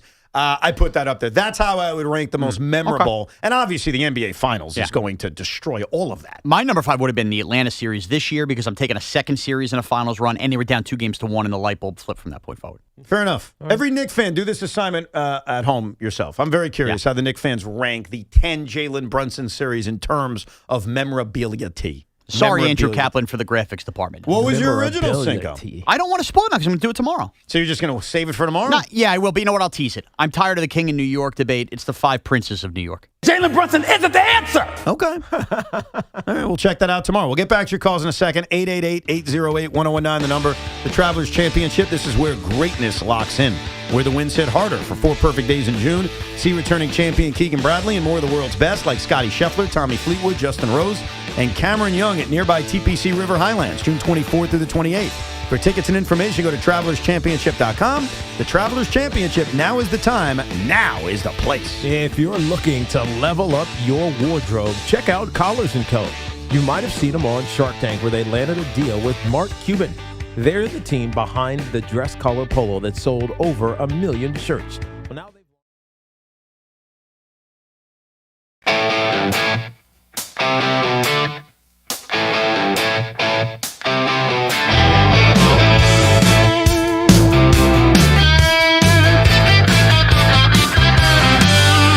The mics are hot, the board is blinking. There's sauce on channel 3. Sean's got crumbs in the faders and ranch where the level should be. He's chewing through the traffic update, spilling lunch on every knob. Somebody grab a paper towel. How does Sean Morash still have a job? How does Sean Morash still have a job? No, really, how does Sean still have a job? A terrible bullboard op, a giant shill, a Knicks troll sent by God.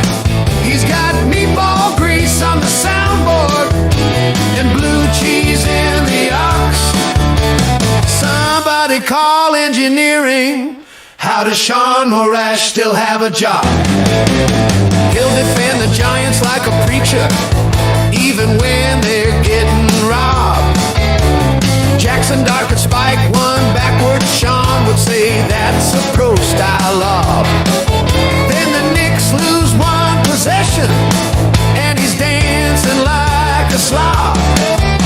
With buffalo sauce on the dump button, how does Sean Morash still have a job? Evans yelling, Tiki sighing, the callers want his head. The board smells like mozzarella sticks and half the buttons are dead. How does Sean Morash still have a job? No, really, how does Sean still have a job? A board-up disaster with a hoagie in hand, turning WFAN into a deli stand. He's trolling the Knicks, praising the Giants, leaving crumbs like it's his job. Somebody wipe down the studio. How does Sean Morash still have a job?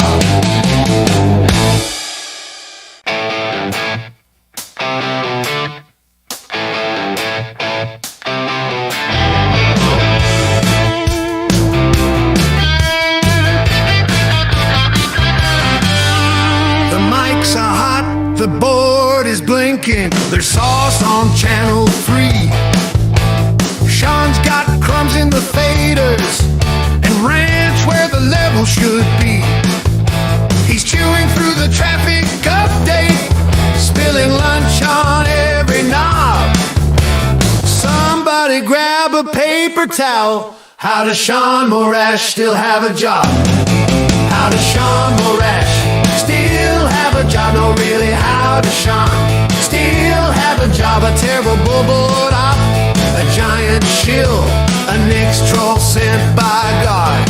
He's got meatball grease on the soundboard and blue cheese in the ox. Somebody call engineering. How does Sean Morash still have a job? He'll defend the Giants like a preacher, even when they're getting robbed. Jaxson Dart could spike one backwards. Sean would say that's a pro-style lob. Then the Knicks lose one possession, and he's dancing like a slob. With buffalo sauce on the dump button, how does Sean Morash still have a job? Evans yelling, Tiki sighing, the callers want his head. The board smells like mozzarella sticks and half the buttons are dead. How does Sean Morash still have a job? No, really, how does Sean still have a job? A board-up disaster with a hoagie in hand, turning WFAN into a deli stand. He's trolling the Knicks, praising the Giants, leaving crumbs like it's his job. Somebody wipe down the studio. How does Sean Morash still have a job?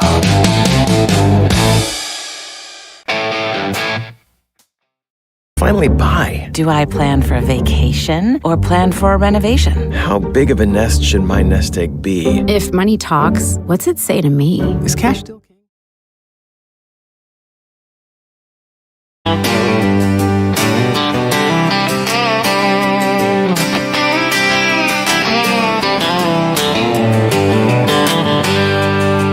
The Mets are burning down again. Another night, another solve. Somebody check the office door. How does David Stern still have a job? How does David Stern still have a job? No, really, how does he still have a job? The Mets are a dumb Horizon? If you have geographic atrophy, or GA, subtle changes in vision could mean it's progressing toward irreversible vision loss. Izervay is proven to slow GA progression and could help preserve your vision for longer, so you may keep seeing the world around you. Izervay, or avacincaptad pegol, is an eye injection. Don't take it if you have an infection or active swelling in or around your eye. Izervay can cause eye infection, retinal detachment, or increased risk of losing begin. Evan Roberts on Rico Bronya is cooking him every night, reading off the receipts like scripture, and buddy, none of it sounds right. They called him the boy genius, they called him Milwaukee's son, but all he did was spend a fortune and turn the Mets into a rerun. How does David Stern still have a job? No, really, how does he still have a job? Oh, Vicente, Polanco, Devin too, Weaver, Mania, Montezerra, big names, bad baseball, same old Mets fan stop. Somebody call Milwaukee. How does David Stern still have a job? How does David Stern still have a job? No, really, how does he still have a job? Vicente, Polanco, Devin too, Weaver, Mania, Montezerra. The Fan Focus is presented by Chef IQ. Watch the game, not the grill. Get your gear at chefiq.com. No local baseball tonight, so all Thank eyes God. go to San Antonio, Texas. Thunder looking to close out the Western Conference Finals and look ahead to the Knicks. A Spurs win would force a winner-take-all Game 7 this weekend. And very sad news from the hockey world just coming down. Former Devils forward Claude Lemieux has passed away at the age of 60. He was in Montreal just days ago carrying the torch out before Canadiens' playoff game. That's horrible news. Hate to hear that. Condolences to the Lemieux family. Right. If you were just listening to us, and you could always rewind on the Odyssey app if you miss any part of the show. We've talked certainly a lot about the Jaxson Dart Abdul Carter situation, the meeting that took place today. Abdul Carter not there observing a religious holiday. A lot of Knicks talk. One of the conversations we had a few minutes ago was ranking the 10 Jalen Brunson series in terms of most memorable. And I was passionate that turns out the Knicks-Celtics series from a year ago to me is number one. And you guys obviously disagreed that it was the more recent series against Cleveland in which the Knicks went to the NBA Finals. I think it's all also because of the perspective you have on the Knicks. Absolutely. We all have our own perspectives. You even mentioned it earlier. Being at games in the Philadelphia series made you a little bit more biased towards that series. Absolutely. So you're a Knick hater. I have admitted that. I think yes. Sean's a less of a hater. No, but also no. He's more of the New York Knicks are trash. He's more of like the troller. Like, Okay. he's like the Knick troller. I'm a good little boy, is what I am. Yeah, but you're a troller, but he's a hater, like a massive hater. I'm more of just an IBO appreciator. Like I root for their success, but I'm not devastated one way or the other. I'm not excited over like, oh my God, it's amazing. But I'm also not like, yeah, good riddance type of thing. Right. Craig and Big Mac are really the ones you should ask. I asked them. Because they are the Uber fans. I asked Craig Carton, Chris Big Mac McMonagle. It was Chris McMonagle, his fat ass. And I asked Anthony Gallo, who's also, they're all great Right. Knick fans. Like, Yes. they're all very different. And what was their answer? They all gave different answers. Wow. Which I thought was fascinating. And I framed it the same way with all of them. I said, don't overthink it. Like, don't get into the weeds on it. Right. Just most memorable series. Right. There's 10 of them. You know them all. Which one do you remember most? Yes. Which one do you remember most? Because it's amazing that there's been 10 over this run that Jalen's been on, but that's the answer. Right. 2, 3, and now 4. Mm-hmm. Does that add up to 10? That adds up to 11. Yeah. But that'll be 11 after the NBA Finals. Right. So I said Boston, New York last year. You guys said the Eastern Conference Finals this year. Chris McMonagle agreed with me. Wow. Suck it! And said the Boston series. Anthony Gallo agreed with you and said the Cleveland series. Okay. And Craig was a wild card. And I give him credit because, I again, just can't wait for whichever random one this is. One of those woke libtards. That's the last time. I'm sorry. Detroit, first round last year. Really? Yes. Hard-fought series. Yeah. Some very entertaining games. They really got, and you know what's funny about that series? That taught the Knicks how to be tough. Like, in a lot of ways, we came out of that Detroit series and said, they don't beat the Celtics without getting punched in the mouth by the Pistons. So in a lot of ways, I see it. Now, it doesn't jump out at me. It didn't even make my top 5. No. But that's a big-time Knicks fan without overthinking it saying, Detroit last year. How about that? That's such a Craig. That's like saying Springsteen's best song is In Glory Days. It's unbelievable. Why, you think that was done purposely? I don't No, think it was. actually, I don't think it's done purposely. It should be contrarian. Yeah, like, come on. We all know that's not the most memorable I don't know, because he's not listening right now. He's not. I don't think he knew what I was doing with it. It was more just a question. I think he was genuinely giving an answer. The more it's okay, but what stood out about that series when you went? If you rethink out about it right now, what stood out? Bad call. I think of the bad officiating. Yeah, I think of the Jalen Brunson game winner. I think of that. I think of the Cade Cunningham evolution, or not even evolution, but just like it was like his breaking moment. Yeah. Like where we started to say this kid's going to be freaking good. Yeah, they really built off that choking. They choked it away. But the main thing I remember from that Detroit series is Cade Cunningham will be a hell of a player, and we'll see how quickly before he's leading his team to a championship. Now maybe we were wrong. But that's what I remember. That's kind of it, though. I don't remember much else. Yeah, wouldn't have been number one for me, but it shows you there's a different answer for everybody. So that's a homework assignment for everybody, all the Knick fans. Which one is the most memorable? 10 of them over the last 4 years, which is incredible. Let's get back to your calls, 888-808-1019. Mark is down in South Carolina. What's up, Mark? Hey, guys, what's happening? All's good. What's up? Tiki, you're a legend. We'll see you in the Hall of Fame soon. Thank you. Evan, I'm pretty sure I'm one of the only guys who wrote to Amazon that you should have a Pulitzer Prize for the book. Oh, thank you for that. I appreciate it. It was my first ever. The book was great, and it's amazing that you can't speak words and you don't know words yet. You're a published author. It's a good point. But I do got to say something, Evan. Throughout the years, you have made me angry. You have made me furious with your Knicks hate, with your Knicks takes. Tommy would always call you out in the back, but let me tell you, man. I run to you right now for this conference finals, for this whole playoff trip, for this whole season. I run to hear what you say because it's fair.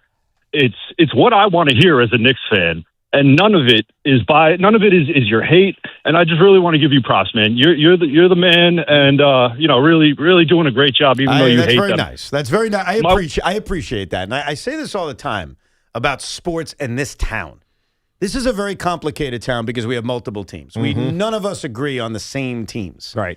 And when I talk about the Mets, and I take pride in what I do with the Rico, but I admit I have blind spots. I'm a diehard Met fan, and sometimes I get too emotional. I am able to separate with the teams I don't like in a way in which sometimes I believe my analysis on the Knicks is better than the Nets, and my analysis on the Yankees is better than the Mets because I don't have a blind spot. I can just take a step back.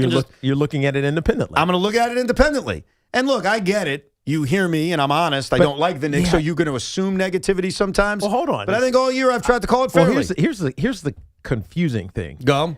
Because you love the Mets and you love the Nets. Yeah. And so when you give opinions on them, they're kind of like they're colored by that love. Which sometimes is negative and sometimes is positive. There's a blind spot. Okay. That's the phrase I like to use. Right. So like you're driving a car. Right. So, but if you have hate for the team, how do you not have the same blind spot? Because I can take or different. I can an alternate blind spot. I can take the emotion out. And I'm going to be very honest with you, and I don't like to do this, but I'm going to do it because it's just true. We save all our predictions, and I'm talking about last year. And so for a guy like Craig, I can't include him. He wasn't here. I'm not searching his Fox tapes. But in terms of the season and Thibodeau and replacing him and what we expected, I've been as right about the Knicks as anybody. Yeah. And did we do a season prediction? Yes. Well, I have that. And by the way, I'll play it for you tomorrow. It's going to blow your mind. I freaking nailed it. Did you? And I'm not saying that to brag because it's a prediction. What does it mean? This was post Mike Brown too, right? Yeah, it was October 22nd. It was opening night. Right, okay. I got that all for tomorrow. Okay. I got you too. Good. And we'll call ourselves out. And I'm not perfect, but between they needed to move on from Tibbs, a lot of people disagreed, to the Knicks are the Knicks again with their coaching search. And I said, you guys got to calm the hell down. You're wrong about this. Kind of right about that. To, from the beginning, saying they're going to the finals. Now, I'll be consistent. I've said since day one they're going to lose the NBA Finals. More on that next week. Right. So, and I'm not saying it because I'm that smart. I'm saying because I didn't have a blind spot. Right. And when it comes to the other basketball team, that doesn't count anymore, or the Mets, I got blind spots. I'll be the first to tell you. Yeah, and because you think that, what's his name? What's the kid's name? Igor Joman? Joman. Did Igor Joman? He's not household name yet to the lay non-net fan. But you see him as this massive star. No, but it goes both ways. It's not just massive stars. It's also the negative. Like I think sometimes going to be a massive star with your own team, the blind spots are both. They're not just positive. I'm not a positive fan. I don't think I'm a negative fan. It's just you get confused by it. So what I take pride in, surrounded by nothing but Knick fans, and I respect everyone because they're diehard Knick fans, is we all have blind spots as diehard fans. I don't have any blind spot with the Knicks. I'm going to separate my hatred. Good. And quite frankly, from the beginning of the season to now, I've been the most right. It's because you have season tickets. Is that why? Yep, that's exactly why. Because I have season tickets.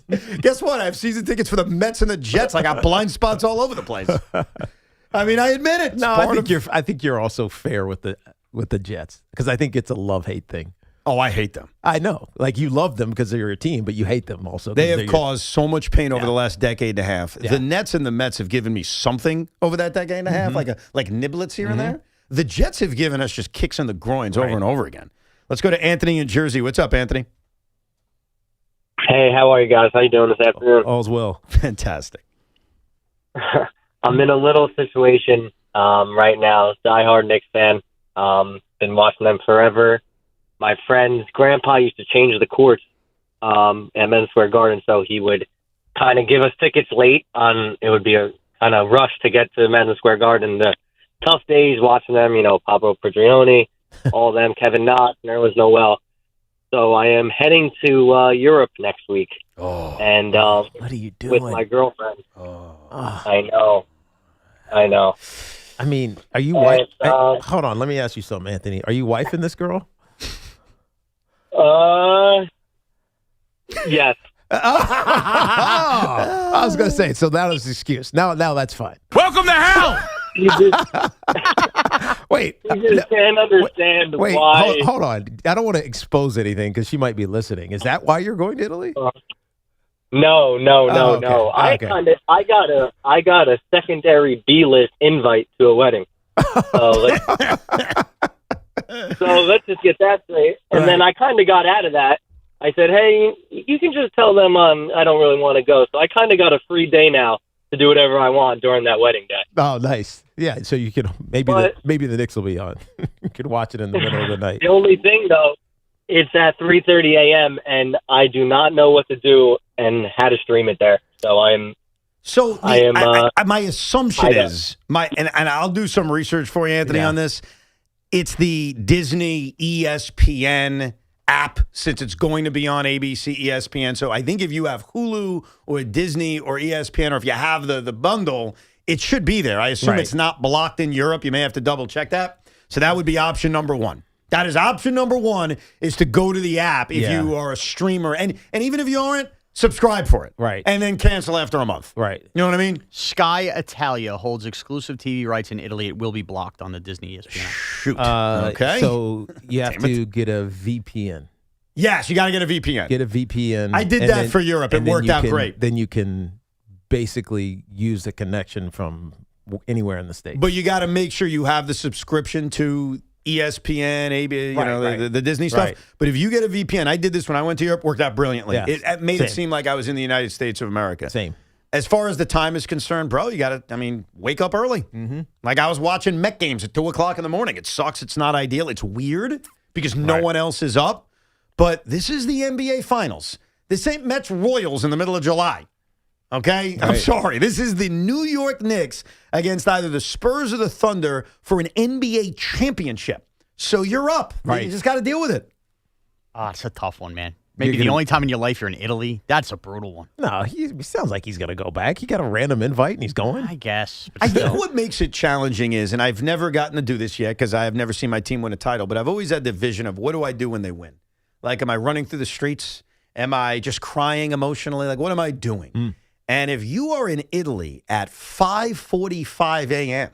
as the New York Knicks win the Larry O'Brien Trophy, what are you doing? Pasta for breakfast. Are you running through the streets of Milan? Yeah, maybe. I don't know. And they're going to look at you like you got 12 heads. I mean, what do you do? Yeah, they'll think you're crazy. You'll be in an asylum as soon after. It's like, what the hell is wrong with you? Now imagine if you were in France and they were playing the Spurs. Then you'd have nothing to worry about. True. Because I assume it would be an event to watch Victor Wembanyama compete for an NBA championship. So from that perspective, maybe go to France. Maybe that's the answer. Shame the Knicks don't have Dante DiVincenzo anymore, huh? I don't think that flies in Italy, bro. No. Didn't we go through this already? Yeah. He's not Italian. He's not Italian. He's Italian. Hey, your last name's DiVincenzo. You're Italian. Yeah, but he's not born in Italy. Do you remember that? I think you were actually on vacation. But during the Team Italy's run in the WBC, we called a bar. We called a bar in Italy to see if they were into it. Yes. And they basically were like, no. What are you talking about? What are you talking about? Not on. Right. Yeah, they weren't into it. Andrew's in Patterson. What's up, Andrew? Hey, guys. How you doing? All's well. Tiki's a huge fan. You were my first favorite Giants player growing up. Thank you. I appreciate can't wait to see you in the Hall of Fame. I know it's going to happen. Thank you. I wanted to chime in on that Knicks debate. You guys are picking the Jalen Brunson game one moment against the Cavs. Are we talking about series overall, or are we talking about a single game? Series overall. Series overall. Then you have to go to Boston. Thank you. Think about the national media. 99% everybody was picking the Celtics. Weren't they the defending champs last year? Yeah. So I was like, and then on top of that, you're down 20 plus in both game 1 and 2 in Boston. like that.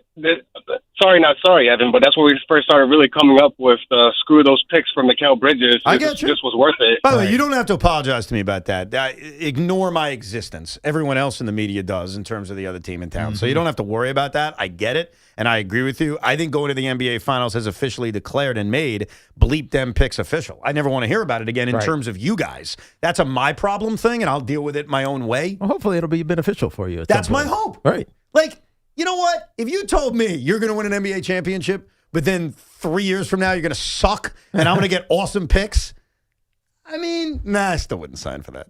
I was thinking about it. But to your point, it would be mutually beneficial.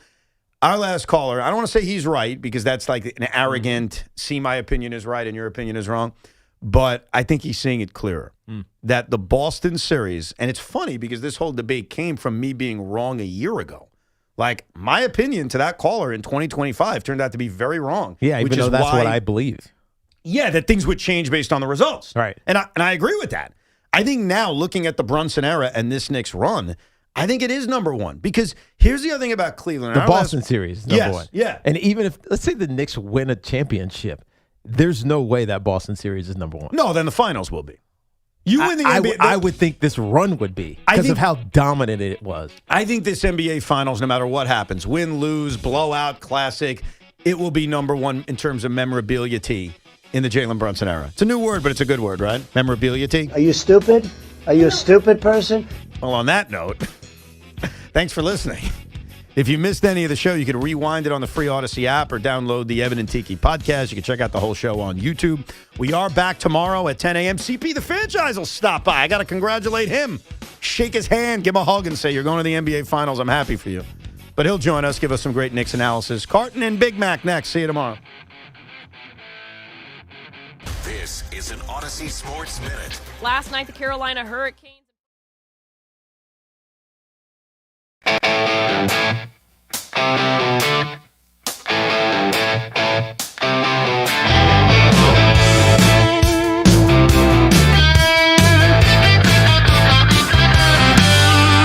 mics are hot, the board is blinking. There's sauce on channel 3.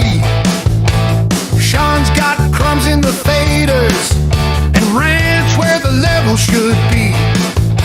He's chewing through the traffic update, spilling lunch on every knob. Somebody grab a paper towel. How does Sean Morash still have a job? How does Sean Morash